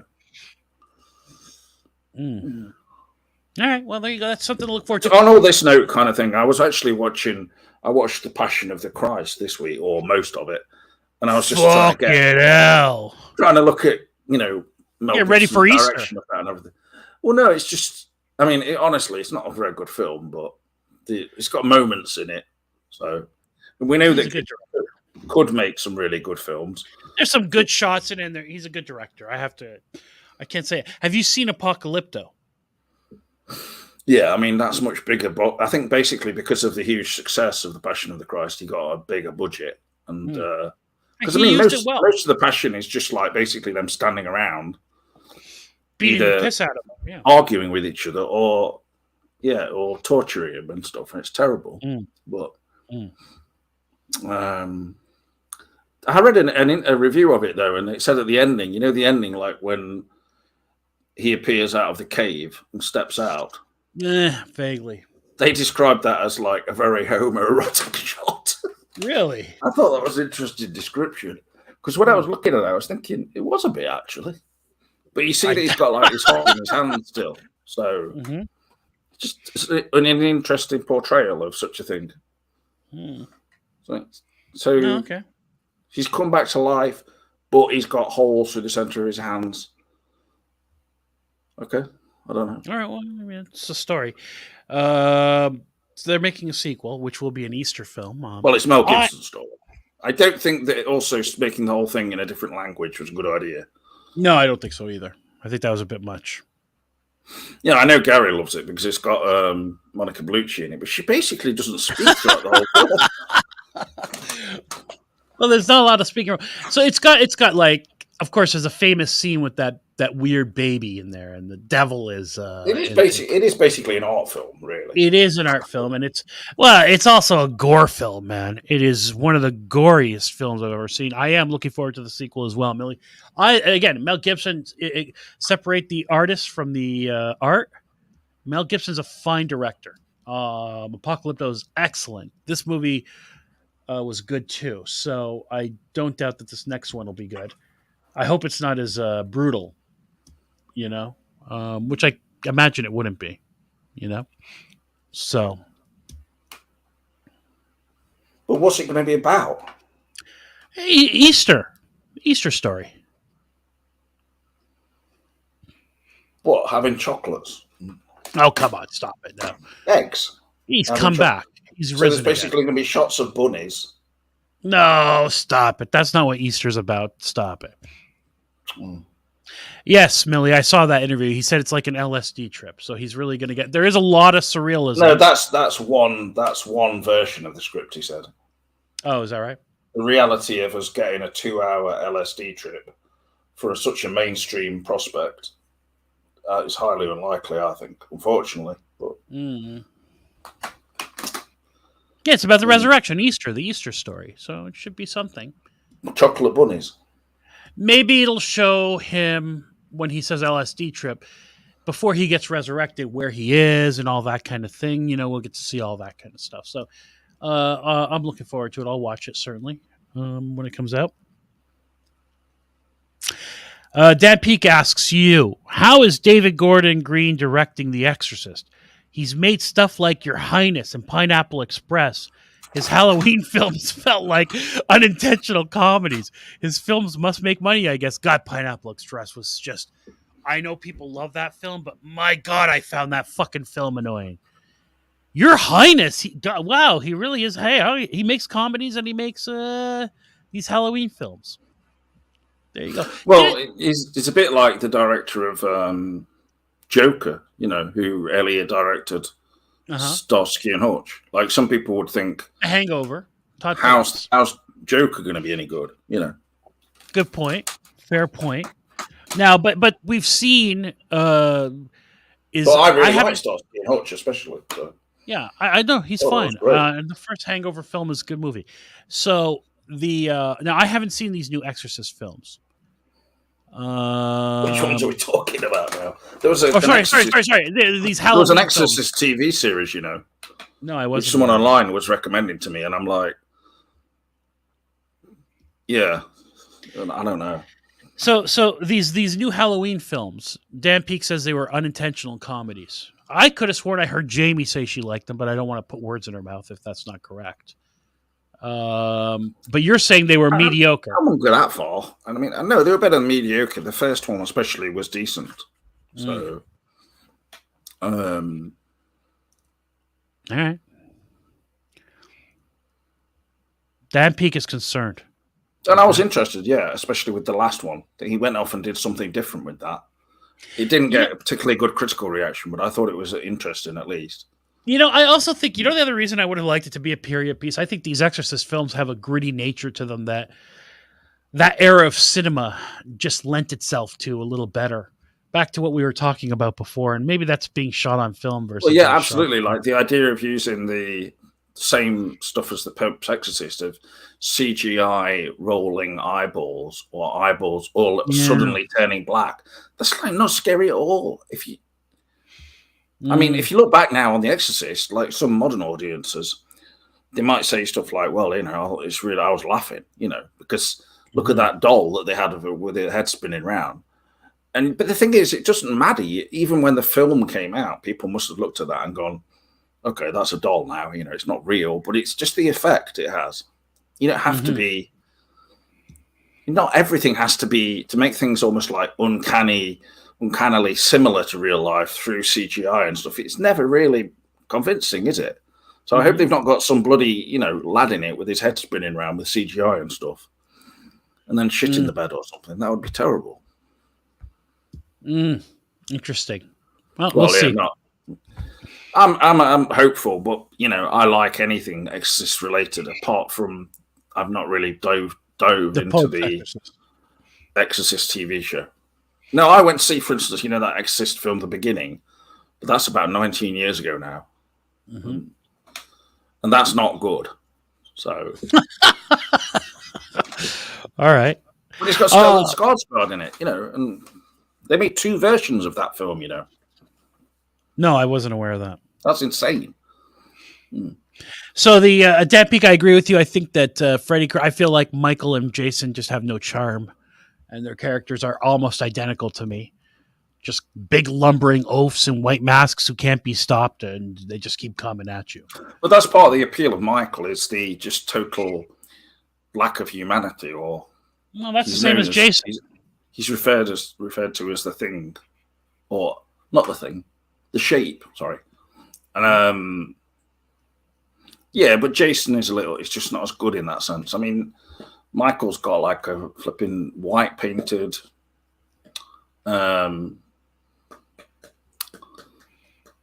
William Shatner mask. Do you know that's what it is? It's a William Shatner mask. Yeah. I find the hockey face mask much more chilling, personally. Now you're just trying to get me started on it. You always want to end the show with me getting riled. Yeah. Yes, I'm sorry. I forgot that the Freddy versus Jason versus Michael Myers. No, but I actually went to see that film as well. That was 2003, right. Freddy v. Jason. Yeah, Freddy v. Jason was a good movie, okay? Underrated film, but it's because of Freddy. Freddy has some charm. These other characters have no charm. None. Oh, yeah, sorry, Freddy had charm. I thought you were talking about Jason, yeah. No, Jason has no charm. My point is what Dan Peak says, that Jason and Freddy, Michael Myers and Jason Voorhees are similar in that, they have no charm compared to someone like Freddy Krueger. And I'm not buying Finchy spinning his head around. It's just too much, Gary. Sorry. Oh, love. I've taken this child over. Well, sit down there. Sorry there, Friar. Get your ass out of here. It's good for him. He needs work, that guy. I'm happy to see him. I enjoy his work. One of the finest actors working today. Well, look, he was good in The Witch as the father. He's a fine actor. He doesn't get enough praise, in my opinion. I think that movie's going to be better than what you think. I think Russell Crowe with an Italian accent. I'm the Pope's exorcist, okay? I'm not Australian at all. I'm here to get the exorcism done as the Pope's orders. That's my boss. He does talk that way. His accent is really bad in the trailer. But it's true. Interested to see the box office of that film. It's tough. How would you handle something like that if you were making a movie that's to take place in Italy, right? But the movie's not going to. It's not going to be in Italian. The actors are not going to speak in Italian. You're not going to have subtitles, right? How would you or would you do that? How would you handle? I don't think audiences like subtitles, so that wouldn't work. So would you have the actor speak with an accent, or would you just have them speak normally? No, I think Russell Crowe nails the accent. So keep it in, and also, Mamma mia, she's possessed. I think he actually made that film after winning a bet with the studio, so he could make the most ridiculous film idea after the other one that he made. Unhinged or Unchained, or whatever it was. Mamma mia, she's possessed by a Northern English-sounding fella for some reason with a gruff voice. Well, I do think the thing is that film is like sort of could be an almost like guaranteed success on some level, but I'm not sure. I'm not really sure with that one because of the casting, particularly. I have hopes. I have high hopes for it. I'm not really sure how many people are like running out to see a Russell Crowe possession film. Yeah, I don't think he's the draw that he used to be. Whereas a film where he's getting angry all the time and being violent, yes, I can understand people seeing that. But that movie was a bit harsh, truthfully. Yeah, it was deliberately sort of gross and a bit grotesque and very violent one, wasn't it? Really, The Pope's Exorcity. Oh. Well, there he is. He looks great. The haircut is right. Gary's claiming that he is into this film. Okay. What's funny about it is like the one who put it on my radar. I can't really fault it in terms of its actual, lensing or just the way it's been made, the photography. It's just as soon as the special effects come in and stuff, and Russell Crowe's ridiculous accent. He comes in and goes something like, "Yes, I'm the Pope's exorcist. What can I do for you? Tell me what you need." Most powerful demon I've encountered. But this is not about the holy. The Vatican buried the truth here. Let's see what you're hiding. Fucking hell.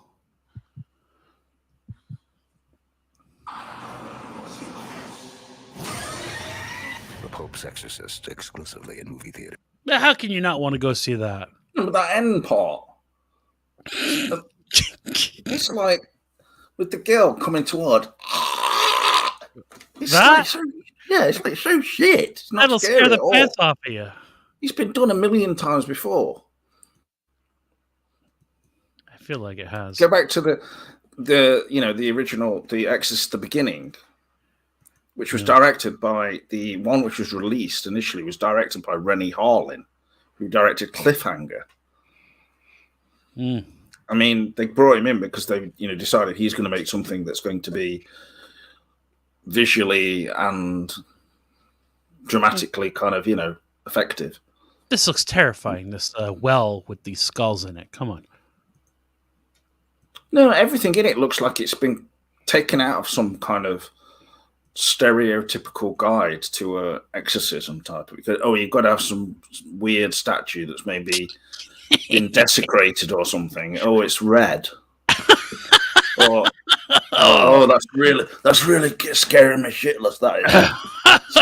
Looks like a red kind of a big cover up too, and that's why they stained on this. Is this secret cult?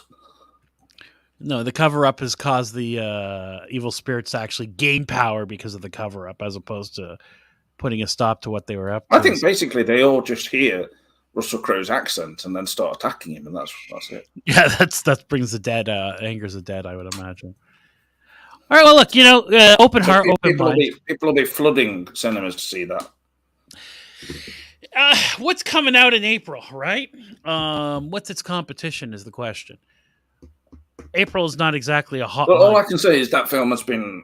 If you've not heard of The Pope's Exorcist, then you don't go on the internet. Basically, I'm sure there's been loads of people who've spotted this on an ad somewhere, and it's been promoted on TV as well. I've seen it somewhere.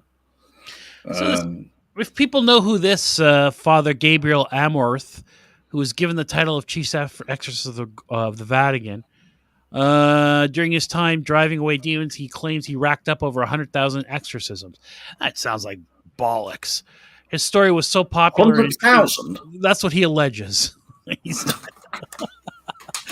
racked up. Doing exorcism nonstop. I don't even know how you keep track of that. That's so many that you can't even. His story was so popular and intriguing that he started his tales with the world over several books. Okay, so there've been books. Maybe the books are so popular. And there's a documentary called "The Devil and Father Amorth." All right.